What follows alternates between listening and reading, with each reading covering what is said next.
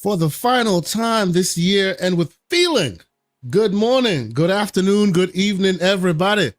However you happen to be watching and or listening to this, I want to welcome you to the last episode of 2024 of the Gaming Circle podcast. I am, of course, your host, Mr. K. Asante, TKO Asante, at all the places we communicate. And I am joined every day this year, well, almost every time, because we had a couple days off here and there, by the man, the myth, the legend, the one who's late but always on time, the ever late Saga. Good morning, sir. How are you doing? Can you hear me? I'm quite all right. Oh, okay. And your mic is completely not where it's supposed to be. I think you're Give it a second. No. This is not a give it a second moment. This is you're talking very hollowed out. It's defaulted to your head mic or some other mic that's not your real mic. So there you go. How about now? Now we're talking. See, these are the benefits of showing up before the show starts. But yes, we are here. What's going on, Everboy? How you doing? I'm all right. I'm going to hire him because I to a cabin in the woods after. Oh yeah. Yes, oh, because like right after the show. Right after the show, because my birthday landed on a Monday and it was during a work week where two of us were very busy people. We are celebrating my birthday this weekend. And so I'm sure there will be a movie theater where we go see Sonic involved. Maybe when we get back, because we're supposed to be going to the middle of nowhere, but we will see.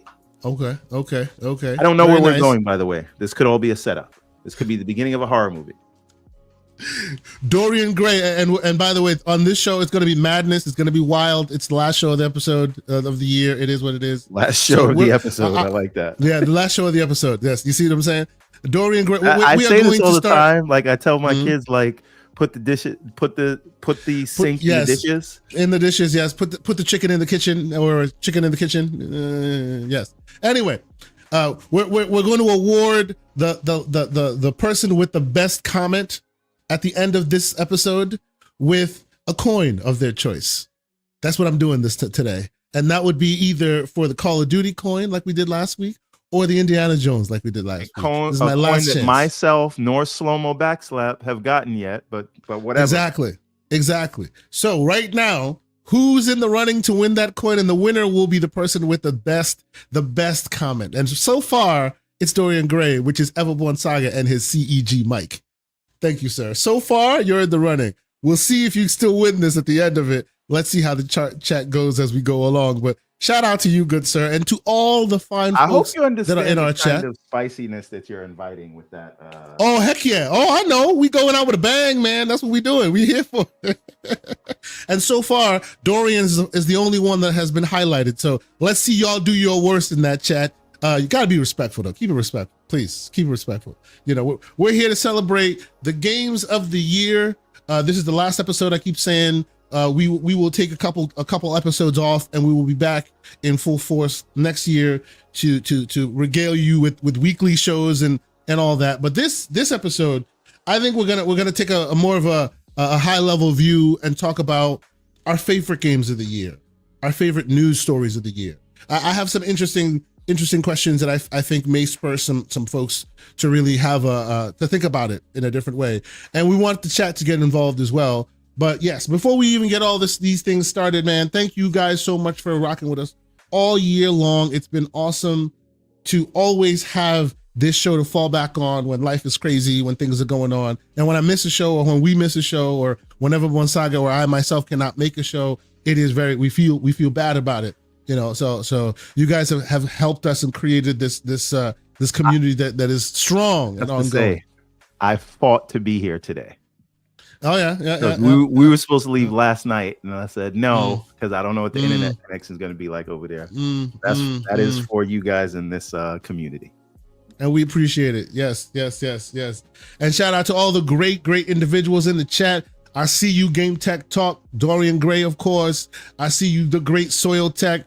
A lot of people in here. They've been with us for all year long, and we appreciate y'all. Thank you guys so much. This is really, really awesome that the same faces and names we see at the beginning of the year are many of the same faces and names we're seeing at the end of the year. You guys have been with us all year. It's really cool. So before we get this thing going, and I put we have something called the Inner Circle.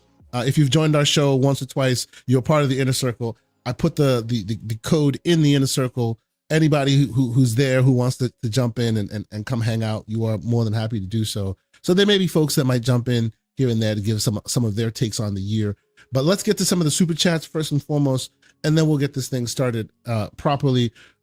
Before we even jump in, we had the great J Mac in here. He's been a member for 11 months, and he says, shout out to the Gaming Circle podcast, K-Asante, Everborn Saga. Salute, gentlemen. Graybeards in the building. Salute to you, good sir. It's been a minute. Like myself and J Mac from time to time, you'll catch us in a party chat, gaming, doing some co-op stuff. I haven't gotten a chance to do that as much this year.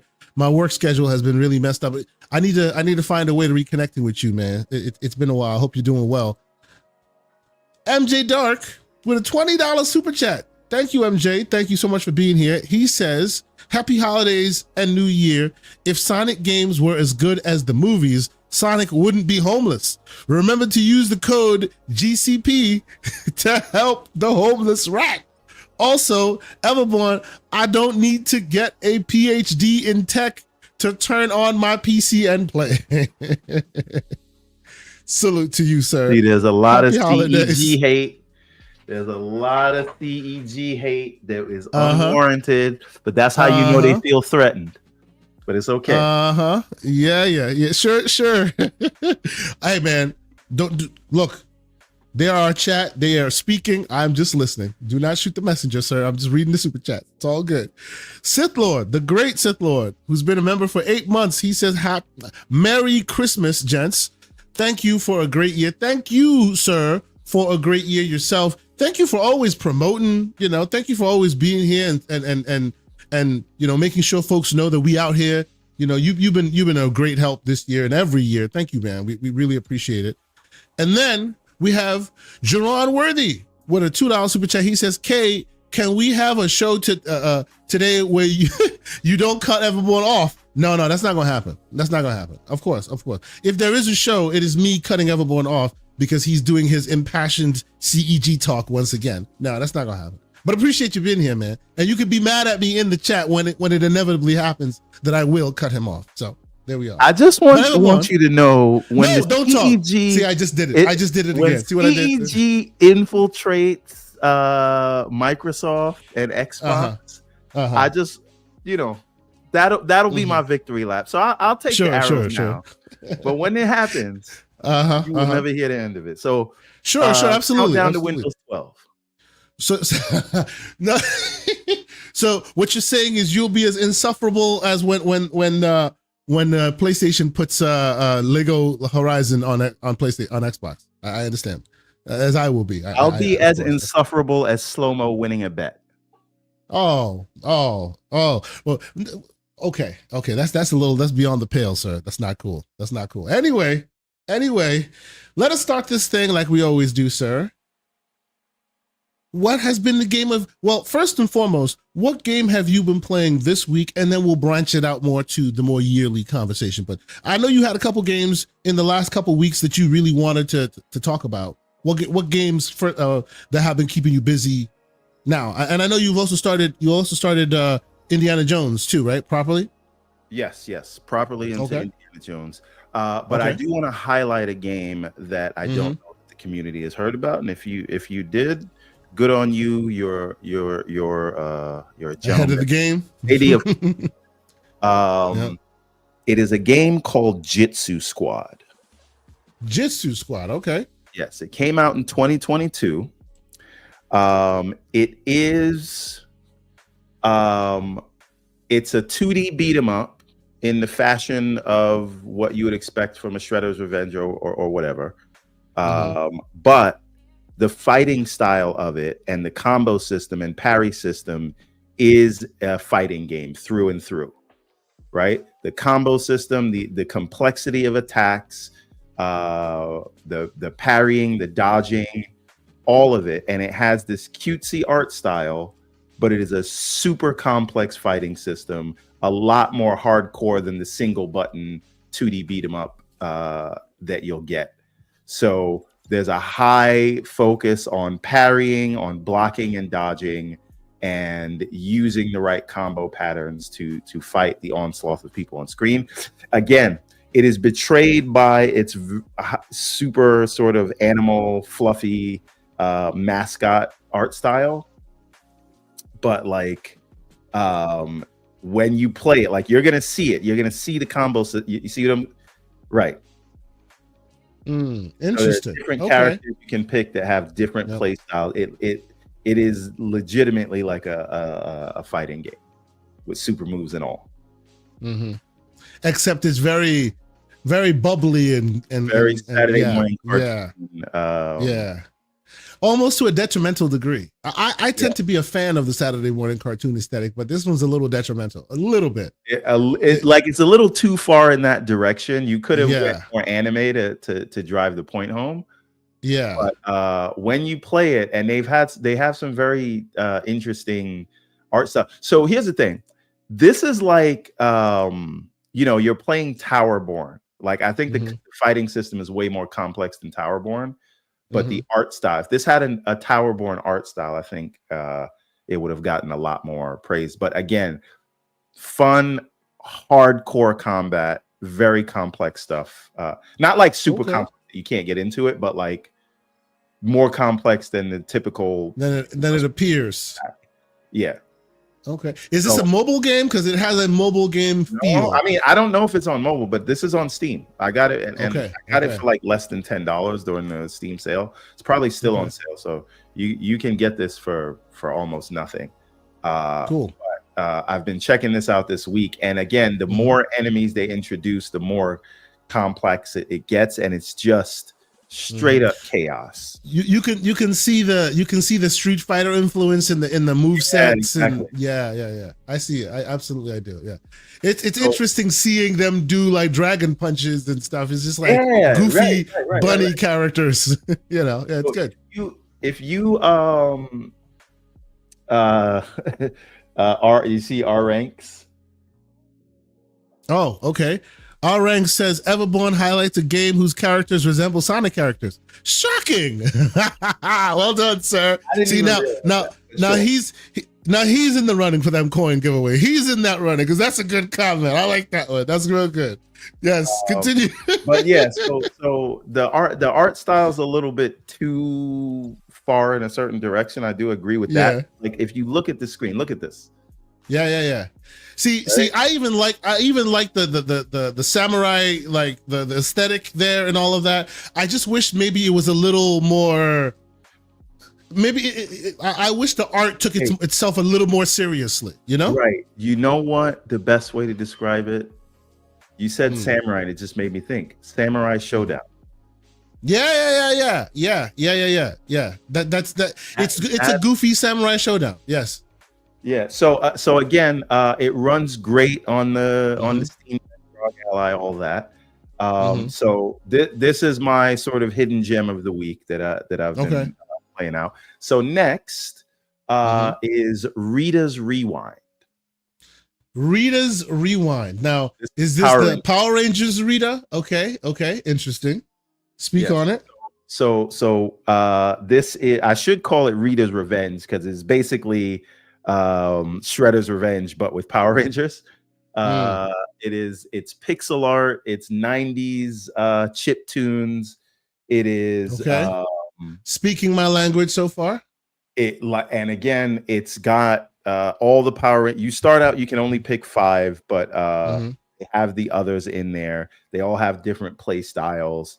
And it isn't just like what you see here, which is the traditional sort of beat 'em up thing. It is also they switch it up because there's levels with the Megazords, right? Where like you're almost like a Sonic bonus level, when you're in the half pipe kind of thing, like you're running forward, you got to shoot stuff.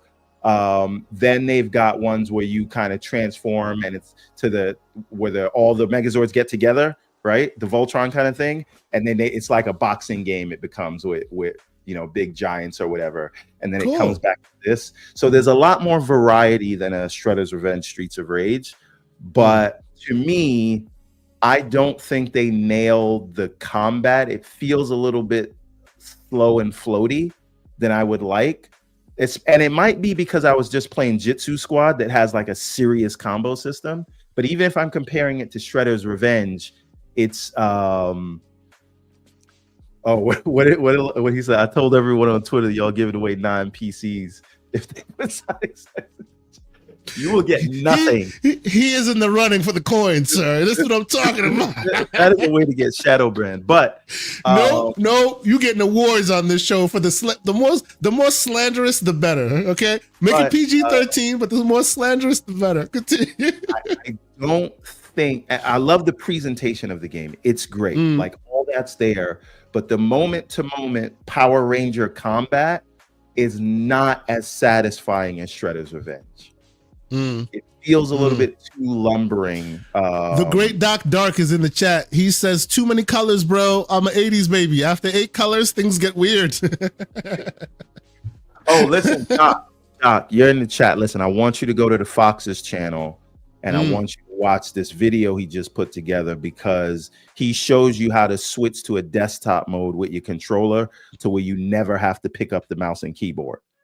Right? There's this software that will run in the background in Windows, and it'll let your joystick emulate the mouse, and you can even do a bunch of shortcuts. So anytime a pop-up comes up, you can instantly control it by just pressing Start Select, and now your mouse your mouse cursor just gets controlled by the left stick or right, and you can bring up the keyboard at any time you want to type anything. So check out the Fox's channel, because he put a tutorial together on how to do that. So, and we'll get to real quick.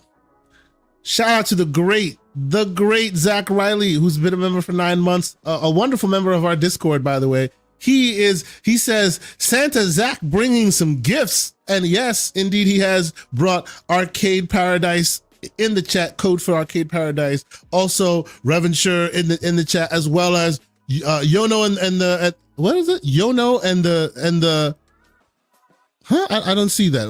Is my screen messed up? I don't see it. It's cutting me off. Do you see the screen? Like there's some oddities happening on my screen here. Yono and the celestial elephant. What? Elephants. Yono and the celestial elephants. Like my screen is half cut off. I saw Yono and then it just went. And the celestial elephant. Weird. Okay, and the celestial elephant. Thank you. I appreciate it. I'm sorry. I may need to like jump out and in for just a moment. Give me one moment, please. But yes, thank you so much. Give me one moment. There's one more super chat. I just have to jump out and in because my screen is doing something funky. I shall return. Okay. So while he does that, John Wolf, member for 11 months, friend of the channel, also co-host of our Monday show, Gamers Playground, says, Everborn, let everyone know about the Switch 2 bet. Okay, I want to talk about that more in depth, so I'll save it for later. But suffice to say, some of us believe that the Switch will or won't come with a dock out of the box, the Switch 2. That's what the bet is, but we can break that bet down later when we talk about the Switch 2. Okay, apologies. I just had to like redress my screen real quick. Okay, so go ahead. So Doc, the video also covers how to start your PC with the controller. So you should definitely check that out. But it's very easy to do. You just have to get the Xbox wireless adapter, which is like $15 or something like that. And ladies and gentlemen, this is them having CEG conversations. I also will co-sign that and you know what, I'll find the video and put it in the show notes. The Fox, great member of our community, has been on our show before, trying to get him back on the show soon to discuss more handheld stuff. He is the man with the plan who has all the information. Bro, he was doing that before you even knew what CEG was. He's been doing it forever. So calm down. He shouted me out in the video, said that I was some inspiration. So that's all I'm saying. Sure.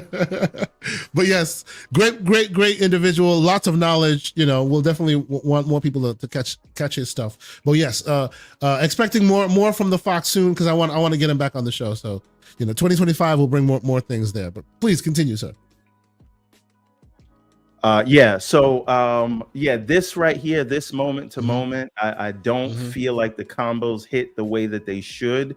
Maybe it Mhm. takes some tweaking, and I know they put out an update with, but I got that update and it didn't really change much for me. So I don't know that I'm having as much fun as I had with Shredder's Revenge, but production value is great. Makes you feel like you would have loved playing this in the 90s. But there's just something that doesn't, you know what it reminds me of, that GI Joe Mm. beat that came out recently, where it's like Yeah. good, it's doing the right things, but It looks like they spent a lot of time on the Shredder's Revenge Bones to make sure they spoke really well to that fan base, and they're just kind of reusing some certain assets here. Not assets, but the like the wireframe of the game is still Shredder's Revenge, and it did not take as much reverence with the Power Ranger source yeah, material. but Am I wrong? again, all the stuff is right.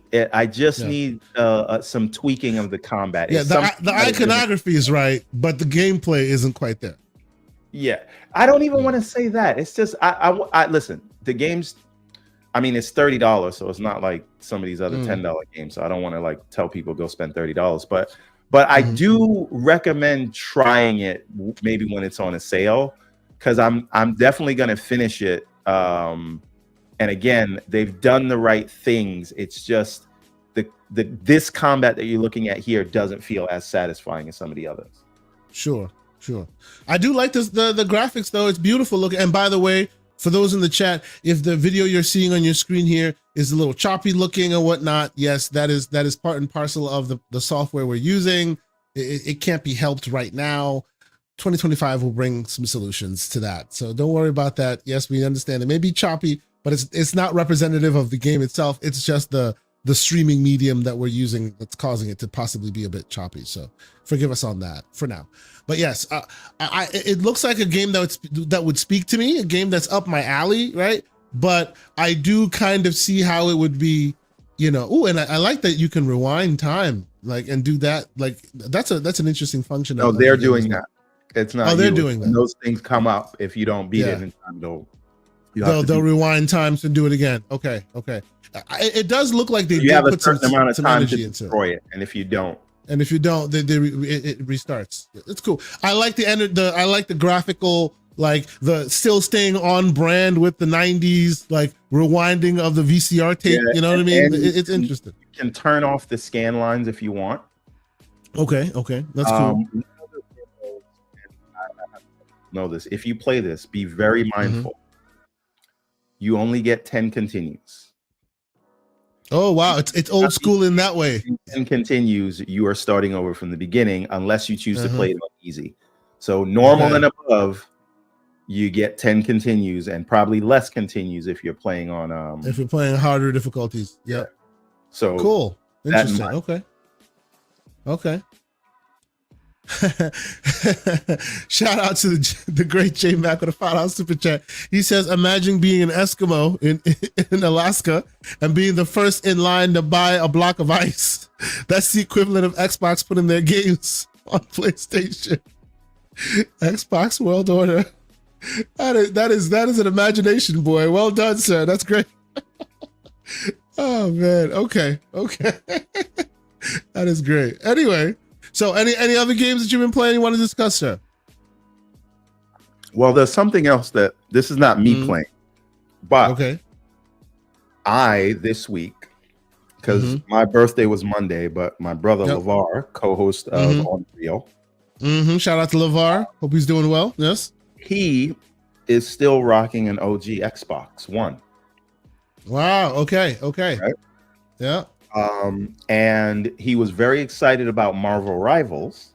And so for his birthday, because I've been using full-time the ROG Ally X, I gifted him my Steam Deck OLED. Oh, that is a good brother. As a family member. So he has my whole library or whatever. So now he can play all the sort of stuff that the Switch can play. I'm sorry, the Steam Deck can play. The Steam Deck, yep. And I have to tell you, and this is going to lead into another conversation that we'll have later. Mm-hmm. You know LeVar, you know he's not a technical guy. Yeah. Picks up, plays it, no questions asked, like I gave him an iPhone. Bro, my 5-year-old son, I put the Steam Deck in the dock. I hadn't used my LCD deck. Hadn't used it at all. It's been a while. I have other devices that I'm playing right now, so the deck has been kind of dormant for a while. I'm like, you know what? I have all these 2D games that would do so well, and I want my kids to learn to play them and all this. So I put it in the Steam Deck dock. I plug it into the TV. I pair it to an Xbox controller, and I give it to my son, knowing he's never touched it a day in his life. And I'm like, here, dude knows how to run this thing like he's been using it all his life. This is the point. And to the discussion we had in the previous week, well, if it doesn't have this game or that game, he is not even thinking about that at all. He's like, wait a minute, I can play Spider-Man and Miles Morales. Well, to be fair, that to the discussion we were having, it's not to say that it's not for anybody, right? And if you are new to the gaming environment and a black hole game doesn't speak to you, or you don't even know what that nomenclature is in reference to, then you'd be fine, right? Obviously, there is a market for it. It's just we're saying that there are so many people who the black hole games speak to that it's kind of moving gaming. So if you're joining gaming and you don't have an answer for that question, that may be a little detrimental to your success. That's all we're saying. I will say he is playing a black hole game, which is Marvel Rivals, but It's a new one. It's a new one, but it's working. You're right, absolutely. And their solution, they do have a solution, but it still runs on Linux, which is interesting. We shall see how that one goes, because many of them start with Proton support and then remove Proton support eventually. So we'll see how that one goes. Yeah. So the other thing is he's telling me how great Hi-Fi Rush is. Hey, right? That's awesome. That's awesome. So he's playing all these things and he's just using it. I have not gotten a single tech support call for how do you do this or that. Picks it up, goes. So I think that is going to speak to our later discussion on what happens when everybody, a Lenovo, a Dell, an Asus can put these things in a Best Buy with a user interface that anyone can pick up. I think it's going to be a thing, but we'll talk about that later. Other game I'm playing, and I'll let you talk about this because you're playing it as well. Indiana Jones. Yes, sir. I'm almost through with the Vatican piece of it because there's several catacombs that you have to go through. So I'm in the third, the fire portion of the Vatican. Okay. Which is very very interesting that there's sort of a basically sitting under the Vatican is literally hell. Yes, right. You're just like, I see do they know this? But yeah, so I've got the companion now. There's some of it that I love that it's because it's not, once you get out of this is not Call of Duty, right? Yes. It's not Cyberpunk. Well, my favorite thing is this is not Uncharted. This is not Tomb Raider. Right. He is an archaeologist. He is not a murder machine. Right. He's not. But this game, I haven't fired a single shot yet. Right. Oh, and don't. I tested it out. I fired one shot. You will regret it. I just wanted to see it. Right. You will regret it. Absolutely, you will. It's more about solving the puzzles, and once you think about it in that aspect, you can really get into it. And the story is very gripping as well. So I'm into it. There's a weird thing with DLSS where you see the artifacting in the eyes of the character. So I had to turn off DLSS because it looked like their eyes were like it had white fires inside of them. It's very weird. Sometimes with the old DLSS stuff where you looked at water and it would like it would show it would show the artifacting. It's weird. I haven't noticed it, but again, when we get to my games, you'll know why I haven't noticed that. But okay, keep going. So visually, it's really great, and I'm running on 4090, so I turned on everything, path tracing, all that jazz. It really is. I'm enjoying it, man. But it is very slow paced, and sometimes I feel like it's too slow for its own good. Methodical, almost. Yeah. Yeah.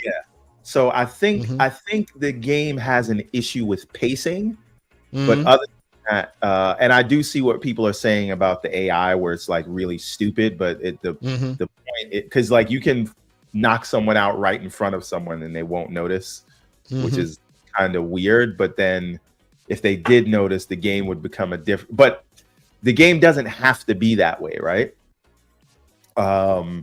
Meaning you don't have to design your game and place people in a place where they would notice, where they be in a position to not notice, right? So to me, those are things that they should think about. But visually, I think the game's great. The story seems very engaging. I'm happy with it. I want to come back to it, and that's the biggest praise, because a lot of the times, like with Dragon Age, I found myself after a certain number of hours, like forcing myself to come back because I was whatever hours into it. This is like, I want to come back to it. So I'm here for it, man. I like it. I think I'm going to see it through. Okay. So you've given us, let's see, how many games so far? 2 games so far. Round it out. Give us 3. 3 games. I gave you 3. I gave you Indiana Jones, 2 Squad, and Rita's Rewind. Oh yeah, and Rita's Rewind. Absolutely. Before we move on, I want to ask you like a more broader question. I'm not talking game of the year. We'll talk about that in a bit, but just play time. I tend to be the kind of gamer, and maybe this is just a me issue. I tend to be the kind of gamer that when I find a game that's comfortable, a game that I know I'm going to be playing for a long time, it just joins my rotation. And just by playtime, I will put a lot of obscene amount of hours into it, but it's not my main game, right? It'll be the game I go to if I need a quick gaming fix, versus if I need to sit down and play Dragon Age, or if I need to sit down and play Indiana Jones, right? What game by hours played has been your game of the year?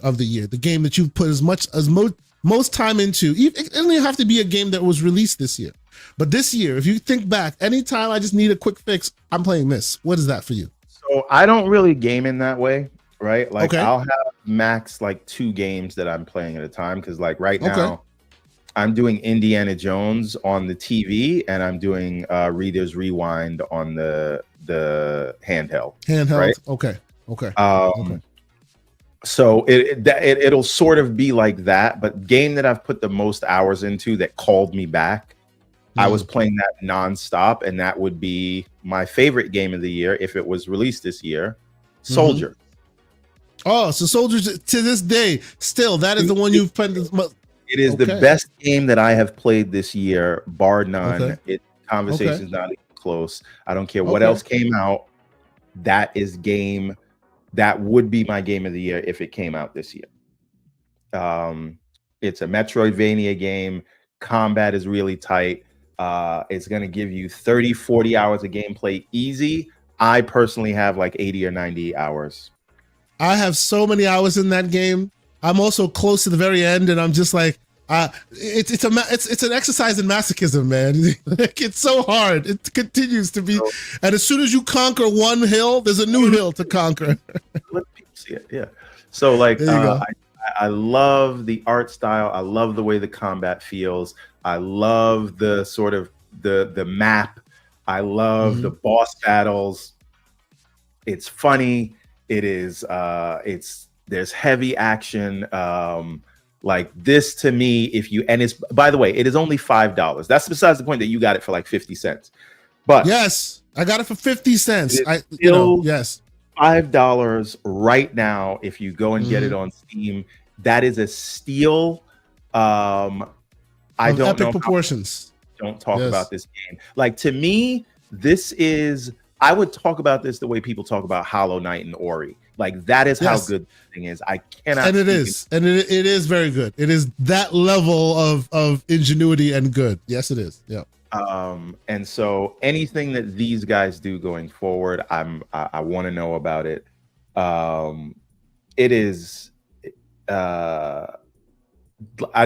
so good. Play Soldiers if you haven't. If you don't have $5, like, this is less than the price of a Starbucks coffee. Like, you can get this game and it will give you hours and hours and hours of fun. If you're into this type of game, it is one of the best there is in this genre.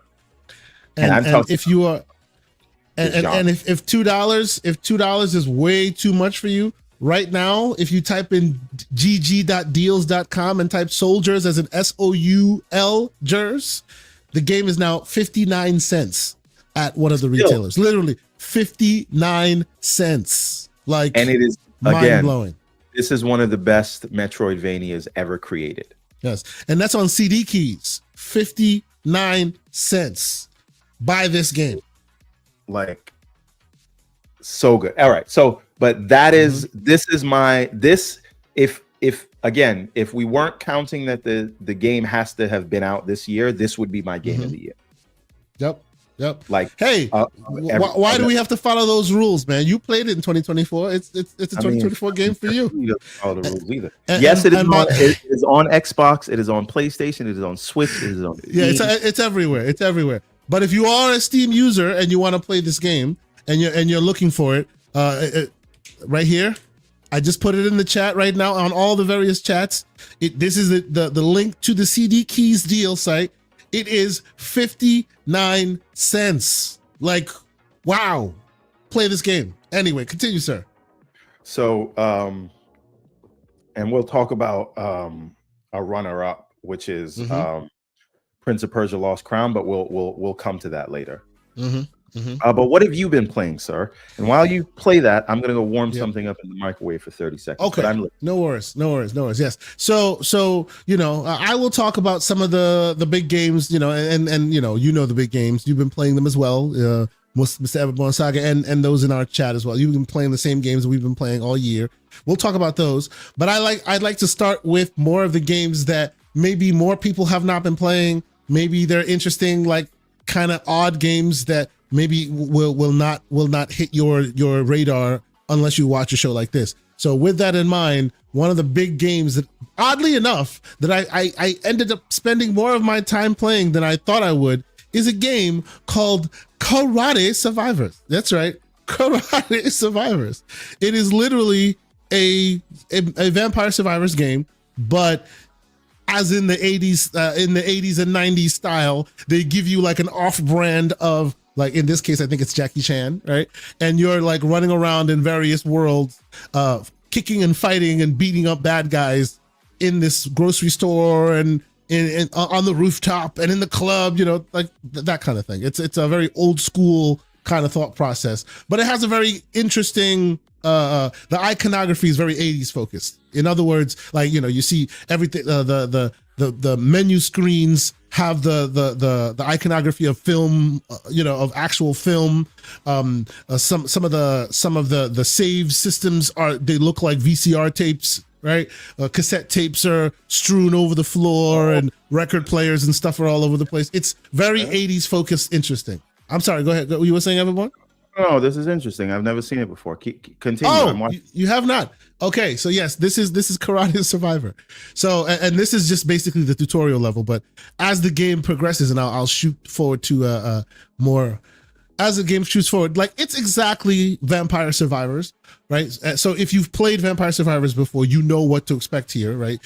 As you're surviving, right, you get more power-ups, right? But this one is very focused on melee, and it's very much focused on using the world to interact. So he's holding a pan, he's beating up a bunch of bad guys with a pan, and there's a piece of bread, and he grabs the French bread, and now he's smacking people with the French bread. You know what I mean? And every time you smack somebody, does he attack on his own, or do you have to do the combo? Yes, he attacks on his own, and this is how he attacks on his own, right? In the Vampire Survivor parlance, you're getting more power-ups, more powers. In this parlance, how they use it, you're getting more, this is a punch, and you're chaining together a kick, and if you chain these together correctly, you get bonuses.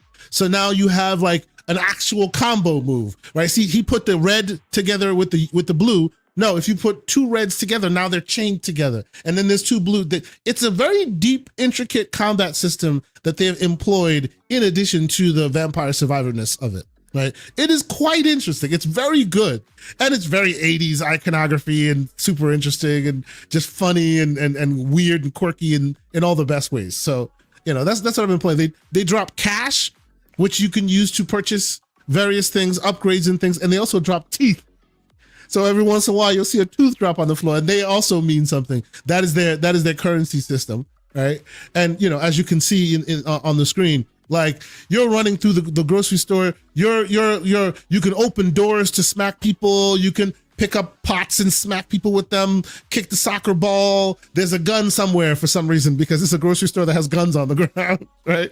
You pick it up, you shoot, and a bunch of them will go flying. You can pick up like lamps and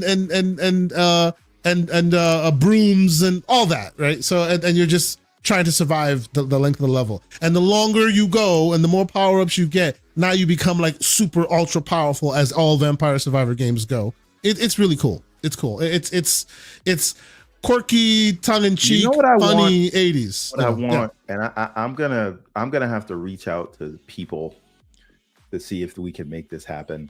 Okay. Someone needs to make a Shredder's Revenge style beat 'em up, but licensed for The Last Dragon. Oh my God! Don't say that to me, sir. We've had these conversations in the DM before, right? Me, you, and a few other developers. Remember, we had this conversation. We have had this conversation. Last Dragon, 2D beat 'em up. Yep. Millions. Yep. I'd say Last Dragon Vampire Survivor just like this, only Last Dragon. Even then, no, awesome. I don't think so. I think it have to be. You don't think so? Streets of Rage, Shredder's Revenge. Yeah. Sure. No, I don't disagree with that, but I think this genre works as well, and it's easier. Like it's basically if you see what they've done here, there is a formula, and it's up to you to fill in that formula with the iconography of your theme. Right?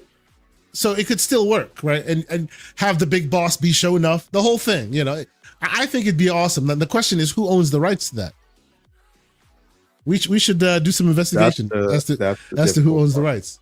2D beat 'em up would be awesome. I think that'd be awesome. That'd be really cool.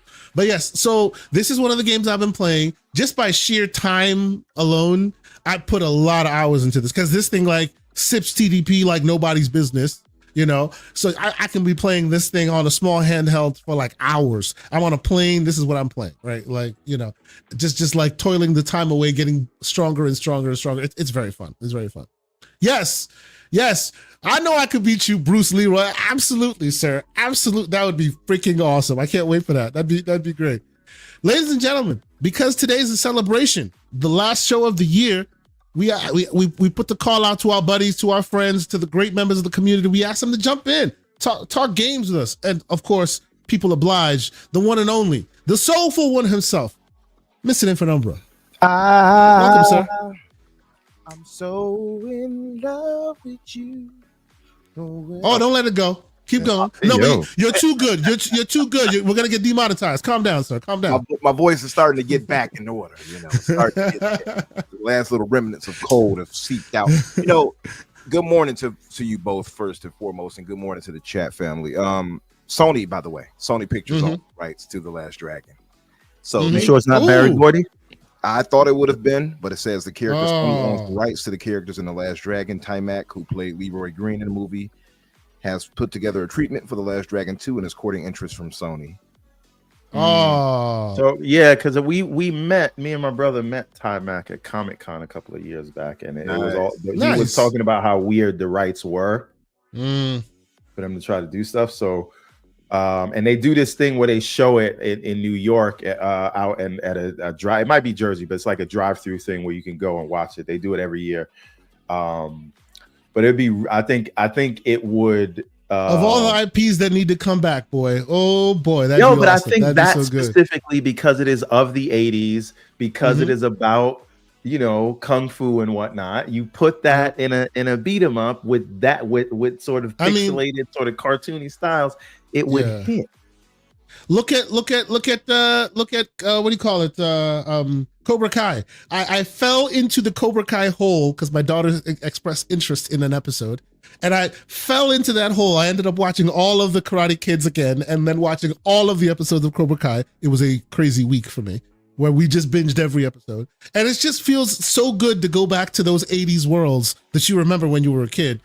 Like, I would say that The Last Dragon is definitely on that level for a certain segment of the population that grew up with it. That it is like the Last Dragon is like the Karate Kid. You know what I mean? It just never reached the same level of notoriety. But I would think that the people would really love that if it would come back. You know, Last Dragon was always one of those one of those black movies that's like when you just expect that everyone has seen it, but then you go into the office and you quote it and people are looking at you weird, and you're like, wait, what?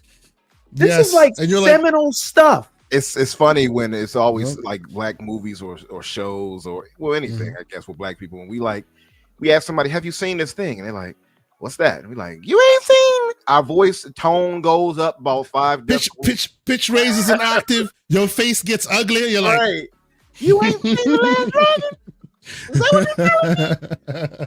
But no, it's funny because a lot of people do not understand or know of The Last Dragon or a lot of things that are kind of in the culture. I think the one that they've all seen is Friday. Like every white person has seen Friday. They have not. Sure. They have not necessarily seen The Last Dragon. Sure. Yeah. And then there are deep cuts like CB4, but we're gonna let that one slide. Let's just keep it moving. I'm black, y'all, and not black. Oh boy, don't go there, boy. We're gonna Don't be here a while while. drinking your juice in the hood. Oh, they know that one too. They'll know that one too. I'll give them that. Kind of cross that Rubicon, if you will. They're well enough known that people would have seen. Okay, wait a minute. What about Jason's Lyric? Have they all seen? Oh my God! Are we we're heading down the black movies road now? What are we doing? Yeah, they have. Welcome to the Black Circle Movie Podcast. Yes, The Wiz. Do they know about The Wiz? Oh yeah. Nah, they didn't see The Wiz, not at all. Well, it was Michael Jackson, so he might have saw The Wiz. Yeah, yeah. I think The Wiz was too black even for that though. They probably was like, we need our. Okay, what about? Because it's in a lot of memes, but I don't know if people really have seen it. Harlem Nights. Classic. Oh wow, classic, no, man. But we're talking about, can you go to an office party and quote this and they're gonna know? No, absolutely not. Absolutely not. I don't think so. That is a deep cut. Longhouse Gaming says Big Mama's House. Big Mama's House. That is closer. That is closer because that's closer to the 2000s, right? That is 2000, I think, right? Yeah, like 99 or 2000. Yeah, Soul Food. Yeah, absolutely. I'm here. So we're diverging to the old school New Jacks. We're gonna be here a while. Forgive us. 2000 on the head. You were right. May 30. Yeah. So there you go. Yeah. So while you were here, Mr. Umbra, we were talking about the games that we love. I'll get back to some of the games I've been playing, but I am actually eager to know. You are a man who puts away games like nobody else. Like, this man will give me the hardest of the hardest, the most hardcore, deepest Souls-like RPG. What have you? Talk to Infinite Umbra. Give him 5 minutes. He'll come back and say I beat it 5 times, and he'll have the receipts to prove it. One more. Okay. Well, actually, a couple more. Okay, so MJ Dark says Soul Plane, but A Rodimus, I'm gonna get you, sucker. Oh, classic. Yeah, that is too much of a deep cut. Too much. Oh yeah, I don't think they would have seen that much. Yeah, and the Longhouse Gaming Podcast says Shaft, but which Shaft do we talk about? Because I know there's gray beards. There are gray beards in the house. There are gray beards in the house who will swear by the blaxploitation Shaft. But I'm a Samuel Jackson Shaft myself. Oh, Action Jackson. Okay, Action Jackson. Rest in peace to our brother, by the way. We need to start an old school black movies podcast. By the way, so Sam Jackson Shaft was the first time I was introduced to Jeffrey Wright, and I did not realize he was doing a bit. People Hernandez? Same for me, actually. I went to the movie scene. He's like, "You like Tiger Woo? I like Tiger Woo. I like him." People's Hernandez. By the way, you couldn't do that today. No, everybody has to play who they are That's not allowed anymore. Yeah. That was Jeffrey Wright's. That was Jeffrey Wright's moment with the what's the moment with the what the hell's that guy's name? Oh my God! You Christian Bale. Batman. You're talking about Christian Bale. Yes. Hold on. Yes, you were saying the Golden Child. Yes, of course. Said I want the knife. Brother Nimsey. He may have seen y'all gonna make sure this show turns into 5 hours today, aren't you? People have seen Golden Child because Eddie Murphy was just that big. You can quote Golden Child now. And Trading Places. Sure. But I don't think that you can quote Black Dynamite. Now some of them know that too. Now it's become more popular, but Dorian named one that's classic. I love, and it does not get enough love. He doesn't get enough love in general. Robert Townsend's movie. Blank Man? No. The other superhero movie. Yes. Not yes. that. Not that one. Movie is one, but he named it. Where is it at? A Hollywood Shuffle. Okay. Let me see. Yes, the Hollywood Shuffle. Most would not have seen that. Not even most black people probably didn't see it. Most black people haven't seen it. Sound familiar to me. Oh, it's it is a classic. I have seen it. Yes. Yep. Oh, we're taking everyone's black card, ladies and gentlemen. That's what we're doing right now. That's a classic. And by the way, I see that blue number in the chat talking about Booty Call. I actually am a walk-on Booty Call. Me and my mother. Yes. They filmed it in Canada, in Toronto, in like 97, 96, I forget. And we were walking and we're like, why are there weird New York looking taxis at the time driving up and down the street? I'm like, and then we see Jamie Foxx with his little dookie dreads running around. We're like, hey. Wait a minute. And yes. So we walk on the roll. We don't talk anything, but you see us. I got one for you. Anyway. Poetic Justice. Oh, obviously. That's very much. Yes. But I will stop us. Let me take executive. I'm taking executive privilege. We are getting back to gaming. We're going back to gaming because this is not going to be a 4-hour podcast, ladies and gentlemen. We have some hard outs. So, Mr. Umbra, I need to ask you, sir. I need your game by the numbers, by the hours played, because we know you and you play your games. You about them games. And by the way, shout out to the great Fonz Gaming in the chat. Appreciate you, brother. Good, looking forward to seeing you again, maybe in June or even before then, have you on the show. We'll talk in them DMs. Good to see you, sir. Umbra, what game have you put the most time into this year, sir? So I did the math before I joined just to make sure. And surprisingly, I was really hyped for that, but Octopath Traveler 2, I put 223 hours into it. Now, nice. I had Metaphor, which was my game of the year, 190 hours.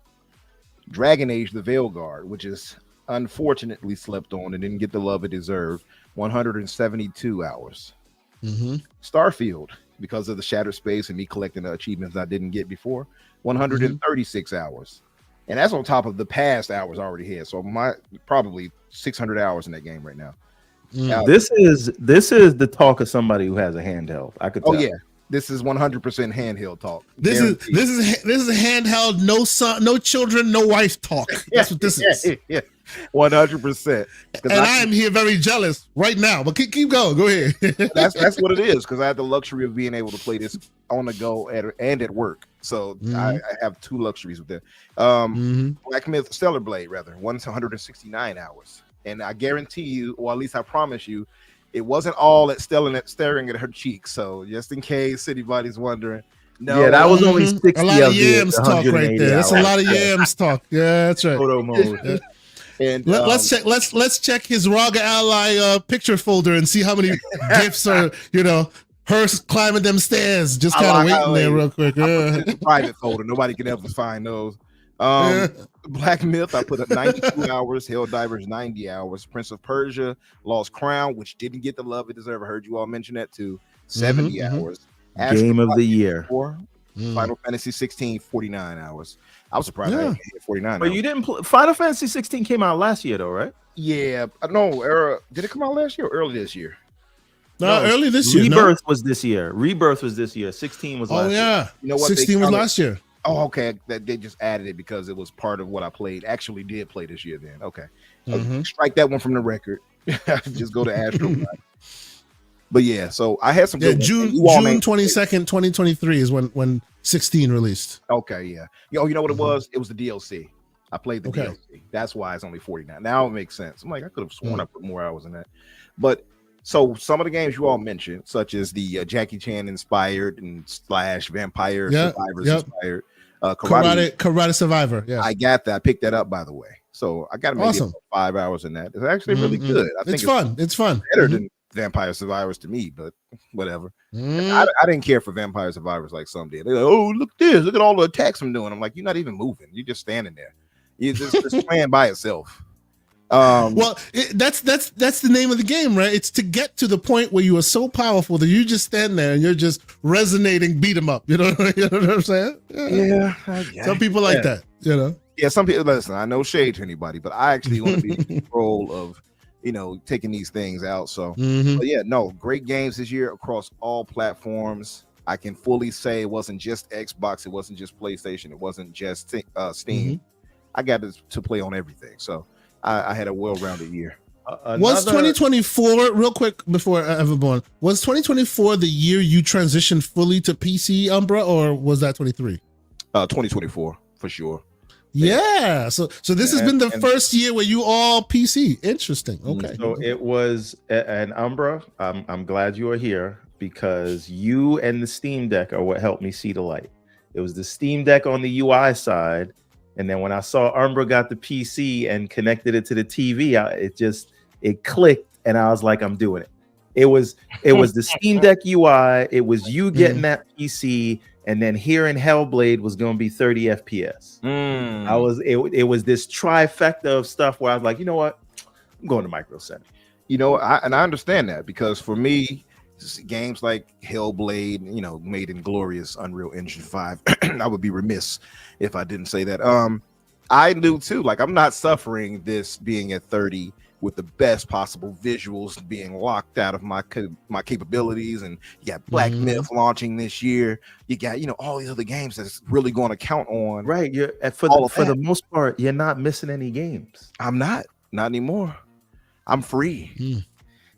I'm free now. Like color perfect. Umbra, I call it swimming in the waters of Lake Minnetonka. And once you have dipped into those waters, there's no looking back. Another great black movie reference. If you don't, Purple Rain, baby. Well done. Yes. I want to know based on what you're saying there, Umbra. I want to know this chat. How many people actually took that similar plunge? I know many people did, but some are still very reluctant to take that plunge. How many people went all in on PC this year? And some of the people are still fighting that good fight. Like, no, console, my cold dead hands. I would like to know that because I feel like, as Fonz said, 2024 has been the year of transition, seemingly. You know what I'm saying? So if you have similar stories in our chat, please don't hesitate. Let us know how you feel. And actually, you know what? Maybe I'll put a poll up. I don't know how many people have done talking about. I don't game on PC. I'm an Xbox gamer, according to that ad. Good point. That's right. Sure. That's right. That's sign right. up for the CEG experience too. Maybe I need to. Yes. You need to sign up for that. Indeed, you do.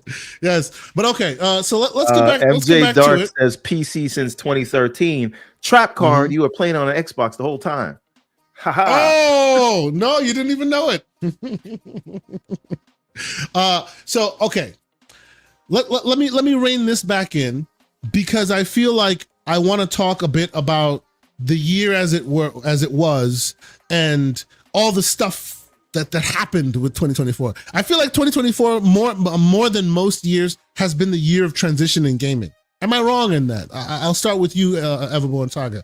I feel like more than last year, it was all about the games and what the lack there is, or whatever. It's always been about the consoles and how they're doing and this and that. But more than most years, 2024 has been about transition of the fundamental business model of gaming.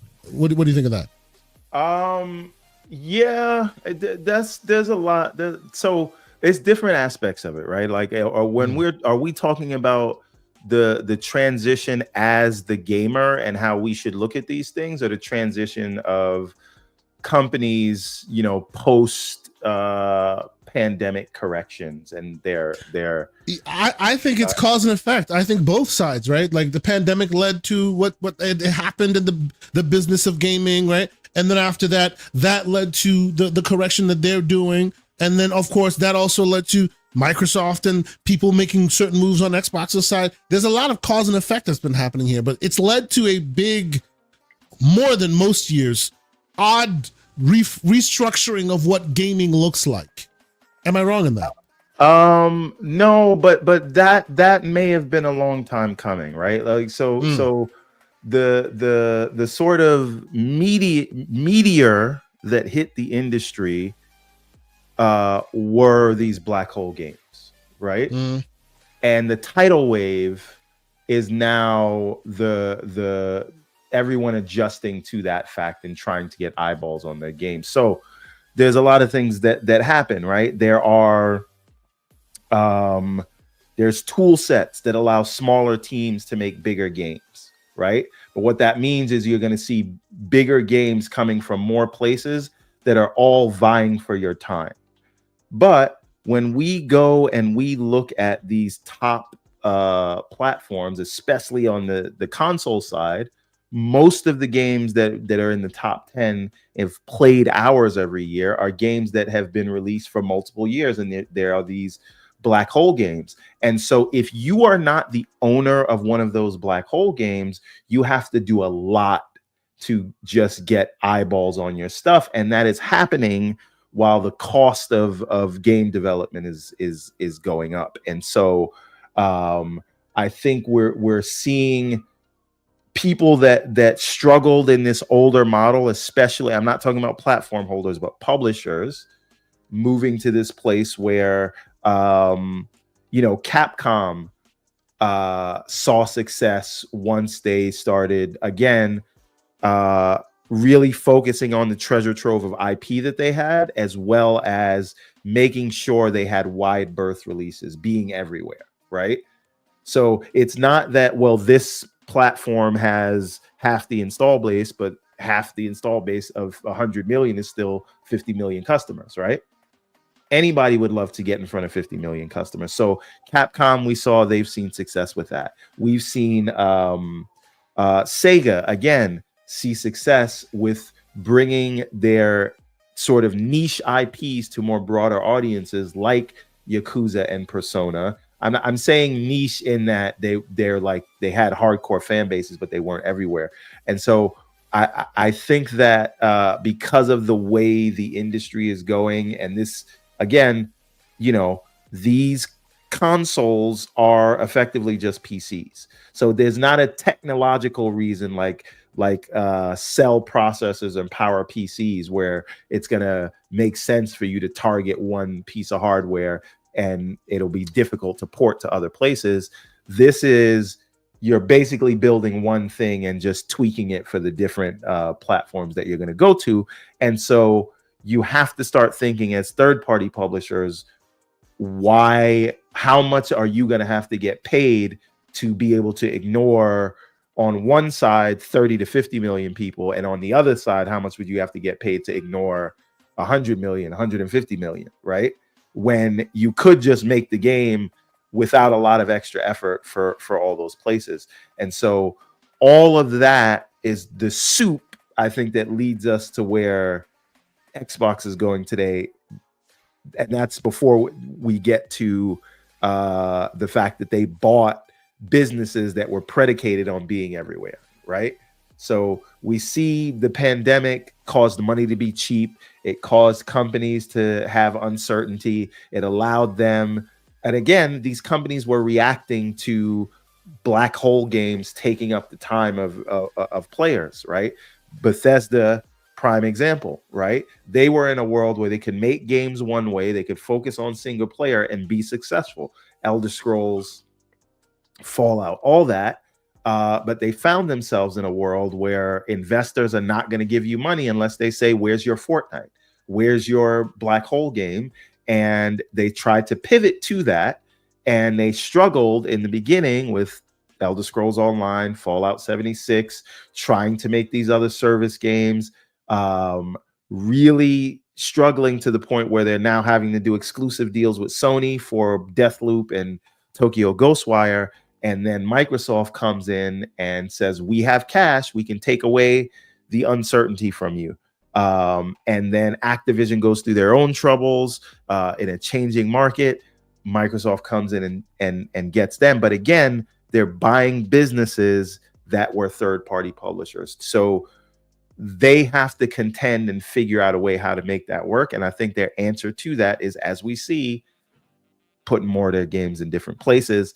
And on the flip side, then we have Sony, who is, and really they've kicked this into high gear in 2024. It started in 2020, I think, back with Horizon, right? That's when that went to PC. And so now the windows are shortening. A lot of games are day and date, and so they are now trying to expand past the box, and they're doing it through transmedia as well as adopting PC. And they're picking and choosing. It's almost case by case when things go to the PC, but they have that growth vector because Microsoft has already embraced PC, and they've been doing so since 2017. So the only other place for them to grow is on their competitor platforms. And so all of those things happening lead us to a space where it gets very sort of confusing, right? And then you have that happening at a time where Steam is just becoming so dominant to where they almost at this night, they don't, but it's almost like they have a monopoly, right? They are just the de facto. If your game's not in Steam, you're probably not going to do big numbers, right? And then they are now moving towards the living room, right? And they've got the handheld. They're going to release this OS, and all of these things playing out. To me, it seems that Valve is the best positioned for the future of where it seems like everything's going. Put a pin in the future. We'll talk about the future. We're talking about 2024 now. The second half of this show will be more about what you're excited about and your prognostications for the future. So you've kind of given us a little bit of a tip, a little bit of a hint as to what you think. Sony is not the same as Microsoft. I'm not saying that. I am only saying what their executives are saying is that they need to grow outside of the PlayStation console. Yeah, they both. They're both. That's right. They're similar in that they both have the same aim. They're different in that how they go about it based on their thoughts and their use case and their resource capabilities will obviously be different, right? The $1 trillion company will move differently than the billion or the multi-billion dollar company, just by the very nature. And of course, even the regions where they're differently from also dictates differently how they respond to things. So absolutely, I agree with you on that. Real quick, before we continue, the great MJ Dark is in here with a super chat, with a $5 super chat. And he says, my kids dress up their toys and Everborn dresses up his PC as a console. Pure imagination, console emotional gamer. And then of course, then he has to, put the knife in even further and says CEG and then Unreal Engine 5 bad. so I feel like you should charge retroactively $5 more because you have to read that nonsense. This is what he makes us do. At least he didn't put a Gojima nonsense in the mix on that whole thing. Charge him more, as ever.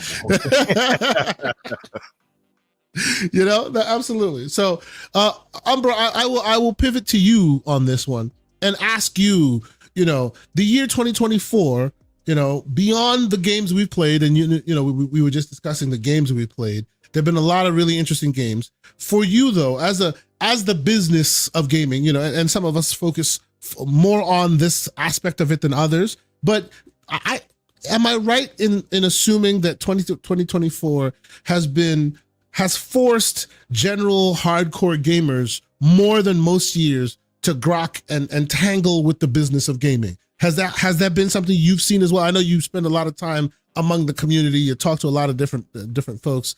Have there been a lot more business talk because of the moving and fundamental shaking of the ground in gaming in this year versus other years? 100%, and it's for a lot of reasons. Obviously, right? Xbox, Microsoft, rather doing the moves they're making. A lot of people are like, they're uncertain if they want to stick with Xbox. A lot of them feeling like, well, maybe I need to go to PC. And I think some have shifted to that, myself included, Everborn included. And we've started to see, okay, well, maybe PC ain't as daunting or as bad as we thought, for a lot of different reasons, be it pricing, be it convenience, all these different things. So you are seeing a lot more of that type of talk. Now, I'll say this, as far as ecosystems and who are handling that the best, I would still at this point say Xbox, just because they still have so many different vectors, right? And they're going to have more going into the future. I know that's coming up for them, but I mean, right now still they have products that for PC cloud-based services, obviously with Game Pass, still the best service in gaming. You have it where Xbox is accessible to be played on so many different devices. And I know it sounds very PR-ish to say all of that, but it's just the truth, It's the truth. Yes. Yeah. And I'm one of those people who actually get really good service when it comes to like streaming from the cloud from them. I can't speak for everyone else's experience, but I put on that ROG Ally and I jump into the Xbox cloud, plays like I'm on my console. Very little lag as far as anything is concerned. It's not really discernible enough to harm the gameplay, at least. And visually it's nice. So I have a lot of love still for how Xbox does what they do. Umbra, yeah. Can I ask you a question about that? Yes, sir. So the reason I say Steam maybe has it is maybe the best positioned is it is less confusing and less hurdle. Like, so it's nice that Xbox does those things with dual entitlement or whatever, but you wouldn't have to do that if you didn't have this sort of fragmented platforms that you have to serve, right? Sure. And again, the reason for a console, right? If we're taking out the bespoke hardware out of it, because that's not the case anymore. They're basically just using AMD chipsets, right? They're pretty much the same. And so if we're taking that out, then we're saying, okay, well, it's lock in through content. And if we're taking that aspect out of it, then to me, the only thing left on the console side is ease of use. I don't know what you're looking at over there, Mr. K. Asante, in the preview window. But, this is the inner circle. This is what the inner circle is sharing in the chat. I'm just but anyway, my point is, so if we're saying the only thing left for consoles is ease of use, if games are going to be everywhere, then I have to go to what platform is the simplest to use, the most ubiquitous, and the one that's going to get the most content. So for me, right, I don't want to have to think, I bought this game on console, will I have the entitlement on my handheld? Yeah, will I have the entitlement on my PC? And that to me is they're going to be their biggest hurdle if this is the road they want to go down. And that's why I say, as of today, now Valve has its own issues because they're still doing sort of emulation, so to speak, or translation, however you want to call it. And so there are certain things that don't work in Linux, but those aren't. I don't play multiplayer games, so every game I've tried just seems to work. But see, that's the gap with us, and I say that is us. But I can only speak for me. But there you go. But this is my point, right? When we have the macro conversation, right? We can extrapolate our micro experience to the macro status because you and me on the stage do not play multiplayer games. Umbra, for example, does, right? And Helldivers 2 won't be playable or has that been fixed? Wait a minute. For example, wait a minute. Is Helldivers 2 playable via Proton on Steam on Steam Deck? You can play it. It was. you can play it on a ROG for sure. I played it on ROG. Well, yeah, but that's Windows. No, but that's my point, right? Here's the thing, though. Mhm. This is again, Steam still has you. Valve still has you covered in that regard, because the Okay. 4090 rig I have is not running. Sure. Proton or anything like that. Obviously, So they can still give yeah. that experience. Yeah. And you can still in Windows, and you still get the compatibility of Windows. So again, the point is that it is less to think about. When I buy a game from Steam, I can play it on all my devices, and I don't have to worry about what business entitlement, different binaries that I'm running. Is this a console? Is that a thing? Once you have a user interface that works in the living room, then you're no longer a console gamer or a PC gamer. You're just a gamer. A gamer. That's right. And that right there, that what you're describing there is a big driver of what I try to discuss. Right. Yes, it's true that we're not at a level where you can be a ubiquitous gamer and just jump from ecosystem to ecosystem. But the fact that it's more capable now. It's now more possible to be agnostic gamer. Right, it is. It just has some divides you must traverse piece by piece, but for yourself. But even in the world where you have to do that, it seems that the vendors and the platform holders are understanding that more people want to do that, and as such, they are facilitating that more now. Right, it used to be much more difficult to do what I do now.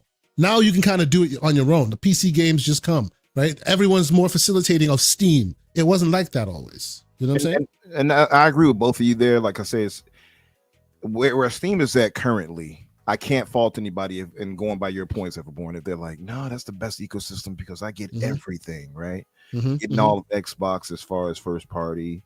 You're getting all these, not all, but you're getting enough PlayStation at least, and they will eventually come over. The same way third party.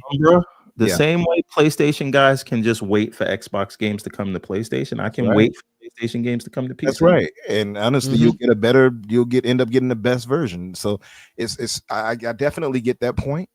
But I would say just in the current space where we're at, as far as everything it offers, Game Pass included, and the, like you said, dual entitlement from having cross platform play, like being able to jump to my Xbox to the ROG, or to my PC to play Indiana Jones, for instance, right? That's just dope. It's magic, right? It's like and magic. Your save carries over. It's just I pick it up, I put it down, and there's no thinking about it. It just does it, which is it just works. Yeah. As Todd Howard would say, and it's a beautiful thing. So, well, 60% of the time it works every time. As far as like Microsoft might not be there as far as getting like PlayStation games yet. But once that happens with the whole hypervisor thing that has been discussed so many times now, and being able to access your Steam library on the Xbox, that conversation is done. This Xbox will be the equivalent, if honestly better, because of Game Pass included, than Steam in that instance. You know what I mean? So that's the beautiful thing about it. So for now, I'm still rocking with Xbox as the best ecosystem. Steam is just right there. It's not like let's put it like this: it'd be 1A and 1B. How about that? Yeah, no, I don't disagree. It would be more of a partnership than anything else. But I think for now, Microsoft is really focusing on Valve and Steam OS and all of that in more partnership language than competitive language. But soon they'll be ready to to get to the competitive landscape more. But I do agree with you that today they can't compete, right? And I agree with you, Everborn, similarly. They can't compete today, right? Everything that they're working towards, Valve, by the very nature of how they do their thing, has been able to not even have to worry about those problems, right? They don't have multiple ecosystems. They have one that they can just deploy to, whereas Microsoft is trying to stitch together multiple ecosystems into one for you, the consumer. And while that is laudable and interesting, right, how they're trying to fuse them into one ecosystem, so you think of it's one. Let's be clear, right? The phone is not the desktop, is not the console, and they're trying to make it one. And that's cool from a tech talk perspective, from my perspective, but for the consumer perspective, it'll never be as ready to go as Valve's is, because it doesn't have to worry about all those various logistics to get there. So I think the uplift for, merging mobile with all this, that's a lot heavier lift. But console and PC has become so close in terms of the content that is released. It's not they've like done the hard work from even the development pipeline. They've done the hard work. Yes. Right. There are thousands and thousands of mobile specific games that are designed for, playing touch with your thumb on the screen. Right. But for PC, like most of the games, almost all of them have controller support. Right. And so you can play it on PC and you can play it with scaled back graphics on the console. But for the most part, that's an easier thing where you can blur those lines. So I think that's the first place they need to get. It is just that the only reason we view the dual entitlement as magic is because we are tied to a world where those things are separate. Right? If you get to a world where and we're coming to this, where Valve is in the living room and it's not about the specific hardware that they make, but anyone that is making a gaming PC can choose to ship with Windows or this experience that is good for plugging in on which I PC. think is a 2025 world that we're on the cusp of. But that at that point, it makes you realize why deal with all the troubles of worrying about whether your entitlement is there for console versus PC. It should just be one thing.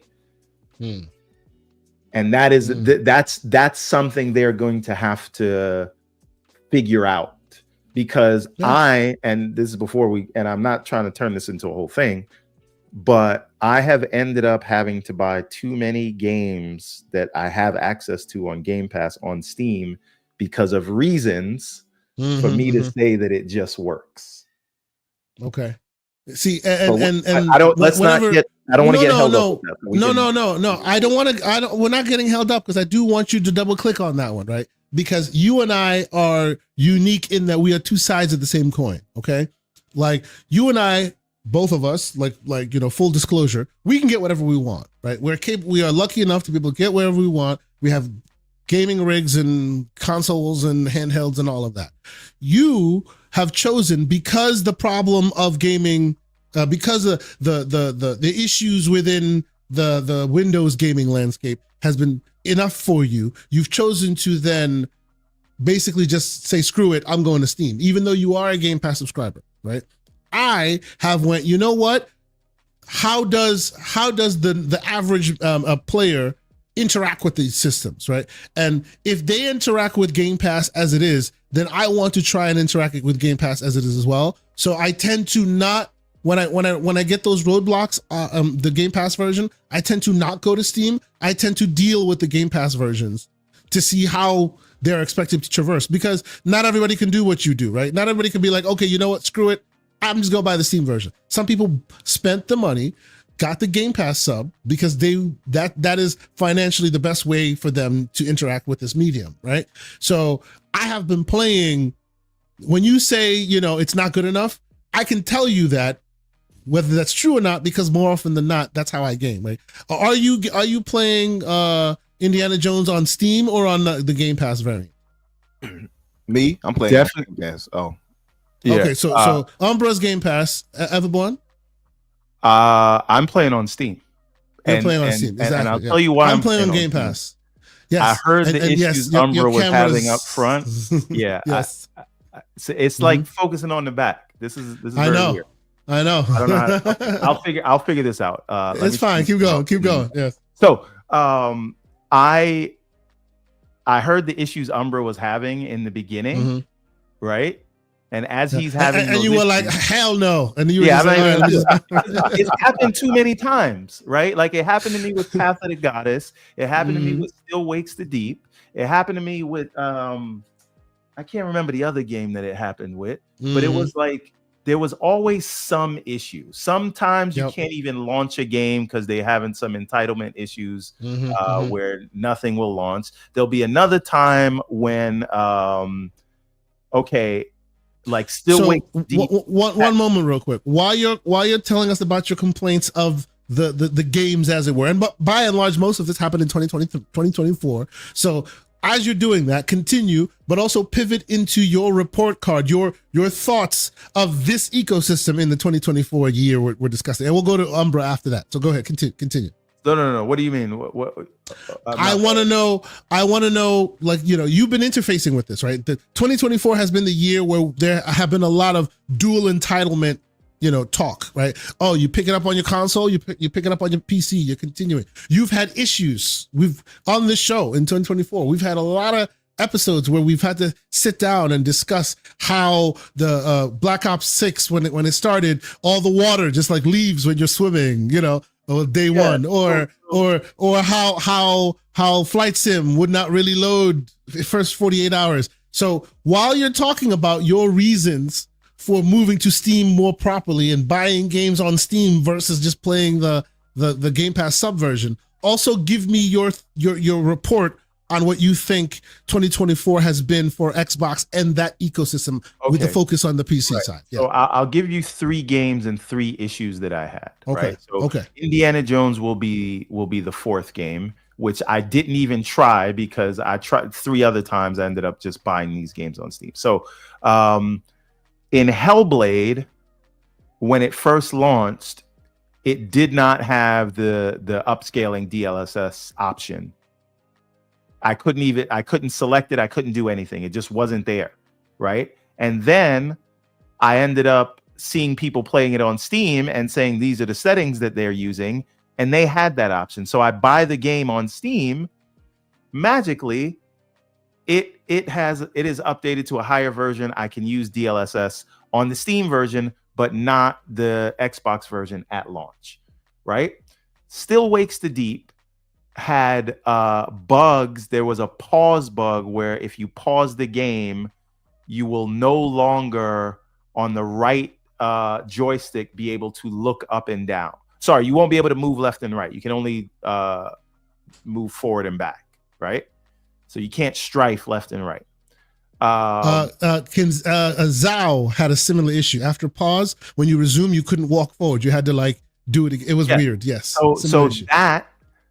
And it had some other issues, and that, when I bought it on Steam, did not have that issue at all. And then you look at it and you see the Steam version, it has a higher release build number, right? Which means the Steam version is being updated faster than the Xbox version. And then Path of the Goddess came out on Game Pass. I downloaded it. And for 2 days straight, I could not launch that game because they were having some back-end issues. And even though you were signed in, you couldn't access the game. It wouldn't start. It was saying that it was downloading the shaders, but it would never go past that, right? And I have video evidence of showing this, right? I remember, And then I go and I buy the Steam version, loads instantly, pulls in all the shaders, just works. So I have to say now, so just because I'm paying for a subscription, Dark says it was missing DLSS for Still Wakes the Deep. So yes, it was. Just because I'm paying for a subscription, does that mean I have to take the outdated version of this thing? Is that how this works? I understand why you say it the way you do. And that's how it comes off, but you and I both know that's not what they did there. But it doesn't matter. Like, why, it doesn't matter, but there are reasons. The question is, the one in the subscription is late with the updates. Yeah. The one that I pay for in Steam has all the latest, newest, best. Yeah, and as the Longhouse Gaming Podcast points out, they did the same thing with Power World, absolutely, and we've discussed at length why that is. It's the certification process that's been tied to the PC and Powerborn, right? Yes. Like that, I can play in Steam version now, and so I'm only saying this to say, right? And I see in the chat they're saying I'm making a mountain out of a molehill, but some of these games wouldn't even launch, right? See, and as a counter, because I don't necessarily think that you're making a mountain out of a molehill per se, but as a counter to his narrative, all these games he's discussing I too played them in the same situation, but I actually played the Game Pass versions. I did not go to Steam. I dealt with it. If Flight Sim didn't load the first 48 hours, I stuck it through until eventually it loaded, right? All those games that you're talking about, I think almost, except for Still Wakes the Deep, which I did not play. All the others, when it came out and it was a big thing, I played the Game Pass version. You ended up with the Steam version. So while I agree with you that there are problems, it wasn't detrimental enough to make me go rebuy the game elsewhere. At least not for me, anyway. But please continue. And I'll hear a lot of people like that they complain about, PC is where Microsoft is prioritizing. The best experience on Game Pass is the console. When you go to the console, the stuff just works. You play it. It just works. Yes. Right. So to me, Game Pass makes a ton of sense for console. And but with PC, this again, a lot of these issues are more to do with their launcher than anything else, which I think they need to update.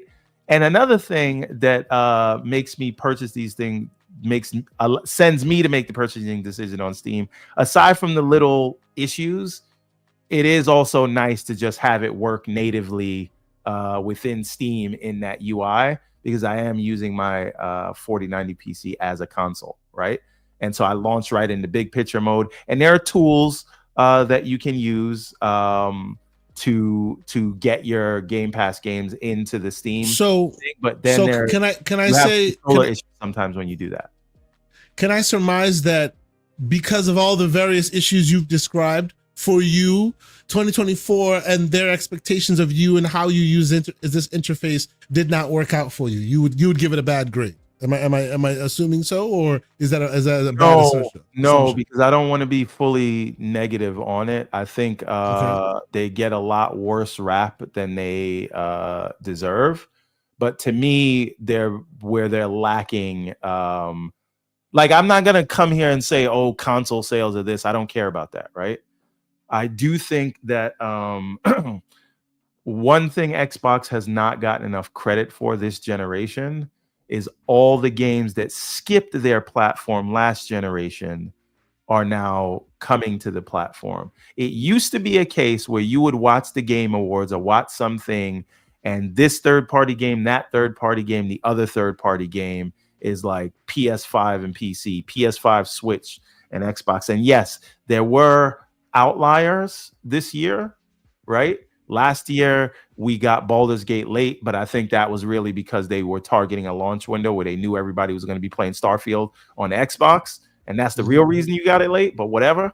And Black Myth is Black Myth, but look at the Game Awards that just passed. Can you point me to a non-first party game that wasn't also coming to Xbox? I mean, Black Myth, obviously, we've already discussed Black Myth. No, I'm saying new games for the trailers that are coming out. Oh, things that are coming out in the future. There are a few, I think. There was none one that wasn't first party, but that was counteracted by Mecha Break that is only coming to Xbox at launch. Okay. Right? So they are solving the problems that people were complaining about before, but they're not solving the problems so they're solving the problems that people have been complaining about for a long time. Sega, Atlas, the whole thing, right? Those are all solved now. But now, of course, the problem turns to fighting games, right? Now the ire turns to, but what about these Chinese games? What about your Black Myth Wukong? What about those other games that come to these other platforms before, while I agree with the criticism because it's all fair game, I do think that they can never win in that world because there's always a new beachhead as to what about this one? What about that? There'll always be a new what about. I think a lot of that is less focus on, like, whatever the negative thing is, it has to be the greatest negative thing in the world, right? And listen, I just spent 15 minutes giving them smoke for the PC. I can spend another couple of minutes giving them credit where the roses are due, right? If we just want to focus on negativity, we can do that, but there have been ups and downs, and that's the review for the year. So let me ask the pertinent button-up question for you, and then we'll move to Umbra. With all that in mind, Pretend this is an elementary school. A, B, or C, A plus, B, C. How do you see their grade the calendar year of 2024 with the games, with the release cadence, with the platform, the whole thing? I gotta do that in categories, right? Like, because messaging, they get an F, right? Like, complete. This is an Xbox. This is an Xbox was not good for you. Yeah, what do you all feel about that? This is an Xbox. Well, I'm going to come to that in a second. I think people are a little bit too hard on it, and I think it's great. Me personally, I think it's a good ad. But okay, I think people are mad at them, and rightfully so, about other things. And so, when you mad at somebody, it's like you're dating somebody and you just fed up with them. So anything they do get on your nerves. And now you understand. Now you understand why I always say counsel emotional, because I feel like a lot of that criticism is the subtext. It's not what they're saying they're complaining about. It's the other stuff they've already hated. So now it's too late. No matter what you say, you suck. Like that. You know what I mean? Look how he's washing that spoon over there. Yeah. What do you mean? Reading that book like an ass. You know what I mean? What are you doing? You have to read that hard, right? I feel like that's a lot of console gamers. I feel a lot of energy of that sort whenever they're talking. Even if the issue of the day is valid to be criticizing, they go overboard because they already hate. There's already some bullets in the tank waiting to be ejected. You know what I mean? So what I think though, and this is a high portion of the grade though. I do think that they've lost consumer trust. Okay. Right? You think across the board, consumer trust is gone? Yeah, I don't think people can, like, again, we can talk about the reasons and the business updates and the things on the ground change and acquisition and Sati. We can talk about all of that. But I think the effective thing is that now when they say something publicly, it is only good until that interview is over. You cannot really take what they're saying and use that to make any real decisions, right? And I think that that's an issue for branding, where you've kind of lost the consumer confidence, so to speak. Maybe they'll make all the money in the world, but as far as them making public statements, I don't know anyone that'll say I believe what they're saying. Well, but to your point about them making all the money in the world, if they are not to be trusted when they speak, which is the assertion you're making because of historical reasons, and they're still making all the money in the world, like, that doesn't teach them the lesson they need to learn, which is don't lie. Because just you, and by you I mean, us as the whole, we're still buying when they make it. So they're learning no lessons. You know what I mean? About them not. This is why they can do this, right? This is why they can make the move, because they know it's mostly bark and not a lot of bite, right? And this is kind of like, I guess, if you really want to be cynical about it, this is what happens when you are a company of that size that has content and software that is unavoidable, right? What are you going to do? Not play Call of Duty because you want to show Microsoft something? Like, no. So it doesn't matter whether you say you don't like where they're going, so you're not going to be on Xbox anymore. Who cares? Are you not going to play their games? That's all they really care about. And I don't think most people are in a position to say that they're not. But anyway, my point is, so I do think that's notable for their grade for the year, that they have lost consumer confidence. No, and listen, it's 1000%. They care about console war, absolutely, 100%. Because it feeds them, because it's their bread and butter. Whereas Xbox seems to have realized that console war is not helping them as it helps the others. The hardware agnostic future is, I think it's the right way to go. I've long said that Xbox should evolve into software. And I don't view that as a bad thing. And and they have all these partners, right? And so them being what Steam is now, but with the compatibility and Game Pass is a winning formula, right? Because at the end of the day, are you anyone that that from a third party then? yeah, but them having their own platform is different, right? Is Valve a third party? The answer is yes. Yeah. Right. Is Sony a third party? The answer is also yes, but minimally. halfway. Yeah. Right. I mean, Valve being a third party is an interesting concept. None of their recent games have released on anything but their own platforms. Not true. Not true. Because Which what game is about what is it? Left 4 Dead? That's them, right? Yes, but Left 4 Dead is not a recent game. Didn't that come out? Didn't they have a new Left 4 Dead at the beginning of this generation? Did they? I don't remember that. I think I don't remember that.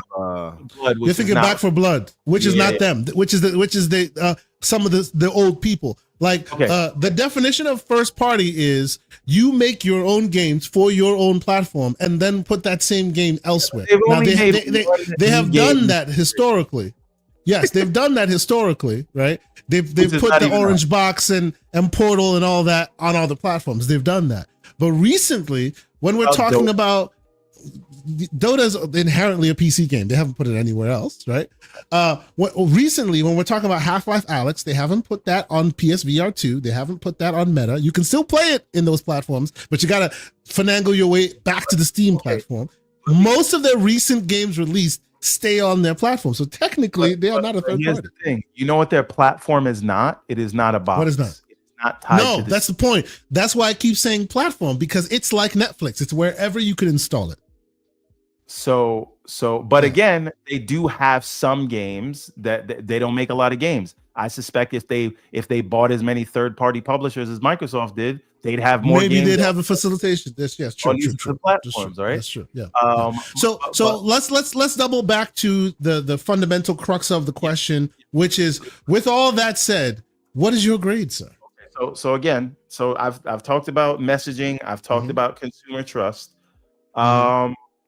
Content. They do not get enough credit for the content that they release. Okay. I hear a lot of people talking so much about, look at all the exclusives that Sony had this year. Stellar Yams, Final Fantasy. Them Yams, though. Phantom Blade. I don't know. Which has not come out yet. Phantom Blade has not come out yet. The other one. Yeah. What's the other one? Black Myth Wukong. Yeah. No, but there was another one. But Rise of Ronin. Yeah, I thought that. Oh yeah. Yeah. So people but Team Ninja split the take on that, right? They got Rise of Ronin, but Xbox also got Wolong. Right? Yeah, but they got that in Game Pass. They didn't get that exclusive. But the point is, if we counted out all of the exclusive games that Sony had this year, we can say they had Helldivers, which I could say in that time period, Xbox launched the biggest game of the year, and they were exclusive for most of the year. So they launched that as an exclusive, which was Pal World. So I think Pal World kind of nullifies Helldivers, right? Then they had Stellar Blade, which I would argue that Hellblade nullifies, right? Then we can talk about Black Myth Wukong, which I can argue that Stalker 2 nullifies, right? And we can go down this path. Hold on. You're saying Stalker 2 nullifies Black Myth Wukong? It's an exclusive game from a second party. What I'm talking about is exclusive for exclusives. So sure. So you're not talking about scale. I get it. No, okay. I'm not talking about scale. I'm just saying there are second part. It's a second party, a third party exclusive, right? So my point is, there are about nine PlayStation exclusives this year, and there are 6 or 7 Xbox exclusives. But that's not the way we talk about these things. Right? And we'll get to PlayStation in a minute. I want you to give the grade on them as well. And that is we still have not gotten to the fundamental number, the grade. I want to know. So they do receive high marks, And that is before we got to all of the multi-platform stuff that they released, the biggest COD in a long time, right? They did Shattered Space. They don't get enough credit for what they did with Vessel of Hatred, right? Indiana Jones, a licensed IP. And yes, Dark says Silent Hill remake, which is another one. But then I could also say that on the Xbox side, you had Flight Sim 24, right? And then you had Age of Mythology, right? And so these are things. Again, somebody brought up Concord. My point is, so that's a whole different conversation. Talk about the fact that they have all these things and all these other. If you look at the run starting with Hellblade, I think they've been knocking that out of the park content wise. So I give them top marks for content, 0 marks for messaging, and 50-50 on consumer trust, even though I think it's lower than that. And then showcases, Xbox knocked it out of the park with that June showcase. Wouldn't that go towards messaging?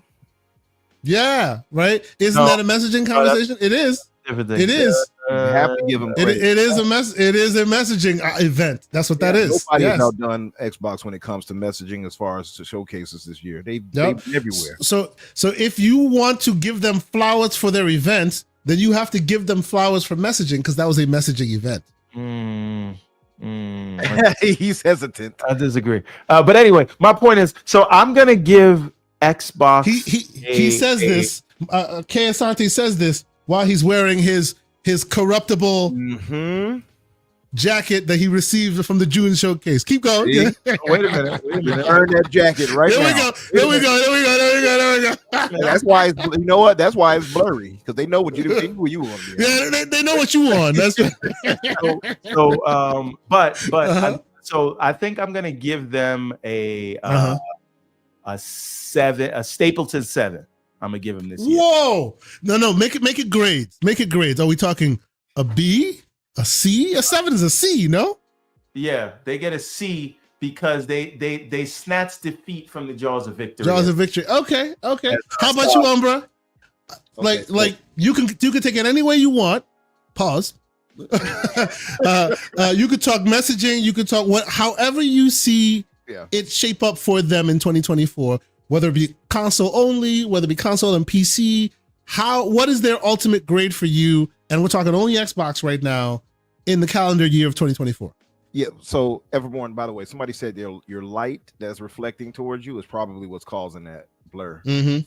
But so for me, okay, I look at it. I'm going to look at it from the way of the games that were released first party wise. You got World of Warcraft's The War Within, which was big, was massive. It doesn't get enough love from all of us because we don't really game on that MMOs like that, but it was big in that world. Age of Mythology, Aura, although it didn't come to Xbox consoles, I don't believe. Diablo 4, Vessel of Hatred, which was well received. Again, Call of Duty Black Ops 6, massive.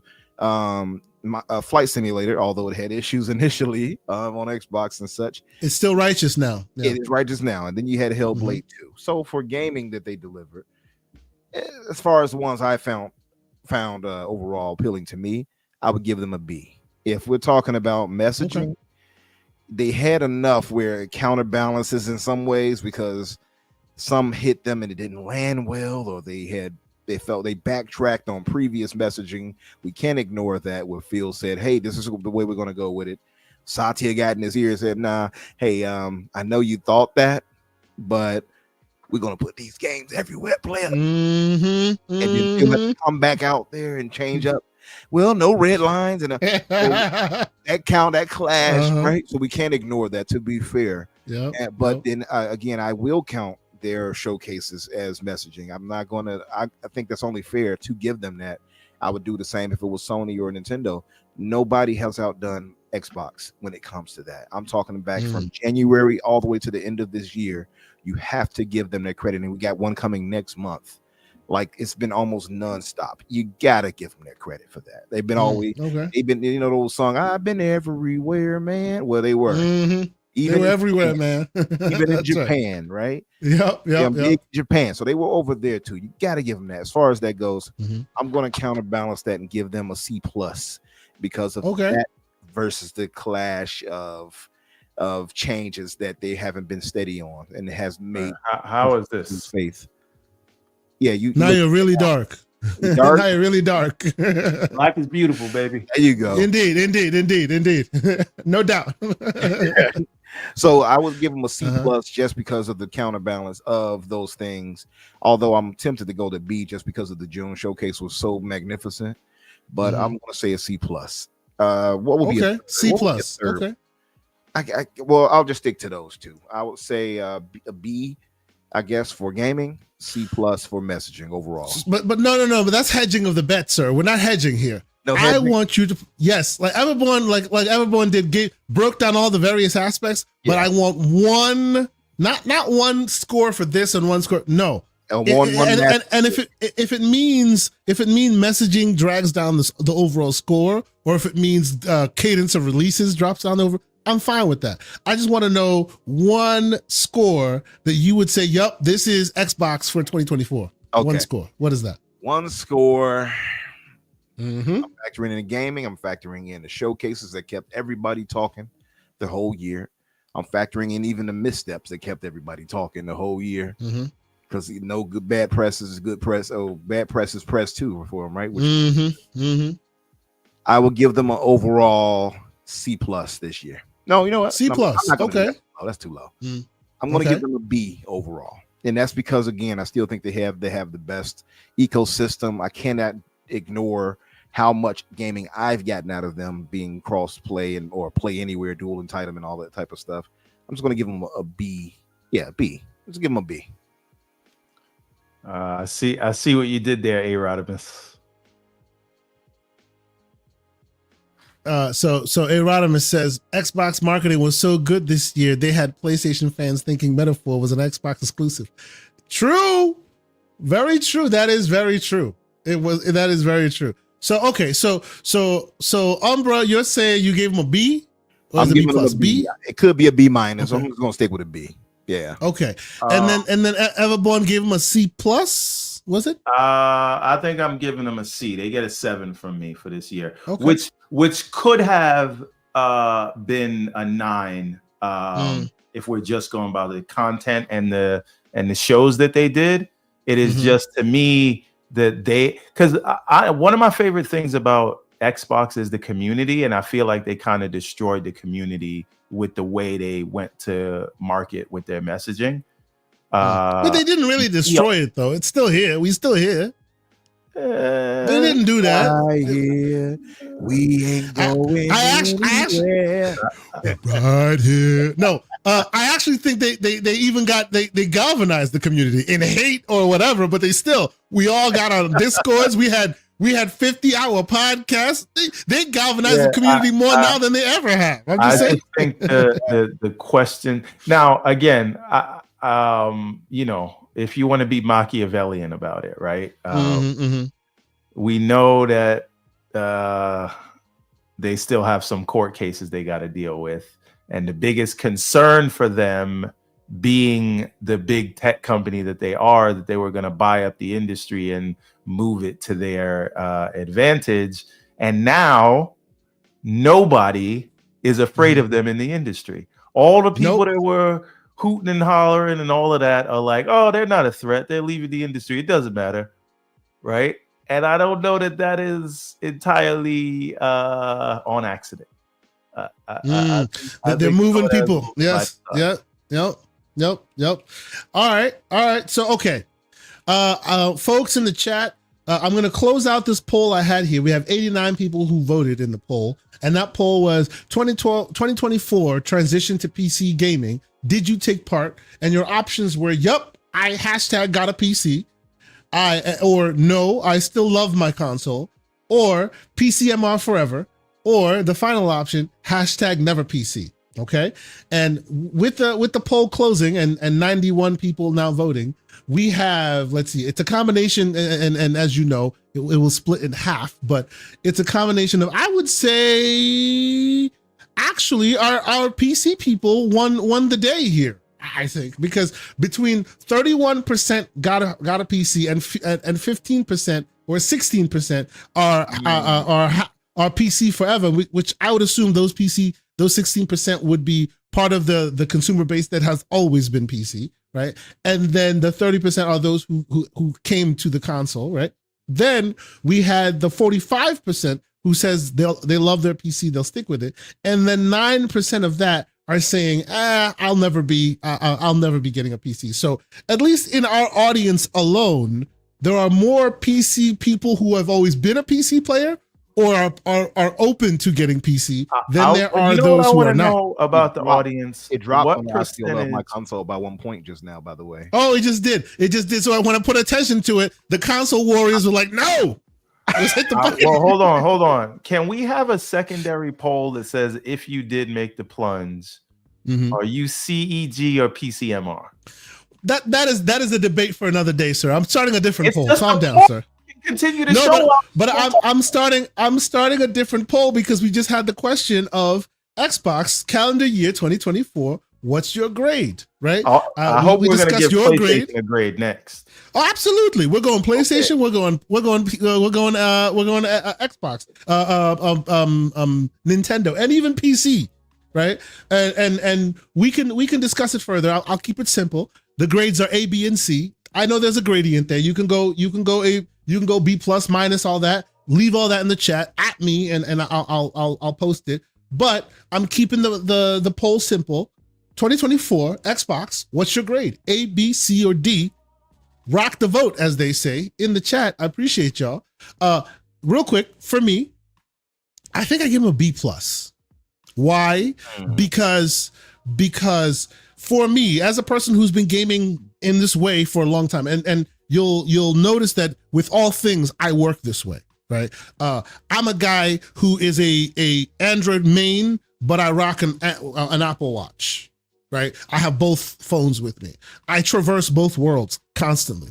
Even if technically from a here you go consumer, the road isn't really paved for that, right? I still find my way to hodgepodge, bring my things together. And the reason why I give Microsoft and Xbox as a whole a pretty decent grade, and don't get me wrong, it's a decent grade, but I do have similar criticisms to what you guys have. But I give them a decent grade because this has been the first year ever that any of these vendors, any of these platform holders, any of these ecosystem managers has kind of worked harder than they normally do to kind of traverse the divide to keep you gaming in their ecosystem, even beyond the devices, right? I've been doing this shit all my life. That's my one. I've been doing this for all my life, like playing here, playing there, doing all of that, even when it's not possible. But now, by the certain decisions that are being made, a lot more people can be like me, even if you don't want to go through the mishigas of figuring out how to do it. Right, they're working it out so that it becomes more seamless, and to that I really appreciate it. Right, so I give them a B plus for that effort. I do, of course, have the same criticisms that Everborn does, that Umbra does, as far as release cadence, as far as quality of content, as far as how the content is shown in their own ecosystem, like their stores. Right, unlike Everborn though, even though I agree with him that your first experience in the with whatever content that is may not be the greatest, it hasn't been so detrimental for me that makes me go, nah, this game that's part of my subservice, I will instead go and I will purchase that. Right? It's been a pain in the butt, but I'm one who's I'm a grazer, so there's always 2 or 3 or 4 or 5 games in the tank that I'm playing. Right? We didn't fully get to all the games I've been playing this year. We'd be here for 5 hours. But Dragon Age is in the mix, right? Metaphor is really far back, but it's also in the mix because I want to experience that as well, right? In addition to the various Vampire Survivor likes that I play and the Metroidvanias and all that. So whenever any of these the Xbox games of the day give me not the best experience, right? The first thing I do is I dev back into one of those older games that I play, and I'm still fine for it. So it hasn't risen to that level where I've had the need to go, nope, screw it, I'm buying on Steam, right? But for those who are animated about it, who insist that, hey, this sucks, and I pay for my experience. I want it to be what I want. No shade to you, right? Everyone chooses to do that. I just play another game until it comes. So for me, yes, the criticisms are valid. I'm watching and waiting. And if 2025 comes and goes without some of the solutions as far as handhelds are concerned, right? UI interfacing, the one UI to rule them all. If I don't see any forward momentum in that realm in a real way, and I'm not talking about, a small UI tweak to their game bar and say, hey, y'all happy now, which is what they did in 2024. I want a full bore effort. If I don't see that, yeah, my next regarding, I know, I'm going to get there. Yes. If I don't see that, then my criticism will be more fiery. But for now, I think that they're moving in the right direction. I've been wanting them to move in the direction for years now, right? So them moving in this right direction, even though not as fast as I want them to be. True, they're getting there. So I think I'm sitting there going, yes, like I'm a B+. I think they did great. By and large, I played a bunch of games this year, and I did it with their subscription service. Yep. Many games I didn't know I wanted. Many games I did want. By and large, I like it. I still think it's great. I still think it's great. Now, Kay, what would you rate their messaging though overall? Just I want to hear that separately. I just want to hear that combined with every thought we've given. So the reason why and I will 100% give my salute, my reason for this, but I need to pause because that red icon, that the red iconography, it's blinding me with its greatness. The great Hargeet Chani says Merry Christmas and drops a bill to do it. We need to call him General Hargeet because that is his name. Oh, the General. Okay. He is ascended. The General. Salute to the General. And salute to the great. So he's General. That's right. General Dollary Do. You know what I'm saying? Well done, sir.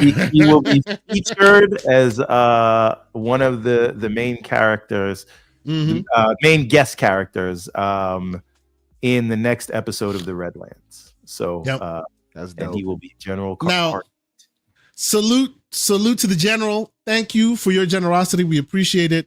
He has a wonderful message, which is Merry Christmas. I say happy holidays. Christmas tends to be the worst day of the year for me, but that's for different reasons. We will move on. Thank you again, Hargeet. Appreciate you. Anyway, so that is my grading. B+. I think they're good. Let's move on to PlayStation. Because just like we've been following Xbox, we've been following PlayStation. We are also PlayStation gamers by and large here, right? Either you have a PS4 or a PS5. Some of us in our community have a PS5 Pro, right? Shout out to the pay pigs in the room, as it were. There's one of us. It's not some of us. At least.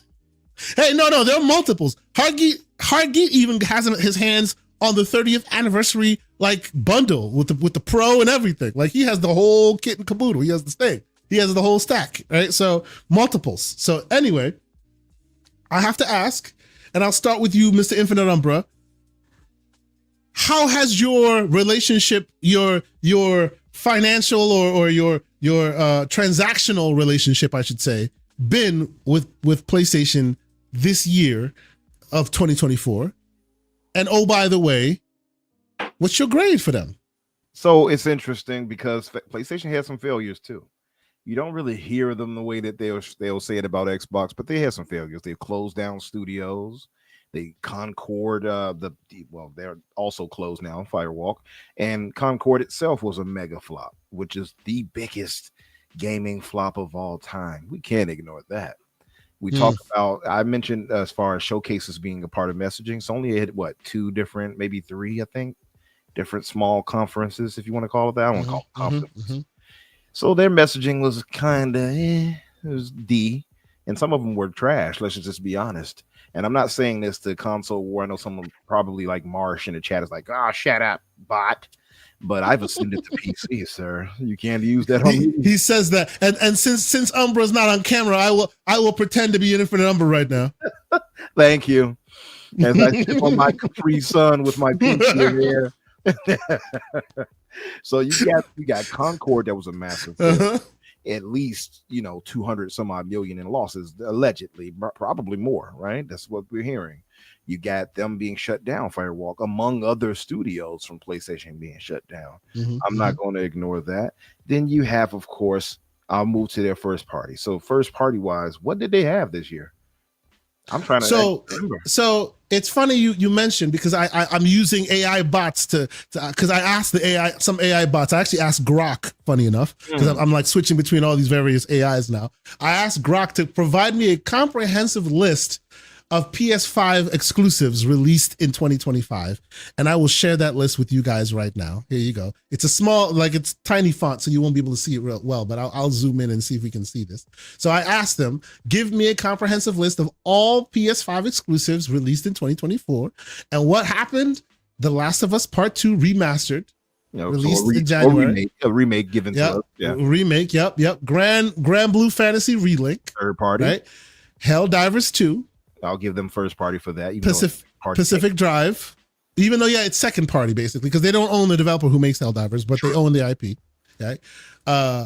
Final Fantasy Rebirth, right? Another second party, right? Rise of the Ronin, another second party. Well, technically, right. Third, yeah. Well, Rise of the Ronin, you could probably even call the third party because they don't own that IP, right? True. Yeah. Foam Stars, which later went free to play, so they don't own that, and is now closed down. Yep. Yep, them yams, right? We talk about them yams. Game, but third party, right? But third party, yep. Then we're talking about Silent Hill 2 remake, which is third party, of course, yeah. Talking about Concord, which released, but nobody wants you to know that did release. It did, yeah. And then Astrobot, the game of the final, and then the game of the year, and then of course the Final Fantasy and the DLC. Those are their exclusives for the year per the robot. So that's what they did. Yeah. As far as all titles they brought forward and having discussions with our good brother John and such, he did highlight some things. I'll also give them this. They brought in hardware, right? That some people would love. Like, I mean, they had the handheld with the what they call it, the portal. They got the PS Portal, which I am a proud owner of. And I started this year totally slandering it, and I still slander it because it's expensive. But for what it does it pretty well. I just wanted to get to like 99% of $99 price point, or at least $150. Now you're in like, oh yeah, this thing's good. But it's good. It's a pretty good device, especially after the updates that have been made to it. Yeah. Yeah. So I see Marsh losing his mind in the chat now. What do you? Oh, I forgot. You calling him out. You calling him out, you know, it is what it is. Yeah, and by the way, real quick, shout out to the great Spartan 661. He's gifting just gifting like memberships here and there. Thank you so much, sir. Appreciate you. Thank you so much for being here. Thank you for your generosity. You know, it's good in this giving season. We appreciate you, sir. Indeed. But yes, please continue. Marsh said he's probably mad because he had to go to PC. No, Marsh, I mean, I'll be able to play the PlayStation games the best on PC. So that's beautiful for me. Oh boy. But no, so Astrobot, I won't ignore. Great game. You know, I gave it a 9 out of 10. Take that, Marsh. It won Game of the Year. I don't think it deserved it. It won Game of the Year. Had great support from third party, mega hits. Final Fantasy, obviously, we won't ignore Rebirth. Stellar Blade, I loved. It didn't sell as like massively as I thought it would have done, but it still sold enough for them. Black Myth also launched on it. So you got to give them credit for getting all of those, the major kind of zeitgeist games. I will give them that. As far as game releases, just first and third party combined, I will give them an A when it comes to that. See, Marsh, you thought I was unfair, didn't you? I'm one of the most fair people you'll find, brother. Now stop crying in your chat. Stop it. Now you go ahead. My wayward as far as methods, he said my wayward hooligan. It's about to be Christmas time. Go play in the snow. Oh man, go feel the snow on your hooves. Like what? Click clack inside that sand, that snow out there, and kick it Too up. much slander, sir. Too much slander. Stop it. Continue. Messaging. I think they were poor at messaging overall this year. I think a pass because people just default to PlayStation, and you look at some of the things that they had, of course, from again the closures to mixed messaging on at least changing their messaging on how Toki, how he's going to bring things more to PC, which I know hurt Marsha's feelings. To again, to the losses they had, I would say, and compare them messaging wise as far as showcases shown to Xbox, it's dramatically, it's not even an argument. So I'm going to give them an F when it comes to messaging as far as showcasing and all of those types of things. They did not message well. In the showcases they did have were trash. Let's just be honest. They had one decent show this year. Everything else was garbage. And I dare somebody to defy that, because even your hooved brothers will tell you they gave them worse scores than I did, actually. Some of our hooved brothers. So you can argue that with yourself. So, okay, I'm going to give them F for that. An A for the games delivered for the year. And what else? What's the last one that we can speak on? And I still can't give them anything else as far as, okay, and I'll give them, I guess, a B on hardware that they delivered, right? That's fair. Okay, yeah. So overall, I would give them a C overall for the year. So you're giving PlayStation a C overall for the year grade based on all those various criteria. Based on all those criteria and the games that I played from them, they were the least played platform for me this year. But I did enjoy what I played. Stellar Blade, Astrobot, Final Fantasy 16's DLC. Well, actually, I didn't like that DLC. So I did not care for the first DLC. Although I finished it and got all achievements, trophies, rather, I did not care for it. Yeah, but the time I put in Stellar Blade and Astrobot, I really did enjoy that, and I really let's not get it twisted here, folks in the chat. This man, among more than anyone I know, is about them games, bro. Like, he puts them games like away, like, whoa, like crazy games that themselves take hundreds of hours to play. I ask Umbra, oh yeah, I beat that twice. It's crazy. Like, it's just crazy. I'll go back to it, so no shades or anything like that. I'm looking at it. I just left out Helldivers 2. I had 90 hours in Helldivers 2, so I have to give them that too, right? So as far as Helldivers 2, Stellar Blade, and Astrobot, and a bit of Final Fantasy, those were the only games I really played this year on PlayStation. Otherwise, this thing was sitting here looking like an unused lonely housewife. So it's just dusty. It's just sitting there. So I'm be as honest as I can. Okay. Yeah. All right. Mr. Everborn Saga, sir. How about you? What is your review and your overall score for PlayStation in the calendar year 2024? I will tell people that in a second, but because Hargeet blessed the show and he was a huge supporter of the Kickstarter. Oh boy, let's check this out. Show everybody what they missed out on by not supporting that tier. Here is General Hargeet, who will nice. Look at him. That's awesome, bro. I know that's a skull of a pony general in his hand right there. That's awesome. He will be featured as a character in the next chapter of the Redlands. So the next time we do a Kickstarter, I just want people to understand the kind of treatment they will get. And by the way, Unity has also gotten this treatment as well. Real quick, Ariel's adventure. Sycamore says, "I smell Cap," and real quick, because he said that, I will reiterate and remind the over 200 people watching, we are holding a contest for the most hilarious comment, and the most hilarious comment will be given the option of whichever coin that you want. Which coins am I talking about? I'm talking about Ben Kenobi's coins, notably the Call of Duty or the Indiana Jones variant, where I will send you, you'll send me a link in the DM and you'll get your choice as to which one you want. I don't have one of these coins. Umbra doesn't have one of these coins. Heck, Everborn doesn't have one of these coins. You can win one of these coins by just having an appropriately snarky PG-13. Don't go too hard on that, but PG-13 comment in the chat. And sick, you are in the running, sir. This was a good one. I appreciate that. But please continue, Everborn Saga. That's his tag, by the way. Cap. Of course. We need a T-shirt with that on the back. I smell Cap. That's Cap. He's a Cap tier. Just Cap. That's right.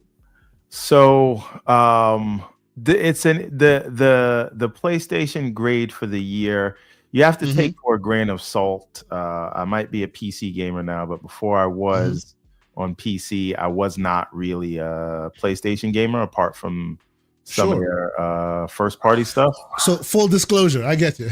Yeah, I get you. Right, because I see Mr. Buffington in the chat saying that we need a PS guy on here to give an honest opinion, which I don't think you have to be a PlayStation fan to give your assessment, right?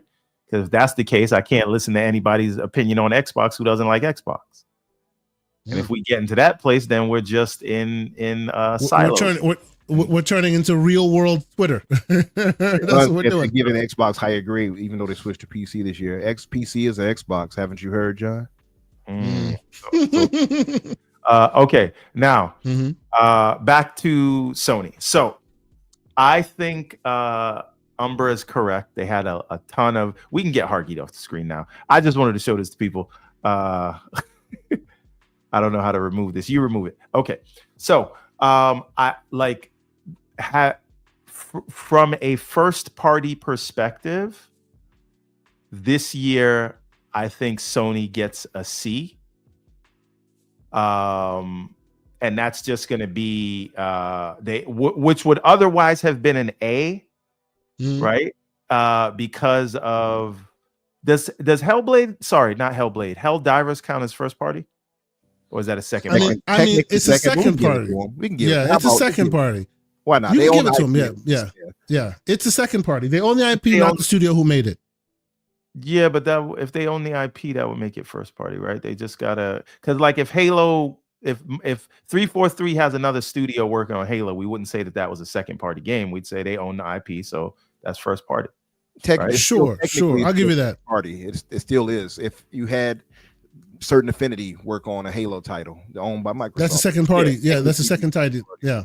We can get past that. It's semantics. Yeah. So it's semantics. Absolutely. My point is they get top marks for Helldivers 2 and Astrobot, right? Agree. And so that would have been an A+ for first party, but you cannot talk about those without talking about Concord.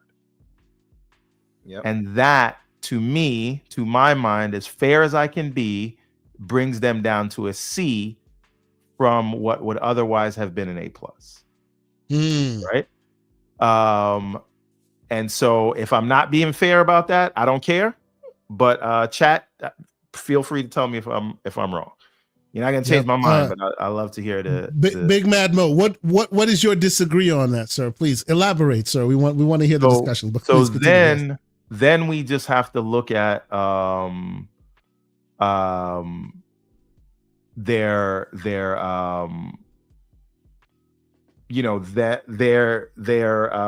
exclusive deals, which I think they get top marks there. Yeah, if we were doing an award show, we'd call it the Money Hat Awards. There you go. Right.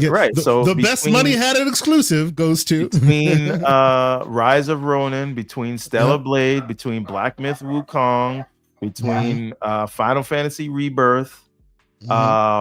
I think I just had an epiphany. Imagine if you did that and you did it like you called it the Golden Yams Award. I'm sorry, never mind. Continue. All right. So anyway, I think they've been super smart in the deals that they went after and the ones that they money hatted. And so I think that they I can't give them. Well, hold on. When did Foam Stars come out? Beginning of the year, beginning of the generation. Foam Stars. I think it's beginning of the generation. year. It shut down last week or a couple weeks ago, but did it come out this year? I don't think so. Yeah, Foam Stars. Wasn't it this year? Oh, you're right.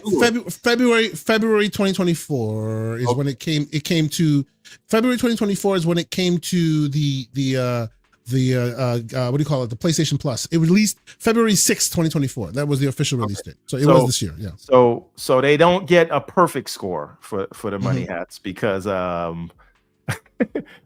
Foam Stars was not what it really should have been. And it has shut down. So in their push for live service, I think they get a D. And the only thing saving them from an F is Helldivers. But Helldivers had its own issues. But between Concord, between Foam Stars, which is an exclusive, True. Yep. I think, and between the fall off of Destiny and Bungie that we've seen this year, I think that they get a D in terms of their push for live service games. I think that we are watching them in real time change their strategy. They're saying one like Xbox. Yeah, but they have a lot more goodwill. So, and again, the PSVR 2 did not work out. Right, that was this year with it. That's basically gone. I guess the PlayStation Portal is fine. It's still doing well. Yeah, it is still doing well. Then we have the PS5 Pro, which of course they're going to tell you it's they're not going to say anything bad about it, but I don't know if it's proving to be I don't know if it's just from what I've seen on Digital Foundry, from what like that price point for what you're getting. I don't know if it's hitting the mark, right? Yes. And I was told by the Moore's Law is dead and the Colin Moriartys of the world that the proof will be in the pudding on if this thing is successful, if you can still buy it after it goes live. And even right now, I can go pick it up without any easily. delay. Yes. So by the metrics set out by those gentlemen and a lot of other people, something's going on. They at the very least, supply has outstripped demand. That's before you get to stories of scalpers not even being able to sell it. Right? So the different statements coming out of Hiroki Totoki, right? The shortening of the window to PC, which I think is a good thing, but based on what they set out, it's a little bit different, and they're almost doing it case by case for what they're doing with PC. I think I'm gonna give them. I think I got to give them a. If I gave Xbox a Stapleton 7, I'm gonna give PlayStation a Stapleton 7. I think I'm gonna give PlayStation a 7.5. Okay. But again, this is looking at it holistically from a. Actually, you know what? Let me think about this. Did you play any of the games on PlayStation this year? Yeah, what was your experience like? That's a good question. Like that, I can tell you. Well. So here's the thing. I'm this is what I say. I got to rethink what I'm saying. I didn't play one PlayStation game this year because if it didn't, I think that should tell you enough right there. It should. And you own a PS5, right? What do you want me to say? When the games come to the PC, I will play them. Yeah, right? Hey. I'm very excited about Astro Bot. I already pre-ordered Rebirth on PC. I'm not like I got enough games to play. It too, by the way. Yeah, I also have it on PC. Superior. But so again, I think that they have done very well in terms of exclusives. I think they've done their first party. I think they lose on that.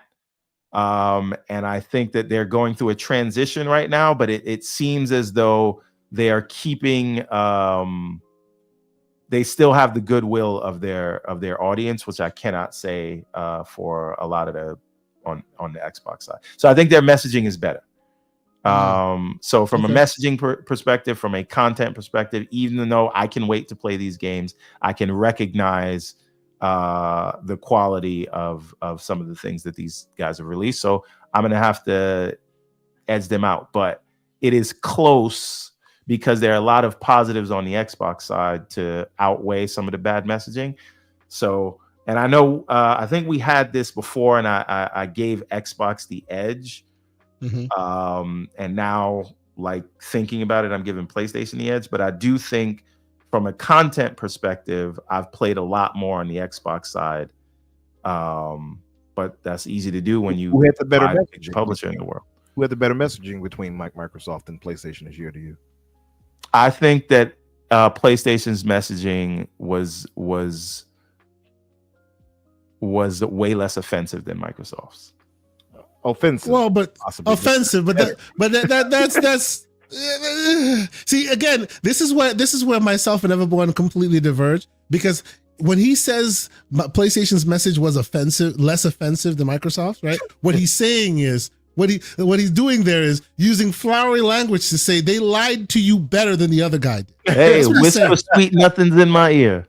Right? And to me, if you are lying to me, that inherently makes you the villain. So I cannot give you credit for lying to me better than the other guy. I'm sorry.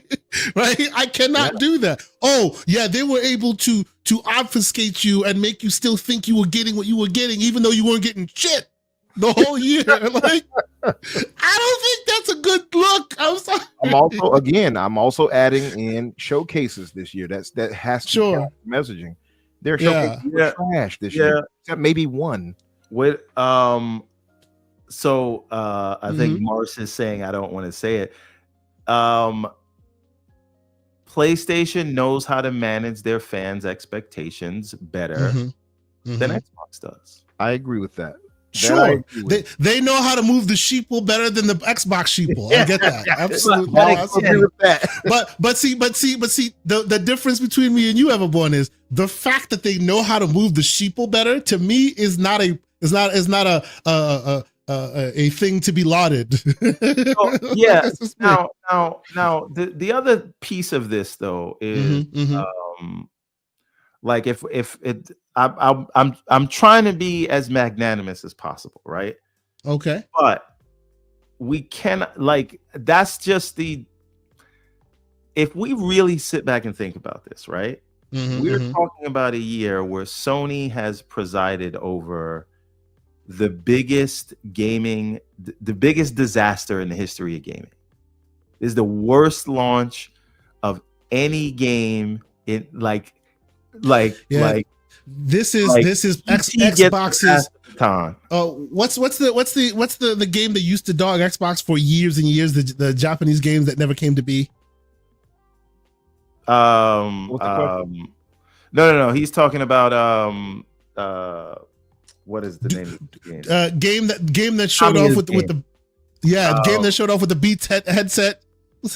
Like this is at that level for PlayStation. I suspect it will continue to follow them. This is worse than that. Scalebound. There you go. Floodzilla pointed out Scalebound. Yeah, this is their Scalebound. I think. So again, like I want, like, let's really talk about this, right? We're talking about a year where the Bungie acquisition seems to have blown up in their face, right? Massive to the point, Concord, which cost them what, 200 to 400. But it's not just that games flop all the time. This is the biggest flop in the history of this degree, right? Also, they have no roadmap. To Rodimus's point, no roadmap. Their showcases were trash. If you want to call them showcases, they were trash mostly. And they closed down studios. I don't understand. Here's the thing: can we like?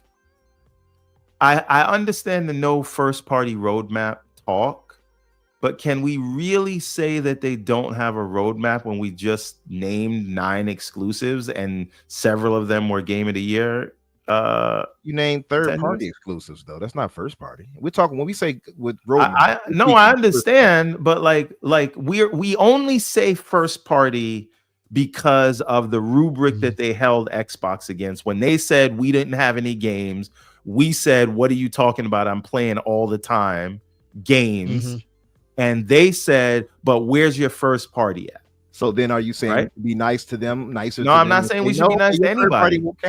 I'm not saying we need to be nice to anybody. I am only saying that we must live in a reality that says, hey, they did have several exclusive, like 9 exclusives, and most of them were major exclusives. They were great this year. Zeitgeist wise, 100%. But we're talking about roadmap. Roadmap does not include third Well, party. hold on. I'm only saying we're that not talking roadmap just yet, right? We'll talk roadmap. We're talking about the 2024, like historically, what has passed us. Yeah, right? I only throw that in the there. Roadmap is right, because Microsoft presented a messaging of what's to come. Still, that's part of their messaging. Sony has not, except for obviously we know Wolverine is to come. We know that Intergalactic, which I'm hyped for, is to come. But I'll let you get to that when we get to it. But I'm just saying, like, all of that is still part of messaging. So then you have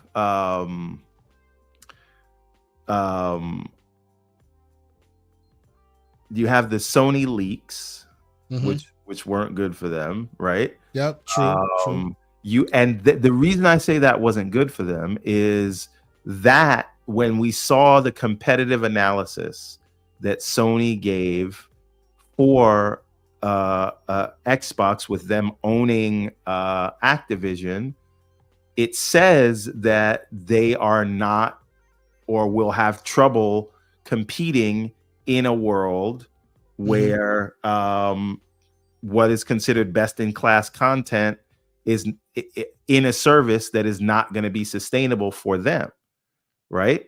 And so in terms of the place that they are trying to grow, which is PC, right? That's where they're trying to grow to, and they're trying to grow into service games. And we can look at how they're spending their money, right?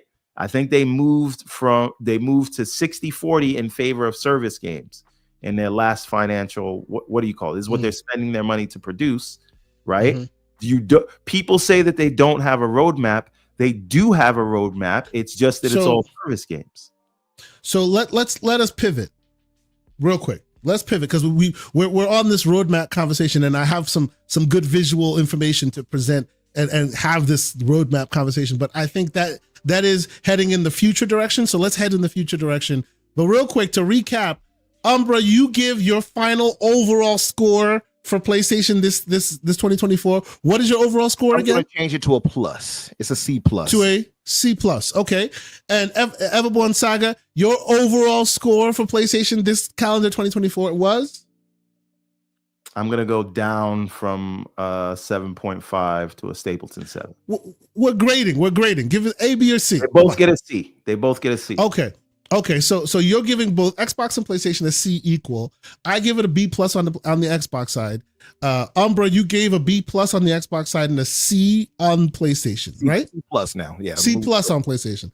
Yeah. For me, PlayStation this year, I agree with you. Even though I'm on record saying that being able to fool the masses into thinking you're fine when there's a dearth of content, I don't necessarily think that is a feature. I think that's a bug. I think that should not be commended. But I know I'm a minority in that, and that everybody wants their messaging to be great, right? And in that world where PlayStation, where you, the PlayStation audience, just want to continue to be satiated by PlayStation, right? And not necessarily have to hear about technical or business ramifications as to why things are not happening. If you are solely in the PlayStation ecosystem for 2024, let's be clear, they didn't have that many first-party real releases, but you did get a bunch of games, right? You did have it, and I think for that reason and that reason alone, and I played a bunch of PlayStation games. I actually still have the PlayStation Plus premium tier. So when the Portal received the update to be able to play via cloud, I was able to play that as well. My kids have been my kids have been in love with Astrobot. Like my son, to this very moment, at any moment's notice, he could open that door right now and go, "Dad, can I play Astrobot on my Portal?" He loves that. So to me, I have seen firsthand them being able to satiate their audience, even when behind the curtain things aren't going particularly great. So for that reason, I think I'll give them a B. I think they were able, for their audience, it's not for me. For me, and me playing their games, I didn't play many of their games this year. I'm one that wants to play their games, so I'm a PlayStation Plus subscriber, right? I have the highest tier. But I will give them credit for things like Animal Well was first shown off on their PlayStation Plus, right? When Animal Well was a thing, when first showed off became a thing, they had that day one. Plucky Squire, they had that day one. Zao, they had that day one. So they really have been. Didn't Plucky Squire and Zal both land on Xbox day one? No, they did as well. They had it in their subservice. Okay, they had it in PlayStation Plus. So right? this is so as a whole, Okay, they had a pretty good offering for their people, even if it wasn't from a first party context, right? Okay. Go ahead, everyone. Yeah. This is why I say you have to look at these things in categories. Sure, right? sure. So, because yes. I could judge this solely off of who gave me more games to play this year, games that I actually played and wanted to play. Well, if I did that, then we would be far in the favor of Xbox. Sure. Okay. Because Xbox is the one that allowed me to play the games where I wanted them. Sony forced me to do the thing, and they're not going to do that to me anymore. So I would argue that Xbox wins on top of the things that they put into Game Pass this year. Now you may favor an Astrobot or a Final Fantasy Rebirth, but that's you. Sure. Right? I guess I'm grading them on the curve that they satiated their audience. Like by and large, if you were in of what it did for you though. Well, fine. If we're talking about specifically for me, and because I do think it's also for me, because I spent a lot of the year playing Astrobot with my kid, right? And I spent a lot of the year continuing to play the various remasters and remakes with my daughter because she loves those games. So I did spend a lot of time interfacing with the PlayStation ecosystem. Here's my argument, though, right? Sure. If we're going to say this should not be about the other things, the Concords, the Bungies, the whatever else is up. I'm looking at the whole picture. I understand. Let me get this thought out. So my point is, there's this idea that look at the games they put out. That's what we should focus on because we're gamers. If that is all we are talking about, then that means I cannot look at the just 4 games and the Xbox games going to PlayStation because that has nothing to do with me as a gamer. No. Hold on. All that is in the sauce. You know what I mean? Yeah. What I'm saying is for the chat, if you want me to leave out those Concords and other things of the world, then I have to leave out the Xbox gaming related stuff. And I have to say what games did Xbox release? And what games did I actually play? And what, and even if we're just talking about what games they released, whether I played them or not, then we have to say, well, what was in Game Pass for me versus what was in PlayStation Plus, and what games were on this platform that were released. That you played more of than the others. That, if that is the rubric we're going, and we want to ignore the meta conversations stuff. Yeah. And I'm gonna say Xbox wins, and it might not even be close. Yeah, sure. But that's not what we're saying, right? We're saying that the middle matters, the meta narrative matters, right? And for me, even with the meta narrative, like I can see how if you are a PlayStation main and that's all you play, and we shout out to the folks that we communicate with on a weekly basis in our Discord.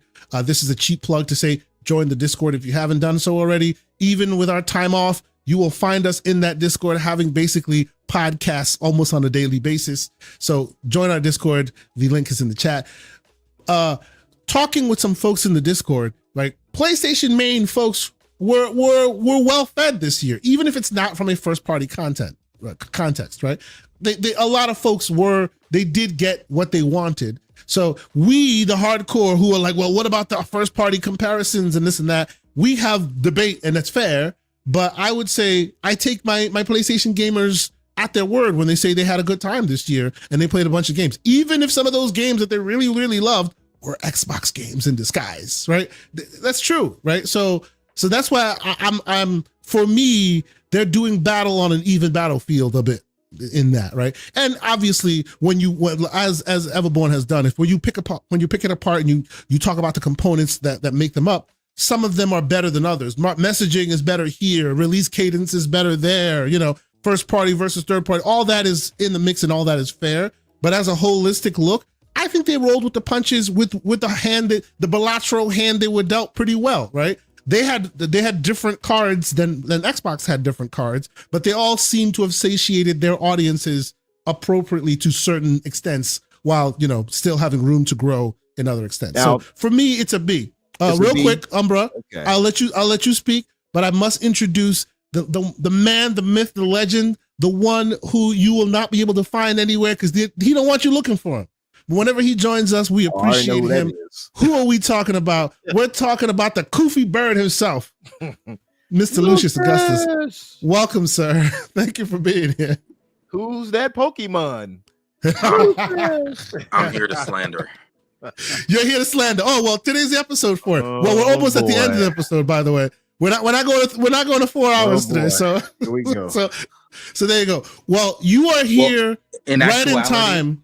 I'm here for specifically one purpose. Last week, we left on a note and we were like, oh, we will readdress that picture later on. Okay, what picture is this? And we did not get to readdress that picture. It is it's in our messages. I messaged you last week. It should still be there inside of the Twitter DMs. Okay.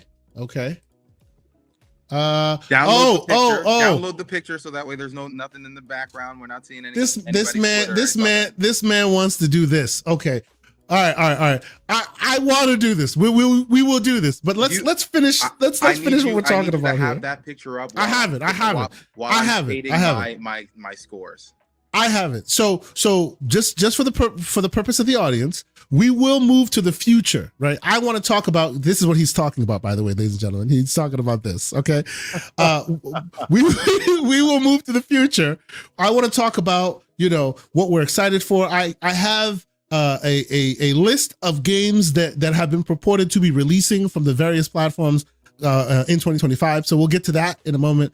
But real quick, as concise as you can, Lucius, give us your grades for Xbox, PlayStation, and then we'll get to this talk, and we'll make the future our last, and then we'll get out of here. So go. What is your and you are, and for those who don't know, Lucius, big Xbox main. It's just late in 2024 he bought a PC. So he's still an Xbox main, but he bought a PC. So in your world, PC still an Xbox main, so he just sounds like he bought another Xbox to me. He bought another ecosystem. He bought another some other hardware that can help facilitate his Xbox ecosystem. Yes, I've been using Steam this entire time, so I don't know what you're talking about. Xbox. So there you go. 2024. What's your grade? Holistic grade. Go. All right. Many people know that I've had incredibly intense critiques about Microsoft's cadence and the quality of said releases on day one, especially inside of their ecosystem, both inside of Xbox and on the PC app of Xbox. I imagine that everyone has spoken about this during this episode and how many games releasing on that PC app still have so many issues day one, while Steam continues to have great releases day one in comparison. But we won't get into the mud of all of that. Despite my consternation,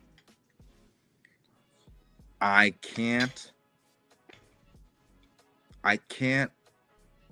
cap, and I have to give Xbox a B because because of the amount of games that have released, and Call of Duty came out really well.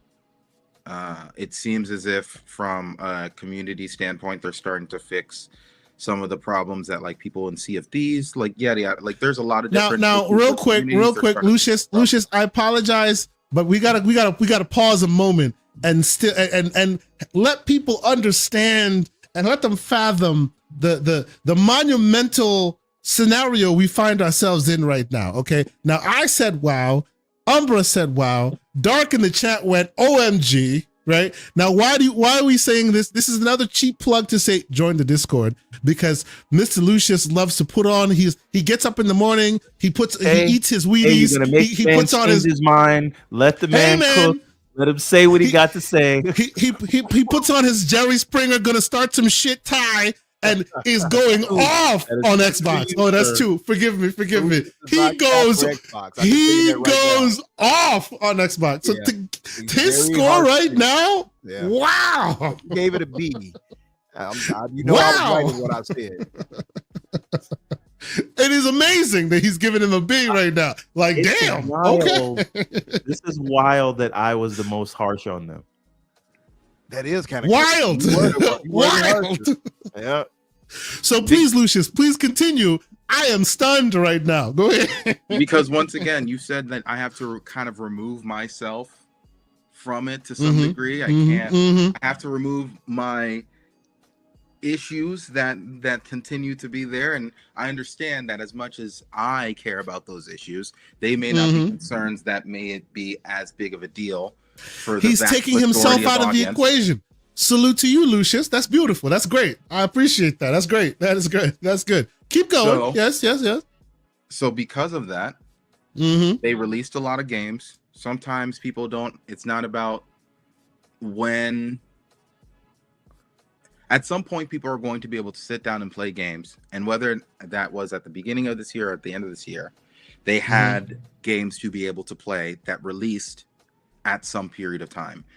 Now, my biggest issue is that there was a huge gap in between the releases this year, and they need to fix their cadence, and they need to fix their endpoints and many, many other issues. All fair. All fair. Yep. But for the average person, if all you're doing is subscribing to Game Pass, playing your games, that's it, not being a part of any of this, then I have to relent and give them a B. Wow, this is amazing. Christmas season is upon us. It's crazy. Holiday season to cheer them up. It's a holiday miracle, ladies and gentlemen. Whoa, you have no idea how surprised I am. Dark in the chat says blink twice. Right? What's going on? Not a Ghost of Christmas Past. That's what it was. And because we are having our final show, and the slander must start and end with slander, ladies and gentlemen, the man, the myth, the legend, Mr. Slow-Mo Backslap, with the choice avatar. Choice avatar, sir. Welcome, Slow-Mo. Salute to you, good sir. How you doing today? He's severely annoyed. Good afternoon, gentlemen. Good afternoon. What's up, brother? I am here theater fix right their now. issues, by the way?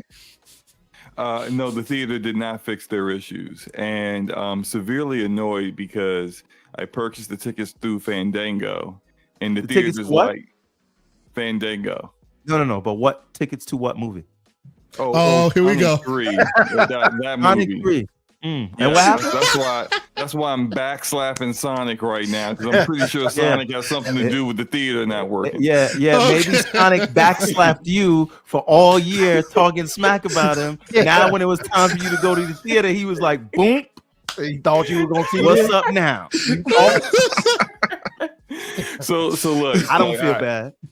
You know, I'm pretty sure you don't feel bad.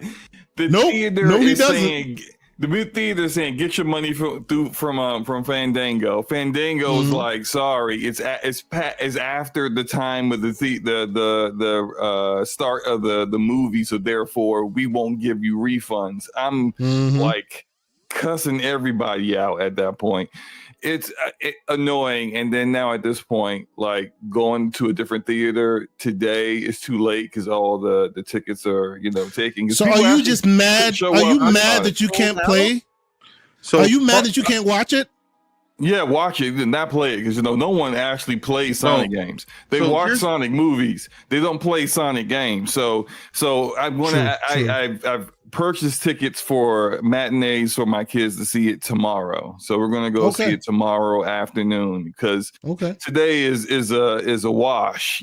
Thanks to Sonic breaking this theater's systems. I mean, like, look, you should have been there. It was about to be a riot in there. People was just like, bro, I want my money back. It was pretty wild. So I'm definitely gonna watch Sonic with my kids as well. That was divine. You ain't get that money back. So real quick. I want Slow-Mo to also give us his grades for Xbox and PlayStation, but we've gotten a B from Lucius. I want to quickly attempt. I don't know how much you played PlayStation in 2024, but quickly, Lucius, if you can, what is your grade for PlayStation? I think that I'll say two things. If it wasn't for Concord, this year would probably be like an A for them, in my opinion. Once again, taking myself out of it, the amount of games that they got, the differentiation of games, they got Silent Hill 2, they got Final Fantasy VII Rebirth, they got Stellar Yams, they got Black Myth Wukong, they got a bunch of different games throughout the year that were high quality, and to some extent those games were exclusive to their platform, so that they whether or not they cared about exclusives, they were able to get the game right. Sure, and they were able to get a differentiation of games, and a lot of those games were Game of the Year nominees, right? So we can't say that those games that they received weren't quality games. So taking into consideration the quality of those games, Game of the Year nominees, and the amount and the cadence, it would have been an A. Okay. But Concord came in and dropped it like a stone. Yeah, gotta count Foam Stars also. Well, see, Foam Stars, that's on Square Enix. That's the great thing about doing that PlayStation party stink.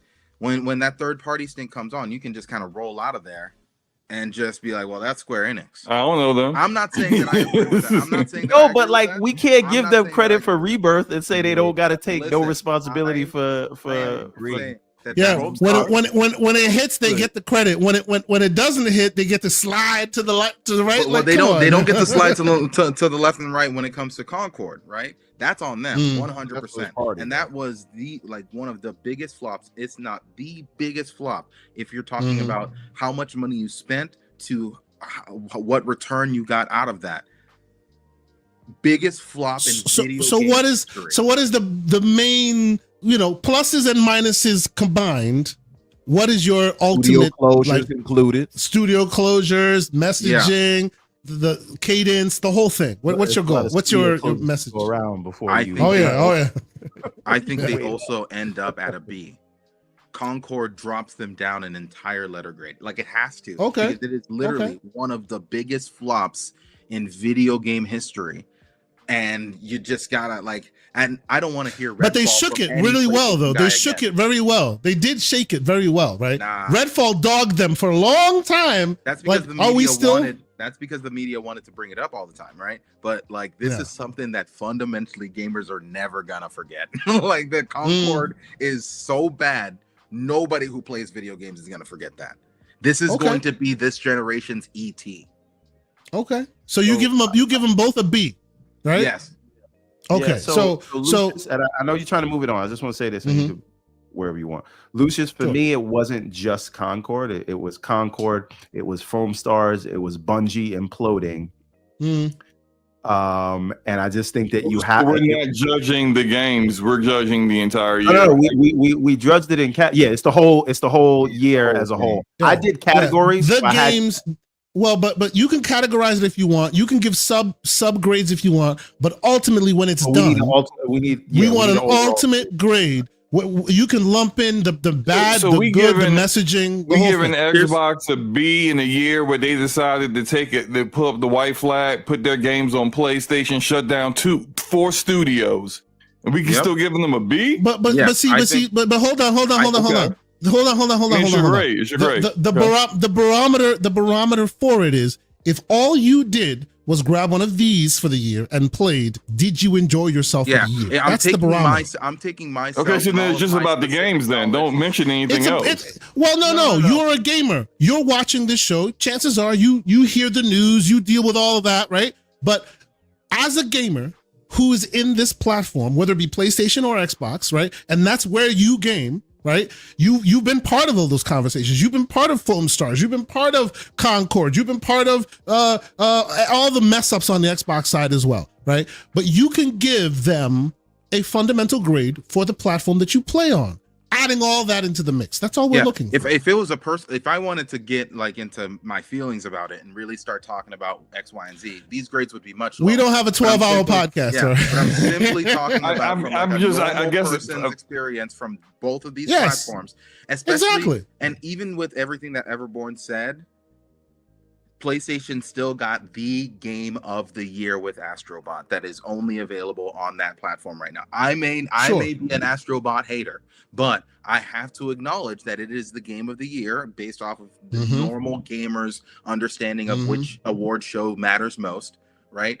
That's how I'm judging this. If it wanted to get into like specific things, maybe I can get into like, but I'm just trying to see it as simply as I can without bringing. You're a gamer. You're a gamer. You're on the platform. I know that at the beginning of the year, Xbox gamers really hated the messaging. Obviously, I know the June showcase was a super high. I know that when Black Myth Wukong came out, it also left people feeling very disappointed. All of that joins into the sauce when I ask you. And by the way, the folks in the chat, you also have a chance to vote. There's 120 people have voted right now, so you have a few seconds before I hit the stop button, which is 2024. What's Xbox's grade? Right now, 34% say A, 39% say B, right? 19% say C, and 7% say D. Right. Yeah. So, go ahead. You want to say? Slow-mo, because I know Slow-mo came in a little bit late. So the thing is, we can just talk about games. But if we do that, then we have to leave out all of it, and we can't look all the Michigas. We don't want to do that, right? We've been talking about that stuff all year, right? So we should at least bring that in, Or we can say, let's look at it holistically. What I did is exclusive games, messaging, release cadence, and consumer confidence. And so for me, I ended up giving both of them a 7, which is weird that I'm being harsher on them than everybody on the channel. But that's what so if you just want to focus on a category, you can do that. But we're talking about just take all the information you got this year about both of them. You can set your priorities on yourself. If you think that the meta conversation, if you think the meta conversation will weigh down the good games or whatever, give them a 4, But how do you weigh it? As you are a gamer who've interfaced with this game environment, Xbox deserves a grade. PlayStation deserves a grade. Slow-mo backslap, go. For me, they both getting a C. That's the best I can give both of them. Okay, speak on it. I agree with dropping Sony down the whole leather grade for Concord because it's an epic failure of like very little games fail like that before. It's a unique system of L's that they accumulated with that. To release a game, then 2 weeks later say, you know what, never mind. Here's your money back. Sony, here's your money back, where their refund policy is if it downloaded to your system, it's a wrap, son. Don't talk to me. Where that they allow people to play this game for 2 weeks and say, you know what, you got a free 2 weeks of a game. We just going to act like none of this ever happened, even though you can't because you spent X amount of hundreds of dollars. Yeah. Don't worry about the crater-sized hole in my wallet. That's not your concern. Wait a minute, slow-mo. Hold on. We made so much money off of this game that it's not even worth keeping the money. It's not even worth keeping the money. Wait a minute, slow-mo. The game flopped so hard, it took another studio with it that didn't even work on the game. Right? Fire Sprite? Yeah. No, well, Fire Sprite or Deviation because they switched their name after the acquisition. But the point is, no. Those are 2 different studios. Right. Deviation and Fire Sprite, 2 different studios. Deviation went down for a completely separate game that Sony and Bungie behind the scenes said this would not work. Bungie of all people, and they canceled the game, which then got the studio shut down because they had no other like projects and no other like means of funding. So that took the studio down. Fire Sprite went down because Concord was a net zero on any kind of like metric for getting people who are interested in hero shooters to even try the game.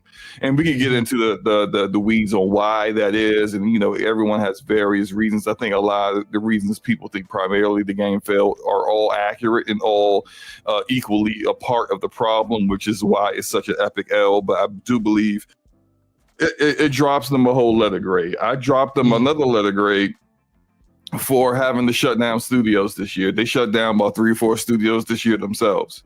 And I think that it takes into account when you are losing talent, when you are losing studios and losing content, and the way you have, I'll give them I will include in this an issue with them when it comes to messaging, because their particular fans believe they're getting a showcase. And I think, and they have yet to address this, they don't do showcases no more. I think I think you're right.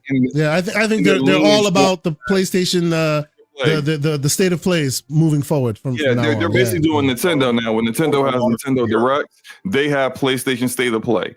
That's all they're going to do going forward. And they could have communicated that easily to their fan base by saying, we don't do showcases. Everything would be in the state of play, but they haven't done that. That is a failure of communication to their fans who are expecting big spectacle showcases like they used to do, and they don't do that anymore. And we can tell that's what they're doing now by the fact they show Ghost of Yotai at a state of play.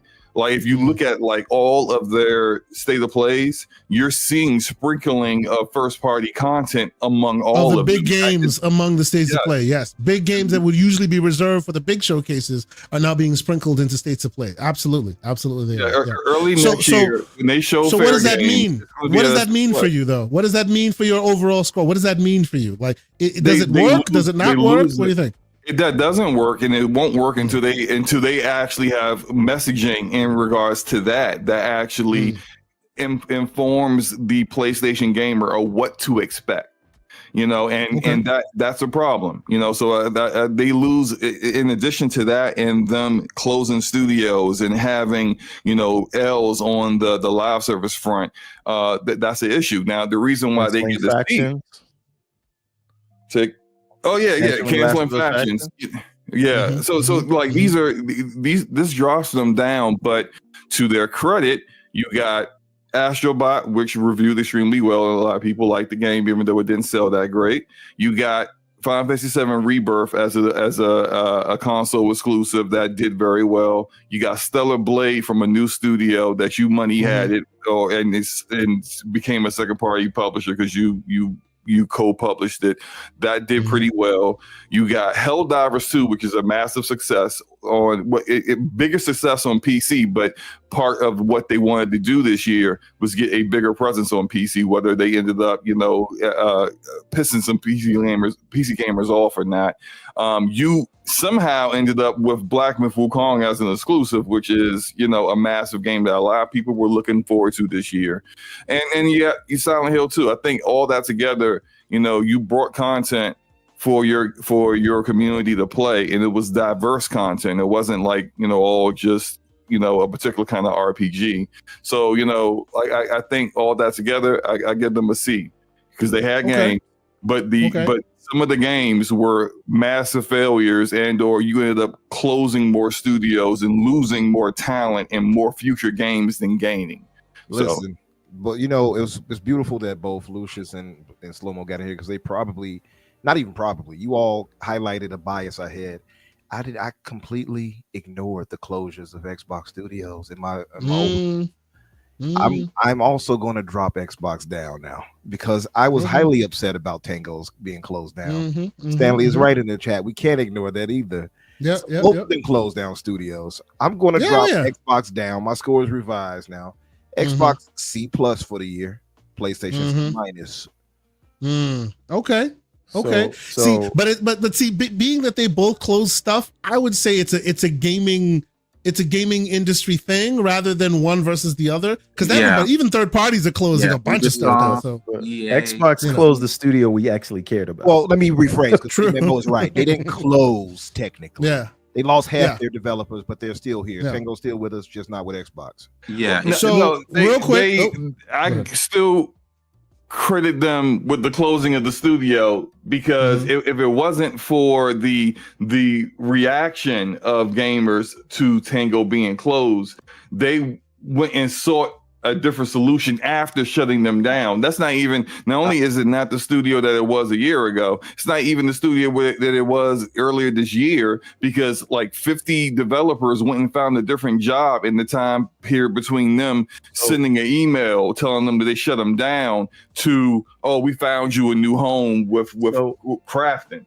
Slow-mo, I just want to push back slightly on that. I don't know if it's anything to do with the gamer reaction, because when we look at Toys for Bob, right, they were able to find a buyer for them. I think they knew it was just that they, at the time when they made the decision, they didn't have any buyers on the table, and they were trying to find a home for them. So Toys for Bob did not get a buyer. They went on their own. Well, but they still had the money to do that and give them a contract to do it. The difference is that leadership at Toys for Bob were still there. The people who got paid the money via the acquisition, because the money comes running down at some point, those people, the leadership, they got a payout. They used that payout to be able to buy the rights for their own studio and buy their future. That's what they did. But also it is that Microsoft gave them a deal to publish the first game that helped them get going.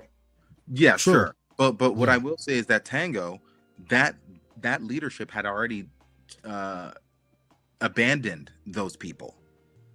So and most of them had left with Shinji, as the Black John is pointing out. But look, that's people leave all the time. But remember, none of that really matters to this conversation. We just need a grade. Oh, but they were looking to sell them the whole time. Then why make the announcement you're shutting them down with the other 3 studios you shut down? Yeah, they could have just waited until Crafton's deal was done. Promo, what I'm saying is that they were trying to sell them, or still trying to sell them after telling them that they were shutting them down. So why are you actively trying to sell a studio that you already told the staff go look for a new job? So Slow-mo, what I'm saying is what they did was not because of the gamers' reaction. I'm just saying. Oh, okay, that's fine. Right. It wasn't because of the gamer reaction. It still doesn't give. Because they don't care what we think. People are trying to pass but you know what, guys, on this, and no, it's an L. Just like accept it's an L. Like people trying to make it seem as if, oh, but they were still trying to sell them. You know, they just told them they were shut down and let people leave, let the talent go out the door, even though they were like, that doesn't make any sense. Sure. Doesn't make any sense.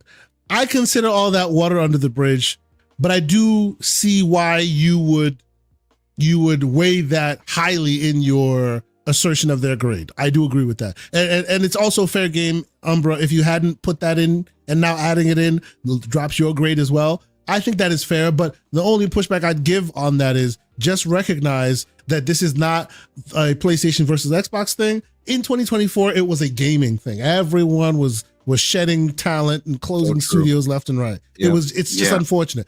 We hope 2025 is not the same, but it was a thing of 2024. 2024 started with mass layoffs and just kept going. So it is what it is. Yeah. Real quick, man, I want to pivot. An industry issue. I want to pivot to the future, but before we do, let me close out this specific poll and go to the PlayStation poll, because I want to get people's opinions on the PlayStation grade as well in the chat. For Xbox, we're going to close the poll out right now, and the question was 2024. What's your grade for Xbox? We have the A grade has 33%, the B grade has 41%, the C grade has 18%, and the D grade has 7%. So shout out to you guys. Shout out to you all for making your opinion known. I think you guys are by and large on the same line as we are with it.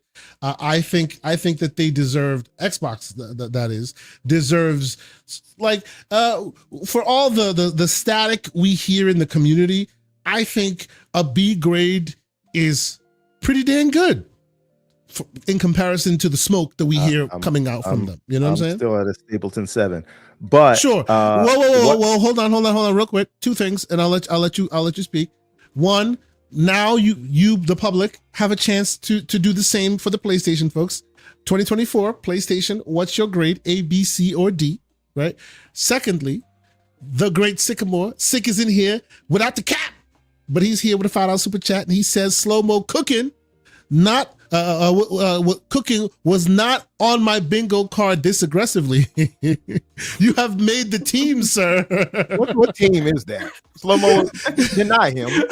The slander team, man. I don't The know what he's slander talking team. about, but you know what? Let Sycamore have his moment of clarity. That's all I'm saying. Like the man understands what's going on. That's all it is. He just speaking his mind. It's okay. So quickly, let us pivot to 2025 and our excitement for 2025. And I'll let you all have an opportunity to do this. And then before we get out of here, the last thing, I have two things before we get out of here. One, Lucius wants to talk about the video, the picture. We'll talk about the picture.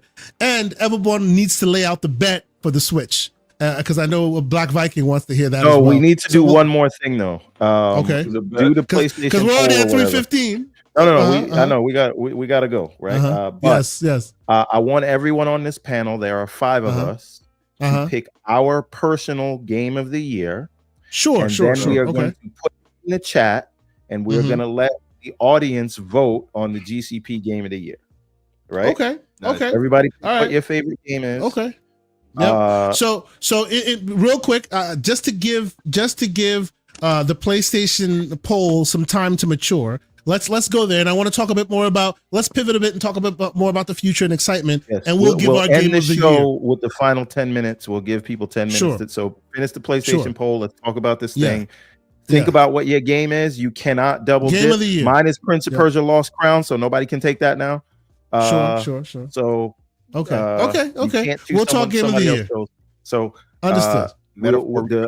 Damn you, Umbra, you got mine. So let's pivot quickly. Just for a bit, Umbra, and talk about and talk about the future. Now, people, I brought this up. Because stop it. I brought this up because people kept asking, "Hey, what is PlayStation's roadmap anyway?" So this, based on AI bot response, is what has been known to be releasing in PlayStation in the calendar year 2025. Let me blow it up so we all can see it. Right.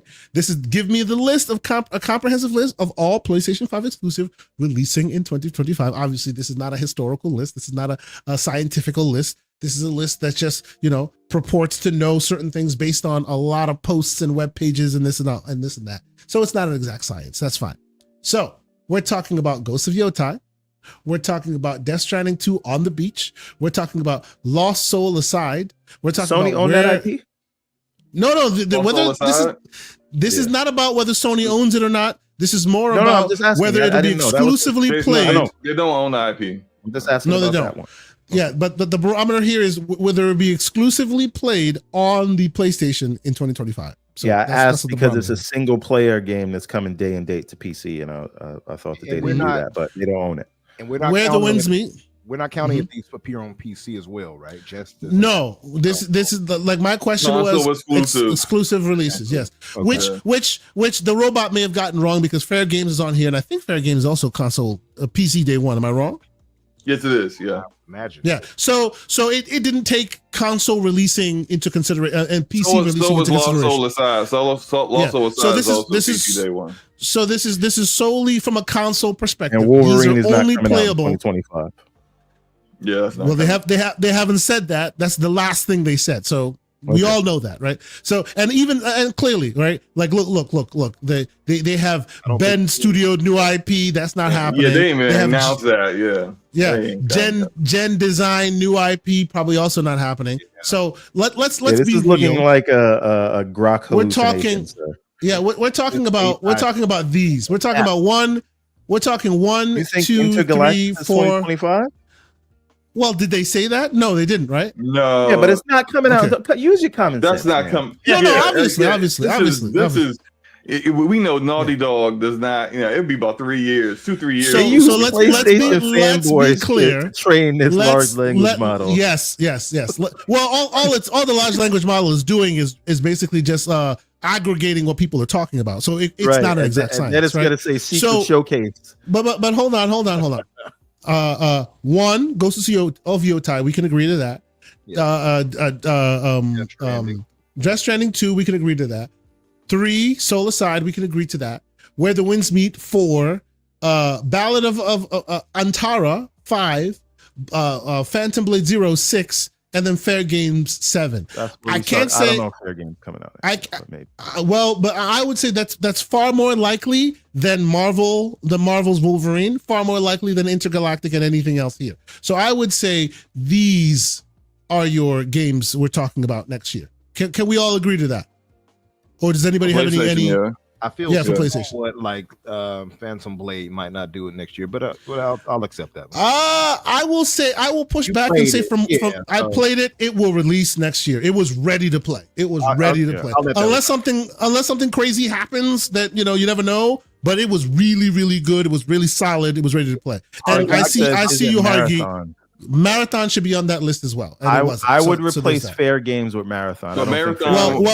Marathon would also be as of on now, Xbox. Marathon is still going to Xbox. We don't know, and if that's why they talked about it, but it's still slated to go. That's to why Xbox, it didn't. That's why it didn't make this list because this is exclusively played on PlayStation. So Marathon wouldn't be part of this list. But okay, do we think, based on this non-exact science, and I'll start with you, Lucius. Do we think that 2025's roadmap, presumably from PlayStation, is exciting? Are you excited about it? Is this enough to satiate the PlayStation audience? This is first, second party. Yeah, what do you think? If Ghost of Yotei, Death Stranding 2, and Wolverine, if just those 3 come out this next year, I think that'll be a very good year for PlayStation. Just those 3 games. But as we've discussed, we know Wolverine ain't coming that way, right? Just like Intergalactic ain't come in. Just like the no new which is what is not coming out this year. Anything. So we're talking about Fair Games and above. What do you think? Yeah, if all you're getting from them on the first party level is the 2 at the top, and then just those other games down there, I would say if Ghost of Yotei comes out and is as good as Ghost of Tsushima or better, then, which I have no reason to deny it won't be. I have no reason to think it won't be. Yep. If it comes out like that or better, then I still think that's going to be a good year for PlayStation. Whether or not Fair Games ends up being good or not, I'm not sure. But just those, because I'm also taking into consideration things like GTA, Monster Hunter. Like these are also, you don't have to have a bunch of exclusives. You just need to have enough to fit in between all the big third-party releases that are going to happen next year.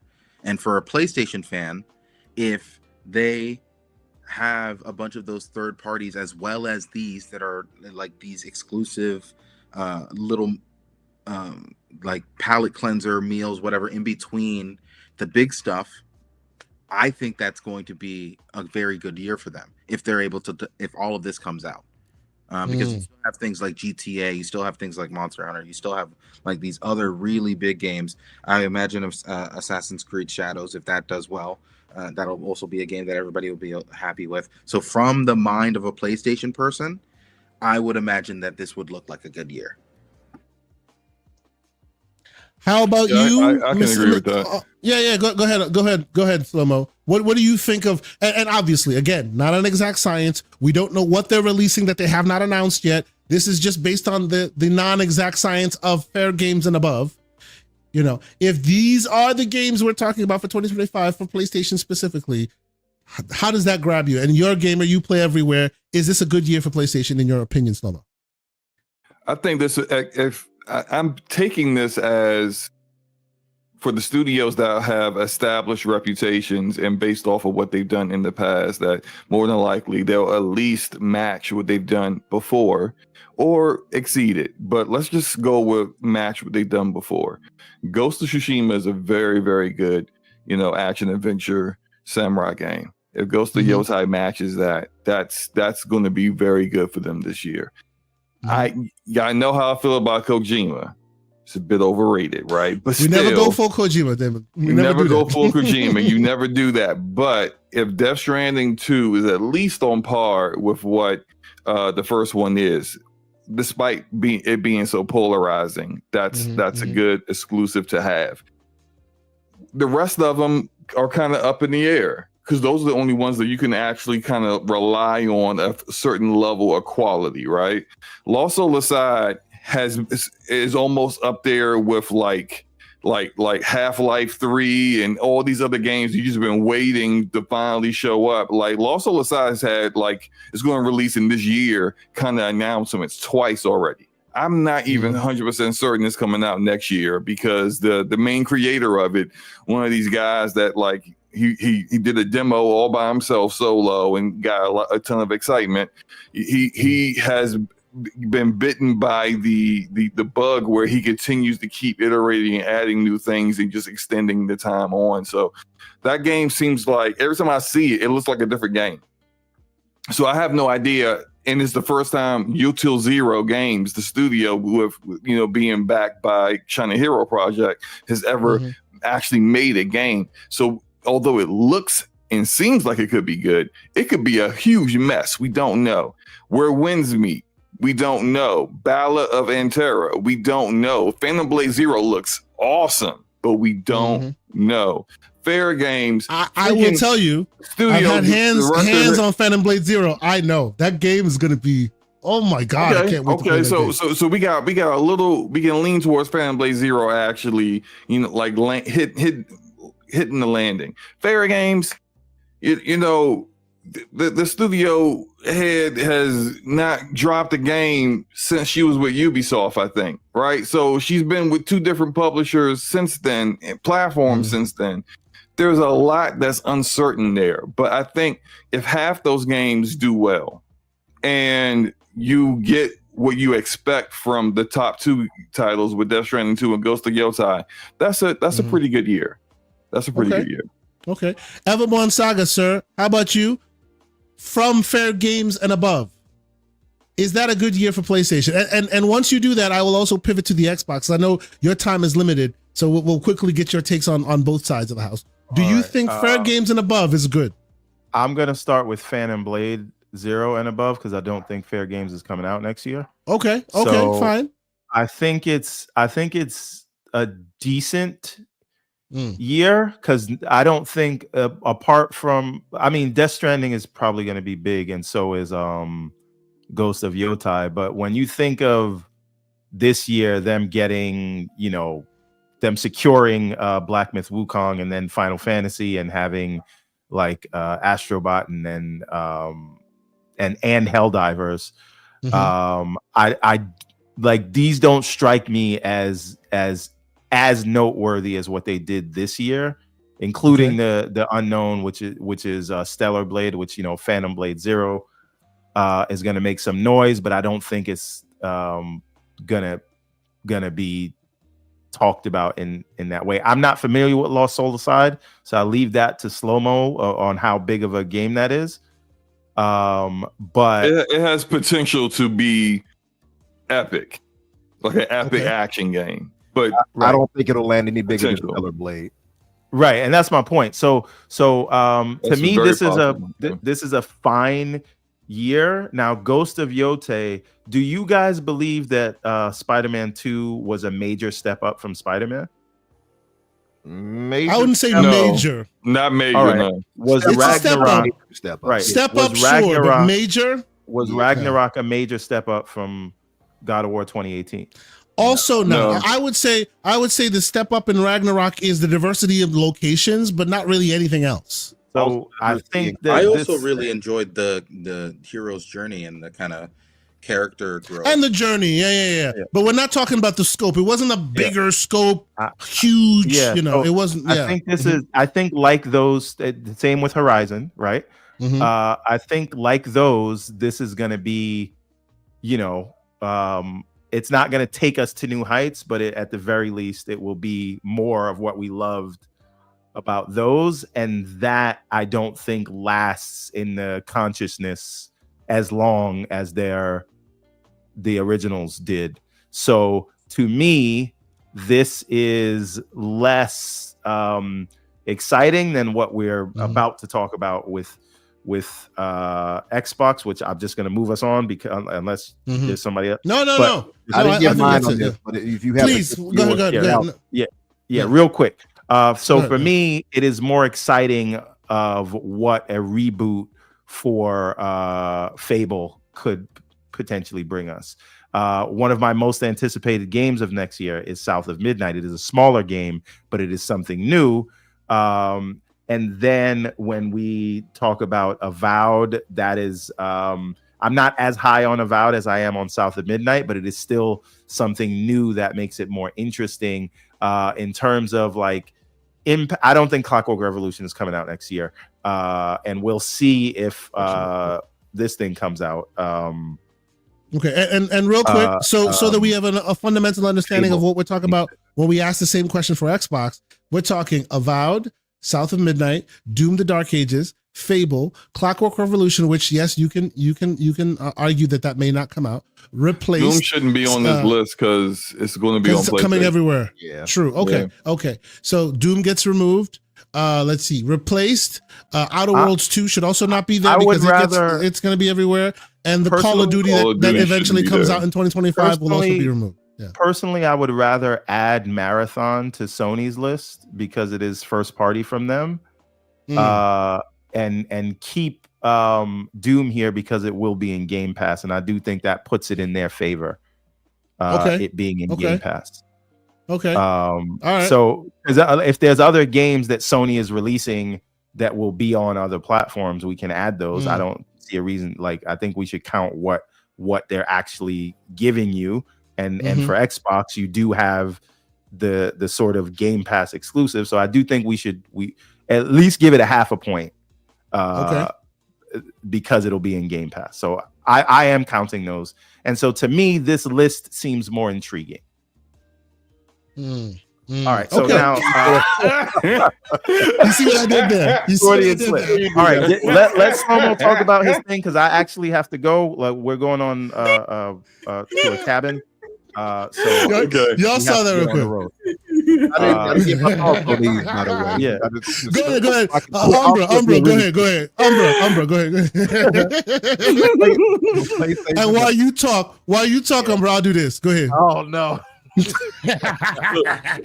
Okay, so just to be fair, so in that case, we're adding MLB The Show and Marathon to the PlayStation list. Yes, I think we should. I disagree with that. I think those are a wash because they're on both. Even if but we're talking about what they're putting out. So in general, what they're putting out. Either way, it's not an exact science. You can define the terms a little differently for yourself. That's fine. That's fine. But Umbra, go ahead. What do you think? So quickly for the PlayStation side, again, Ghost of Yotei is the star of the show. That's going to be excellent. Cannot wait to play that. Pedigree behind them, obviously excellent. Death Stranding 2, I have no excitement for because I had no excitement for the first game and I still have not played it, so that's a wash for me. You should play it. I will definitely get to it. You should not play it. You should do it's digital NyQuil. Don't do it to yourself. He said digital NyQuil. Stop it. Continue. Yes. Lost Soul aside, I don't think it's going to be bigger than a Stellar Blade, but that is my type of game. So I expect that where winds meet, and Ballad of Antara to all three of what I play. So I'm going to enjoy all three. Phantom Blade, of course, is too, but I have weariness when it comes to that. I'll take your word, but I'm like, something is weird about that game. Fair Games is game is so cool. I'm sorry. We shall see. Go ahead. Yeah. or it could just be the demo that I played that was super cool. We shall see. Yeah. I hope it does, but I'm going to get that on PC anyway, so it doesn't matter. Fair Games, that's going to flop. Marathon, I half expect to flop too. I think the era of these, gas titles are over. What's there was trying to come up is not really going to make it. You're going to have to. It's going to be real rare exceptions, and I don't think Fair Games is going to be it. He says while Marvel Rivals is crushing the world right now. Very rare. Yeah, but live service games, that's not the measurement for them. You need longevity. I'm enjoying Marvel Rivals like crazy right now. It's got 20 talk to us. Players. Talk to us in 6 months. 6 months, exactly. That's how it works. Yeah. That's the measurement because we saw that happen with that Warner Brothers game? Multiverses. Yes. Multiverses. Yep.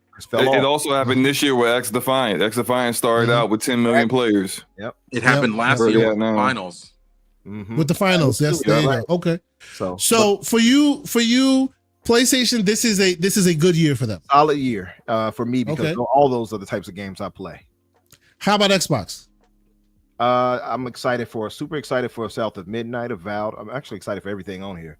Avowed, South of Midnight, Doom. Super excited for Fable. I do not expect that to land next year, however, but maybe that's just me. Clockwork Revolution is not coming out next year. We washed that off already. Call of Duty is whatever for me. I'm going to play a single player, but I have no interest in their multiplayer. And what was the other ones down below? You had we got what was the other one? The Space Fairy. We have Outer Worlds 2 replaced and the inevitable Call of Duty 2025. Super excited for Replaced. Hopefully that actually comes out next year. Outer Worlds 2, super excited for that as well. But again, I look at it like, well, those come into PlayStation as well, but whatever. Super excited for this. If I had to compare both, I'm more excited for Xboxes overall. But Ghost of Yotai would probably be the standout on both if I'm looking at both sides. Okay. Everborn, I know your time is limited. It's time for you to be out. My time is up. Your time is up. I know you wanted to talk real quickly about the Switch bet. Do you want to talk about that real quick before you get out of here? Well, yeah, this will be something. Can everybody in the panel please list what your game of the year is so we can put it in while we talk about this last thing? So we got Metaphor for Umbra, I think. We have Prince of Persia: Lost Crown for me. What is it for you, Mr. K. Asante? You're gonna have to give me a moment. I need to think about. All right, Slow-mo, what's yours? One. Yeah. I chose because Metaphor was taken, so I chose Indica, which was Indica. Yeah, it was a indie title they released earlier this year. Stop putting the emphasis on the wrong syllable. That's starting to sound with some innuendos there, bro. Come on now. So Lucius, what is yours, sir? Like a Dragon, Infinite Wealth, but only because Metaphor was taken. All right. Hey, no time. You can't stall anymore. We got to go. Got to get out of here. I mean, you guys keep going, but I got to go. It's got to be Balatro for me. I'm sorry. That's what it is. Right. That's what it is. Yeah. Balatro and or. All right. So this is Astrobot. This is I don't know. GCP game of the year. Put the poll in the chat and we'll finalize on this last topic. So let's do this. Let's do this. Okay. While you and before I do that, let me close the poll. And I've closed the poll on the PlayStation side, which is what is your grade for PlayStation 2024?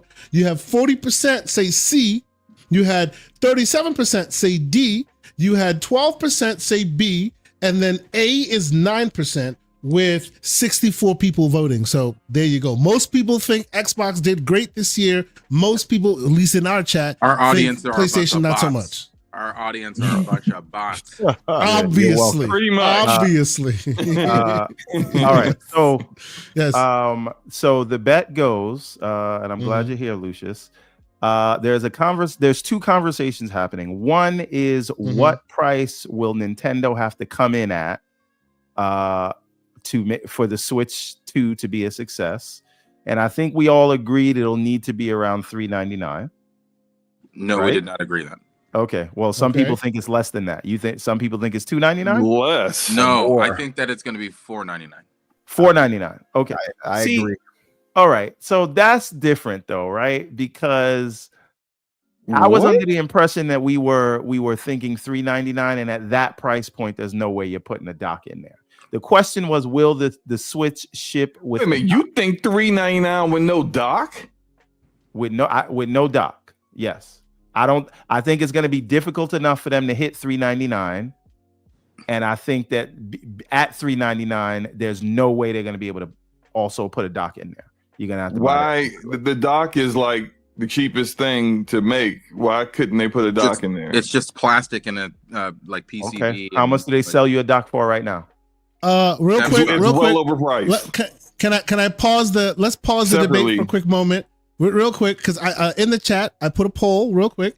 Game of the year 2024, which is your choice? The one that's not there is Mr. Everborn Saga's what do you call it? A Prince of Persia Lost Crown, because there's not enough space to put every single row. My idea, my game. There isn't, there. But there isn't enough. There's not enough rows. There's not enough rows. There isn't. All there is 4. Like move one down to Metaphor, since 2 of them agree with me with Metaphor. To be fair. Oh, okay. Okay, so shall I close the poll and do it again? Because there's only 4 spaces. Yeah, one either slow-mo or Lucius would. All right, let's do it again. Because get eliminated. Yeah, so let's get Belatro out of here. We know ain't nobody. Shut up, man. Yeah, just keep it a buck. Y'all was capping about that game. Oh, it's so great. It's so great. I love it. Lucius, do you agree? Do you agree, Lucius? Listen, Belatro is incredible, but let's get it out of there. Okay. Thank you. As the only other person that's played Belatro like properly on this panel, which is Lucius. You ain't played it properly. You ain't played it properly, bro. If I want to play solitaire on crack, I will play solitaire on crack. But we talking about games here, man. So about real games. Question. Okay, so metaphor is one. The second one is infinite wealth, right? Let's do this again. I want to make sure I get it right. Infinite wealth, right? So I'll just say infinite. The third would be indica, which I think is a very bad option to choose because, come on, ain't nobody going to choose indica. Come on now. And what's the fourth option? Wow. I mean, have y'all played the game? Prince of Persia. I have. Did Like a Dragon already get added? Yeah, Like a Dragon. It's like that. All right. Prince of Persia is the fourth one. All right. So the question, I think this is a good this is an eclectic. In the chat. Go ahead, please. Yes. So what do we have? We have metaphor, infinite wealth, indica, and Prince of Persia. So go for it. I think we should have changed metaphor for what do you call it? Because everybody's gonna choose metaphor. But whatever. I think Belatro probably should have went there instead. It would have just made it more difficult because these are all like. Don't you have to go, sir? Yes, I do have to go. Right? It's fine. Okay, so the question is for the panel and for the chat. Question 1, what price point do you think this thing will launch at? And then will that come with a dock? Will it ship with a dock? Before you answer, Lucius, I was not thinking that they would be bold enough to charge $4.99. If it is $4.99, I do believe it will come with it. That would be wild. The thing is the thing that I was arguing is that you have to go $4.99 no matter what because the tariffs are coming and you can't account for how. No, I understand that, but I was only my whole argument for it not coming with a dock was that I didn't think that they would be so bold as to go $4.99. So I think we have to reconsider this bet because I'm not agreeing to at $4.99. I think it will come with a dock. I'm saying it'll be $3.99. We'll speak later. We'll speak later about it. So by all accounts, this is what it looks like. The Switch 2, like many rumors, many different pictures from many different places, but they have all coalesced on this. Extra buttons on the Joy-Con, the U kickstand. Everyone is agreeing that this is just basically a bigger Switch. So continue. It's like an 8 point. All right, screen. Gents, there's a car that is already outside waiting for me to come outside. So get out of here. I'm gonna have to listen from the car. This has been salute to the Everborn saga.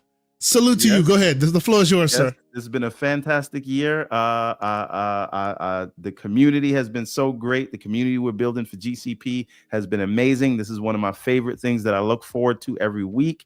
And I really appreciate and love you guys for supporting the Kickstarter that we did. And we have so much more going on with Everborn in 2025. We are releasing 3 books next year. And again, I have because I appreciate this community, created that GCP code at the everbornsaga.com store, 15% off of all orders if you use code GCP at checkout, and that is a permanent discount that will never go away. And I love talking about this stuff. I love interacting with the community.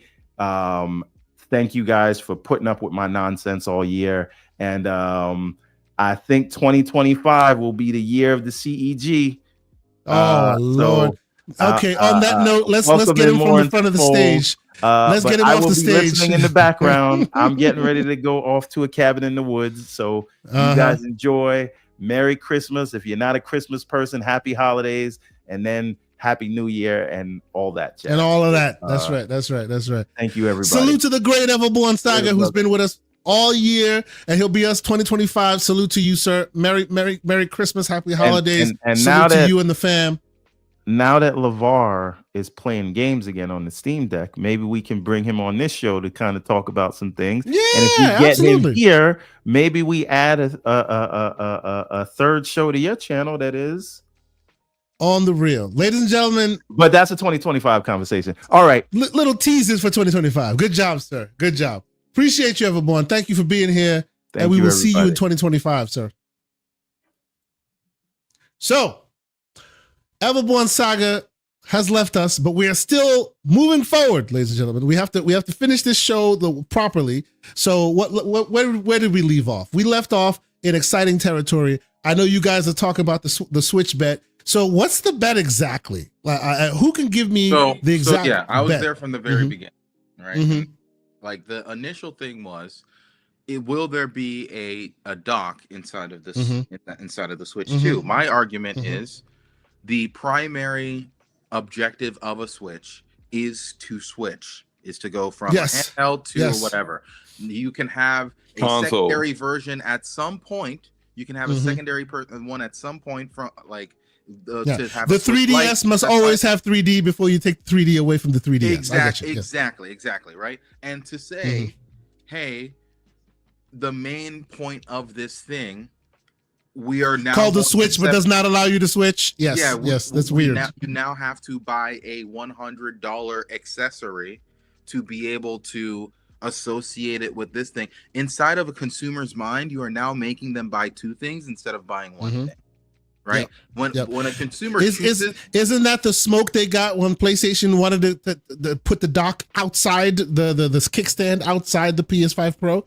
Same level of slander. Yes. This would be significantly worse because at least the functionality of the PlayStation does not degrade by not having that accessory. You could just put it on its side. It's like whatever, right?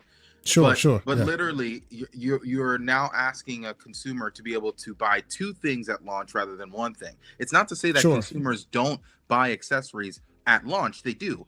Plenty of people buy plenty of Joy-Cons or extra controllers or whatever, cases, all that sort of stuff. People buy a lot of things. But it should be optional, not a requirement. It's their choice to be able to buy it. It's not, they're not seeing you, the company, forcing them to do so. And that's what we have to, that's what I'm always taking into consideration. And if Nintendo has to, they will just set the price at a point that might be a bit too painful and move forward from there, right? And I don't think that, honestly, I think that $400, like $399, is feasible with a dock. And with that, they'll probably make like $20 off of that sale, maybe. But as long as they are in the black day one, that's what Nintendo cares about. They don't care about making a crap ton of money day one, but they care about no matter what, when we launch this thing, it can't be a loss leader. It cannot be a loss leader. That is the way that Nintendo operates. It has operated for the past 3 or 4 generations. So as long as they aren't greedy and they understand that their power is going to be in the numbers, then they just need to take into account the global politics as is and address it accordingly. And sometimes that what's the actual fundamentals of the bet? Like some people think, what are the people who are betting choosing what sides? Everborn might want to step away, but like Everborn initially bet that it was not going to come with a dock, and you would have to buy the dock separately. And let's put him in like a side pocket. Then there's Black Viking, who is way more aggressive about this. Not only does he believe that there will not be a dock, but there will not be a SKU that comes with the dock. So no matter what, even if you want the dock, you will have to buy You have to buy it separately. Okay. You have to buy it separately. Okay. So Viking is saying that if there's any bundle that comes with the dock, he loses. It has to all be separate purchases. Yes. Okay. And so, and on my side, it's me and John Wolf who are saying, no, this thing is going to come with the dock because that's the whole point of it. X, Y, and Z. And then you have the money conversation, the money bet, which is, where is this going to land? is this going to land at $400 or $500? And I think that it might land at $499, $500, because of the tariffs. Nintendo has to account for those tariffs. They're going to, if we believe Trump, he's going to implement those tariffs in January or February as soon as he possibly can. And what is the percentage of uplift as far as financially when those tariffs are implemented? Do we know that yet? So it depends on where it comes from, but let's just say the best case scenario for Nintendo, it would be a 25% tariff. So it could go. So that's why I say from $400 to $500, and that's the best case scenario, because if they consider the items that Nintendo is selling to come from China rather than a Japanese product, then if it's coming from China, which most likely is being manufactured, is being assembled in China. There's talks where the tariffs from China could be as high as 100% for electronics. Wow. Now, have anyone taken into account that, with this coming down the play, that potentially these manufacturers will switch to a different company? Maybe they were using Foxconn before. They could go to an Indian company or a different a company in a different, or go to Mexico and get them made instead, and that would have them avoid the tariffs. But then also that's what the tariffs are trying to do, right? Having to increase the pricing, right? Now, my opinion on this is I agree that there's no purpose in releasing a Switch that doesn't switch.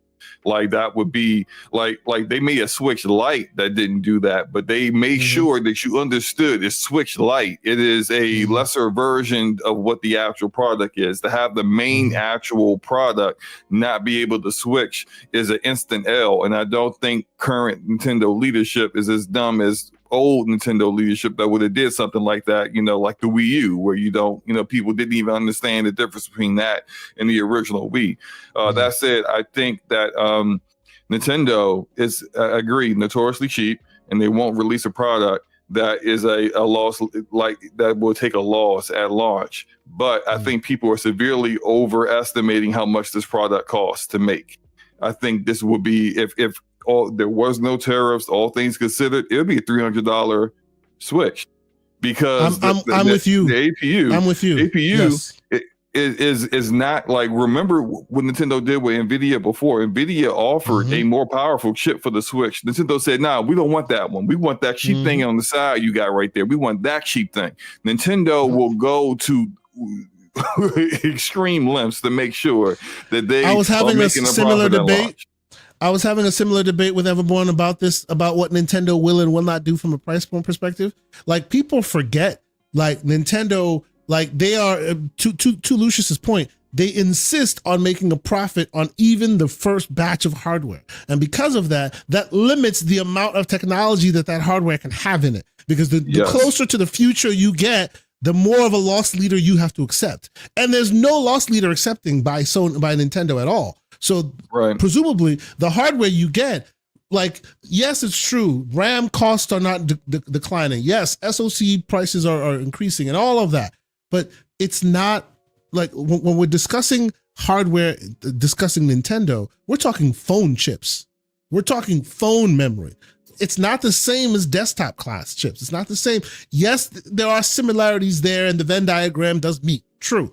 But when Nintendo is debating or competing against others in their pipeline to get hardware, they're competing against Samsung and other phone manufacturers, Android manufacturers, not Lenovo and ROG who are making handhelds, or PlayStation and Nintendo, PlayStation and Xbox who are making desktop class consoles hidden as PCs, hidden as consoles, right? Their hardware that they use to make their device is a completely different segment than all the other vendors that make that hardware. So to your point, Slow-Mo, I don't think people, and the tariffs are indeed a factor in the equation, but I think if there is a thing that makes those prices more, it would be the tariffs and the tariffs alone, because from the base perspective, there's no world where Nintendo's even trying to compete in the technology of today. And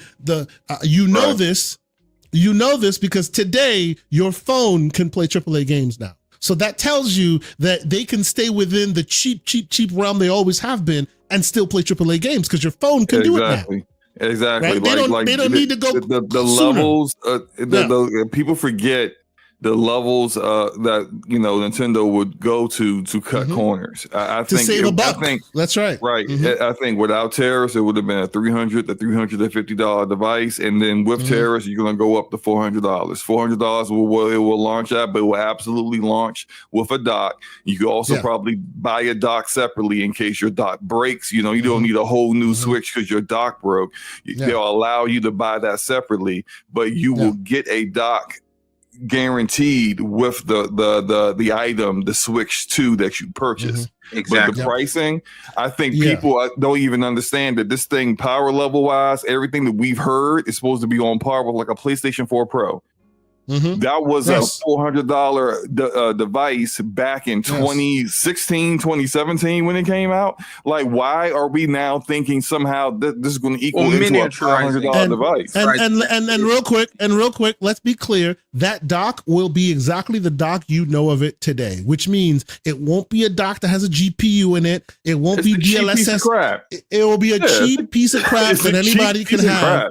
Yes, and the idea that DLSS or docking it will make it unleash its power. The ROG Ally can do that today. It has nothing to do with the dock. It's just recognizing that the official power is connected and now unleashing its power without necessarily worrying about battery life. Right? They can profile for having a version of DLSS, and like I don't think NVIDIA right now would make a chip that didn't have the capability of doing upscaling with DLSS in it. So it's their bread and butter today. That's not going to drastically increase the price. Like we're going to give them another Tegra chip that couldn't do that. Like that thing would be pennies.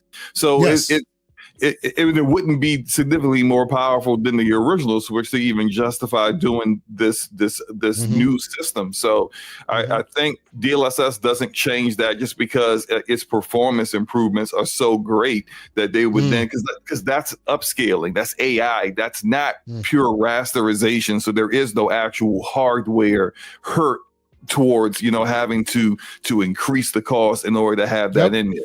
We're looking at $300 device in my opinion. Isn't the device only coming in at the PS4, Xbox One? Like it's PS Pro level supposedly. Yes. But let's be clear though, real quick. Let's be clear though. Just because we say it's PS4 and Xbox One level doesn't mean it's PS4 and Xbox One tech.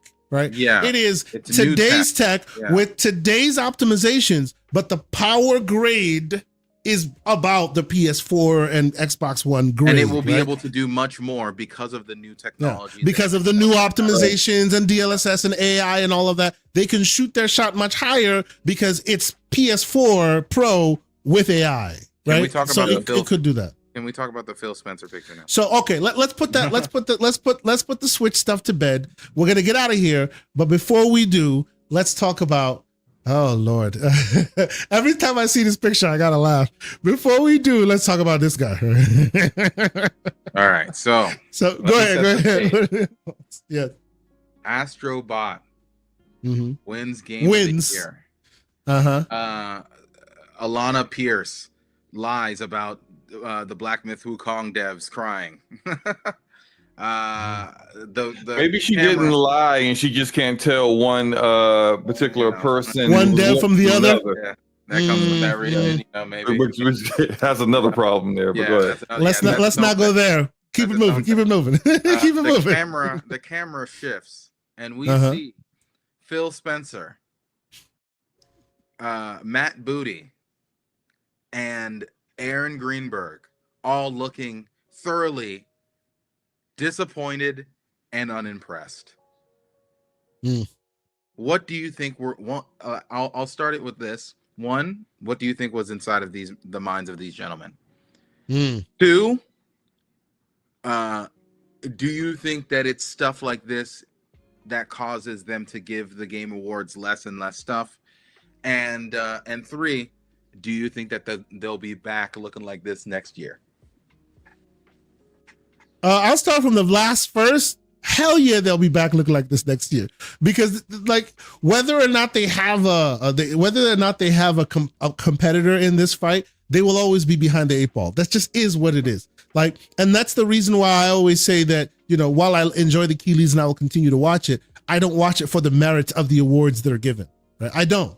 Right? Even and I may be a minority in this. You know, I may be absolutely cynical, and I'll allow you guys to talk and tell me I'm ridiculous. But if Indiana Jones released in September, everyone, like so many people are talking, oh, this game is game of the year. They love. I still contend it would not even be nominated because Xbox, man, the tax is real, baby. There's always some asterisk. So will they look like this next year? It may not be the same scenario, but I think they're going to look like this every year for the foreseeable future for one reason or another, right? Yeah. So what were the other two again? What were the other two that you asked? What do you think was inside of their minds, and do you think? Oh yes. This situation where Astrobot wins, and not only that, but like none of their games were really nominated, despite some of them doing pretty well. Yada yada. Do you think that this is why they are continuing to give give him less and less stuff? Stuff. So what were they on their minds? I think at this very moment they were thinking, God damn it, I know Keeley, he's got the camera on us. Let's not look ridiculous while the camera's on us. That's what I think. Phil Spencer specifically, he's just like, and even Booty's like, oh, let me not look here. You know what I'm saying? Like, it looks like they knew they were being watched. That's what it looks like to me. And and to the question of do I what was the question again? I'm losing it again. Forgive me. Are they going to be in the same position next year? No. Like, is this why Keeley? Oh yeah. Is this why they're not giving them? I actually think the reason they don't give Keeley more stuff is less to do with this stuff and more to do with when they do work with Keeley directly. Hey, it's Indiana Jones is coming to PS5. You announce it. When they do that, he kind of revels in the console worry thing a little much, right? For example, during Gamescom, I was lucky enough to be at Gamescom, and then that day that I went there, that they had the Keeley showcase or his showcase for the Gamescom, right, opening a night live. When they made that announcement and everybody saw it and everybody was all feeling the way they were, the next day in the morning, I was scheduled to go see Indiana Jones' presentation. And the first thing Phil said live right in front of me was, we heard you. We heard the feedback. We take feedback all the time. We heard the feedback from our audience, specifically about last night, right? And last night, at that time of reference, was Keeley announcing Indiana Jones on PS5 the way he was announcing. And he said, not only that, he like literally, it was almost back to back. It was like Genshin Impact coming to Xbox, and he was like, oh yeah, that's happening. And then as soon as Indiana Jones, oh yeah, and this is coming to PS5. Like the difference in his voice was just crazy. Whether you in the audience agree that how Keeley behaved was beyond the pale, or whether it's warranted, or whether you had inferences in there or not, that's not the point. The point is, Phil heard you complain, you Xbox fan, complain about how that messaging was doled out, and he said they're taking feedback. So I honestly think that is probably why you see more effort being paid to their own showcases. You know, you'll see stuff go to Keeley. You always will, because there are people watching. I'm watching. You're watching. But I don't think moving forward you see the AAA level announcements first on the Keeley stage, right? Maybe in a continuation, an addition. Hey, here's more in about this game that's already been announced. But I don't think you get the, hey, here's the next Xbox or Handheld or something announced on Keeley's stage. I hope I'm wrong. I hope I'm not wrong, because I think they need to not stay away, but they need to prioritize their own delivery methods, right, over the others who may not tell their story in the best light. So that's why I feel that they're doing less with him, and I agree that they should do less with him because of those reasons. By the way, do you all think that this image is much ado about nothing? Yeah, I think it's hilarious, but it's much ado about nothing. I think it's funny. Is this image right when the Astrobot devs accepted the award? So right when they won the award, this was the picture they took. Yes. It's almost as if they were plotting against Field and team. Like, yeah, let's see what he do. And like, got him. And this is why I'm like, they're like, okay, you know damn well Keely's watching us right now. The cameras are on us. Stoic. Yeah, and you can clap though. You can clap though. I mean, like, we see at award shows, an actor loses, actor of the year. They clap for their competitors when they win. Sarah Bond is probably in the nosebleed seats going. right. She's the one that should have been in the front, acting, like someone who knows a camera. Acting magnanimous, right? Acting magnanimous. Is that what you're saying? Are you saying they Rosa Parks there back there? Bro, show me another event where she is front and center, and I'll say I'm wrong. But right now, I think she was Rosa Parks. I think last year she was with. She was right next to Phil last year. Oh, yes. So now he got Matt Booty up here with him this year. That's interesting. And the first year she was Xbox president. Keely, as he does, calls out all the heavy hitters and big wigs in the room and didn't call on her, which was also another anyway. But anyway, so yes, I think this is much ado about nothing. They're doing their own thing, but it is very funny though. It is very funny. What do you guys think? Umbra, did this meta drama reach your timeline? Only because not my timeline, but it reached the discussions we've had, of course, different people. But I didn't really. I just listened on that really because it looked hilarious. It does because he's looking like, look at this bull. That's what it looks like. But it could have been a number of things because Phil is typically kumbaya, so I don't feel like he would be all like anti. Astro winning all of a sudden. You know what I mean? I think he probably knew it was going to win by this point. Actually, obviously, right? On the board, right? They knew that whoever won would not be an Xbox game. Yeah, exactly. They knew that exactly. So it's not like he was up there like, it won over my game. How dare they? It wasn't like that. And he's on the board too, so he probably knew he was going to. He probably already knew the tally of votes, whatever. Probably, right? Yeah. So I think the image might be much ado about nothing, but it's just compounded because Xbox is not present there for that win, right? For that nomination or whatever. So that image doesn't really do it. I just listened, because it is hilarious and image wise, it does kind of. It is hilarious, absolutely. Yeah. But as far as will they be in the same situation next year? I hope not. I mean, they got some major titles coming next year that I'm more excited for overall than any other platform. But I don't know. I just don't know. How about you, Slow-Mo? I don't think I got your take on that. Do you think they'll be in this situation next year? Yeah, I think they won't have a game that's nominated next year. I whether that's because Keely's got it out for them or whether the games just don't hit the way other games will. Whatever the reason, maybe next year is a fantastic year, and there's a lot of snubs going on where it's just there's only 6 spots and not enough too many games to fill those 6 spots. Then I just they'll be in the same position, I think. Okay. If you think about next year, if everything goes as planned, as we assume, right? You got GTA 6 is guaranteed a spot.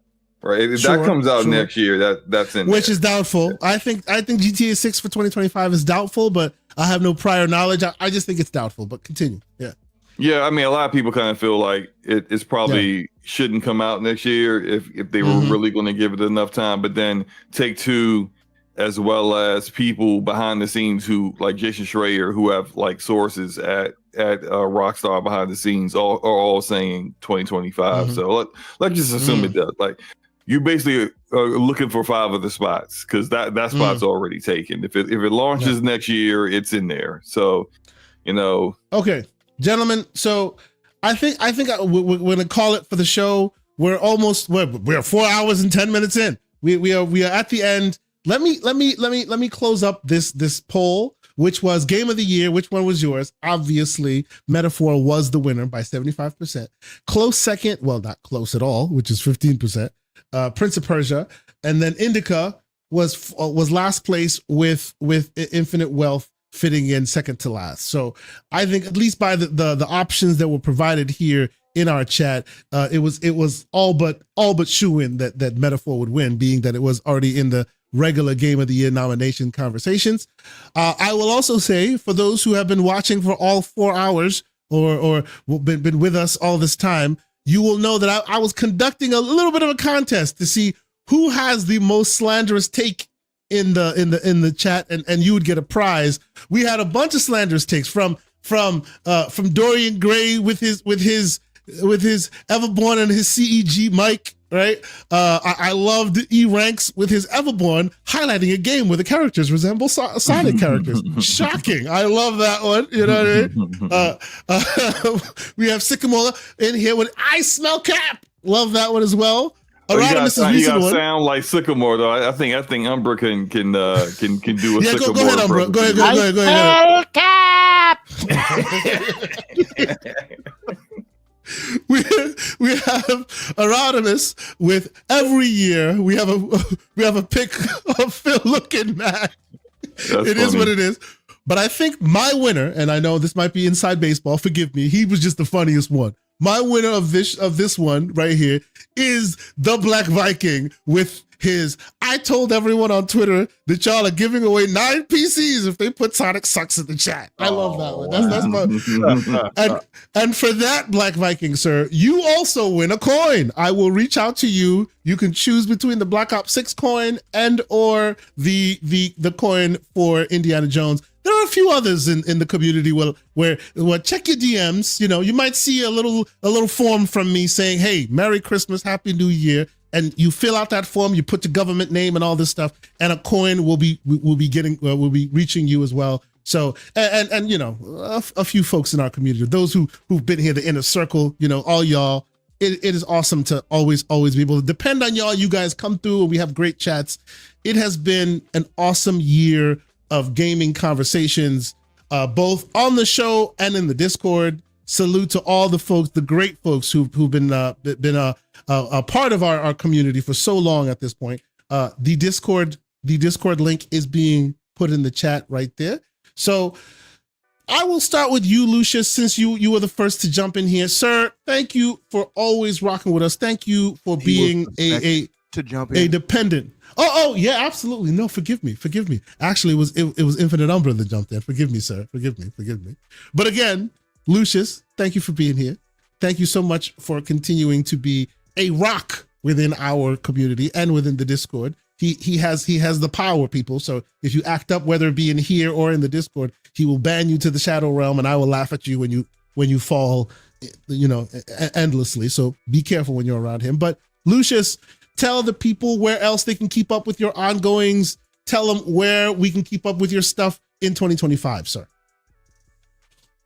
As usual, do not look for me. You can find me in the GCP Discord, and that's it. But outside of that, man, I'm looking forward to 2025. It looks like there's going to be a lot of good games, and I can't let my animosity towards specific business decisions let me down. Now, I may completely feel different a couple months from now. But even though you may feel different a couple months from now, I love that I now have digital receipts to play back for you when you are feeling different. This is we'll see. But yeah, I think that overall, next year, not just for PlayStation, not just for Xbox, but I think the entire industry, there's a lot of good potential games coming out. And true. I don't care what kind of gamer that you are, if you if you're complaining about next year not having games or something like that, you just don't play video games, man. Like you just don't play it, because like every single publisher seems to have something that's good that's going to come out. So I'm very very excited. Next year could potentially be one of the best years of gaming for me personally. So I'm looking forward to that. And with that, you can have a great holiday season. You too, man. You too. Thank you so much for being here. How about you, Mr. Infinite Umbra? Thank you so much for being here. You have been prolific in the year 2024. The fix is getting better and better. So much so that even WB's coming for y'all, man. You need to be careful. Like, what's going on? Anyway. Well, they got me good, didn't they? Oh, did they get you? Ooh, that was some crazy stuff. That was wild. Anyway, if you in the chat don't know what we're talking about, you need to be subscribed to and watching The Fix. Just click on Infinite Umbra's name and go subscribe. He does a great show with Mr. McG, the curmudgeon that rivals Fonz Gaming. I love it. It's great. So yes, tell the people where else they can keep up with your ongoings. And again, thank you so much for being here and being part of our great GCP community, sir. Indeed. When I look back, I'm kind of looking at the year. This is the last show of the year here. I want to give thanks to a few things. Kay, to you and Everborn for, again, being the first podcast I ever appeared on. I did not forget about that. I want to say, I believe a bond of friendship has been built over time with even all of you fellas here. You know what I mean? Absolutely. So I want to say, thank you for being a friend.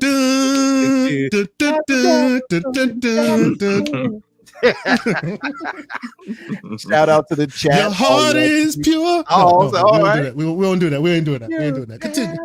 Okay. Shout out to the chat. All love. Go ahead, Flo. I was about to say, he's gonna hit the high note too. No, absolutely not.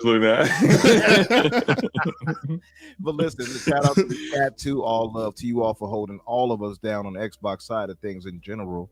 I mean, you all could be doing anything else, but you all keep this community the greatest there is, and I mean that when I say it. And Merry Christmas or Happy Holidays to everybody, whatever you celebrate or don't celebrate. Just hope you have a good rest of this year and next year as well. As far as myself, Infinite Umbra Infinite, you'll find me either way on Twitter or Blue Sky. And of course, Thursdays at 8 o'clock Eastern. 8 o'clock Eastern for The Fix with myself, Daniel J. McG. This past show here that Kay was mentioning, WB got us because I played the Superman trailer. No value or anything. They sniped me. And don't play it. Anybody hearing this, don't do it unless you're on some exclusion list or something. They'll get you. They'll cock you. But other than that, here's to a better new year for all of us. Absolutely. And finally, but certainly not last, but certainly not least, the great Slow-Mo Backslap. One of the inspirations for GCP anyway, because him and the great Gaming Forte put on that dynamic duo show that's been out for a long time now, and it is literally part and parcel of my podcasting viewership every week. Great show. They've been doing it for so long, and of course, a great member of our community. Love having you on all the time, Slow-Mo. Whenever you're able and available to join us, you always make the shows better. Sir, thank you for being here for as long as you've been here and continuing to rock with us. Where can the people keep up with your ongoing, sir? First off, thank you for always having me on. I know I can be slanderous at times, and also 91%. It's a feature, not a bug. It's a feature. Yeah, absolutely. 91% nuggets of truth, and 9% slander. Just my take on it. But I enjoyed the times that we in the conversations we've had this year, and discussing everything with you guys in Discords and whatnot has been a good time. It's always fun, and it's all love. Funny enough, you bring up DPS. We will actually be going live tonight instead of we had to delay the show the last two nights. We wanted to go live on our normal time Thursday nights. I had something to do with work and therefore couldn't. Last night it was Forte. So hopefully now that it's the weekend, there's no other problems, and we'll go live probably around 8 p.m. tonight. I'll go ahead and put the link for the channel in the chat if anyone wants to come join us and they haven't seen the YouTube page yet. But I think it's been a great year for games, and I do echo what Lucius said with if you not really having a good time with gaming, maybe it's just not for you. Maybe gaming isn't for you, because there's some games out here to play, and there's something for everyone. So, looking forward to a great year next year as well. And I hope you guys have an excellent holiday. Absolutely, sir. Thank you. As for me, you know, I'm just humbled and thankful to all the folks that have been on this show, both in our chats and on our panel. Shout out to the great Paris Lily. Shout out to the Black Viking. Shout out to the Fox and all the developers we've spoken to this year. You know, from all the walks of life, both indie and AAA and all of that. We've had so much fun. It's been so rewarding to keep getting, you know, positive energy from the show that we put on, and we try to keep it above board. We try to, you know, keep the slander PG-13, you know, while still trying to educate and learn and just have fun together. So I appreciate, so I cannot say enough how much I appreciate everybody who makes this show part of their weekly cadence and watches and engages with us and reaches out in the Discord and reaches out on socials and all of that. You guys make my week every week. You guys push us to continue doing this show. 2025 is no different. We will be, you know, putting on a show. We'll try to be consistent like we are every year. And we're going to definitely have some upgrades, talk about, you know, diversifying certain things. There are things in the background that are burning that we've been working on for some time. Maybe we get to show you some of that in 2025. But it has been awesome to watch the show grow. And I'm humbled by everyone's support and appreciation of this show. So thank you guys so much. For myself, Mr. Infinite Umbra, Slow-Mo Backslap, the great Lucius Augustus, and of course, my co-host, Mr. Everborn Saga, who had to leave a little early. Thank you all so much. Happy New Year. Merry Christmas. Happy holidays. Happy birthday to a few of you who are out there like me who have to deal with that day. That's coming to me too. So shout out to all y'all, and we love y'all. We appreciate y'all, and we will see you next year. So I guess that's it. We out. Peace. Nice to be in orbit.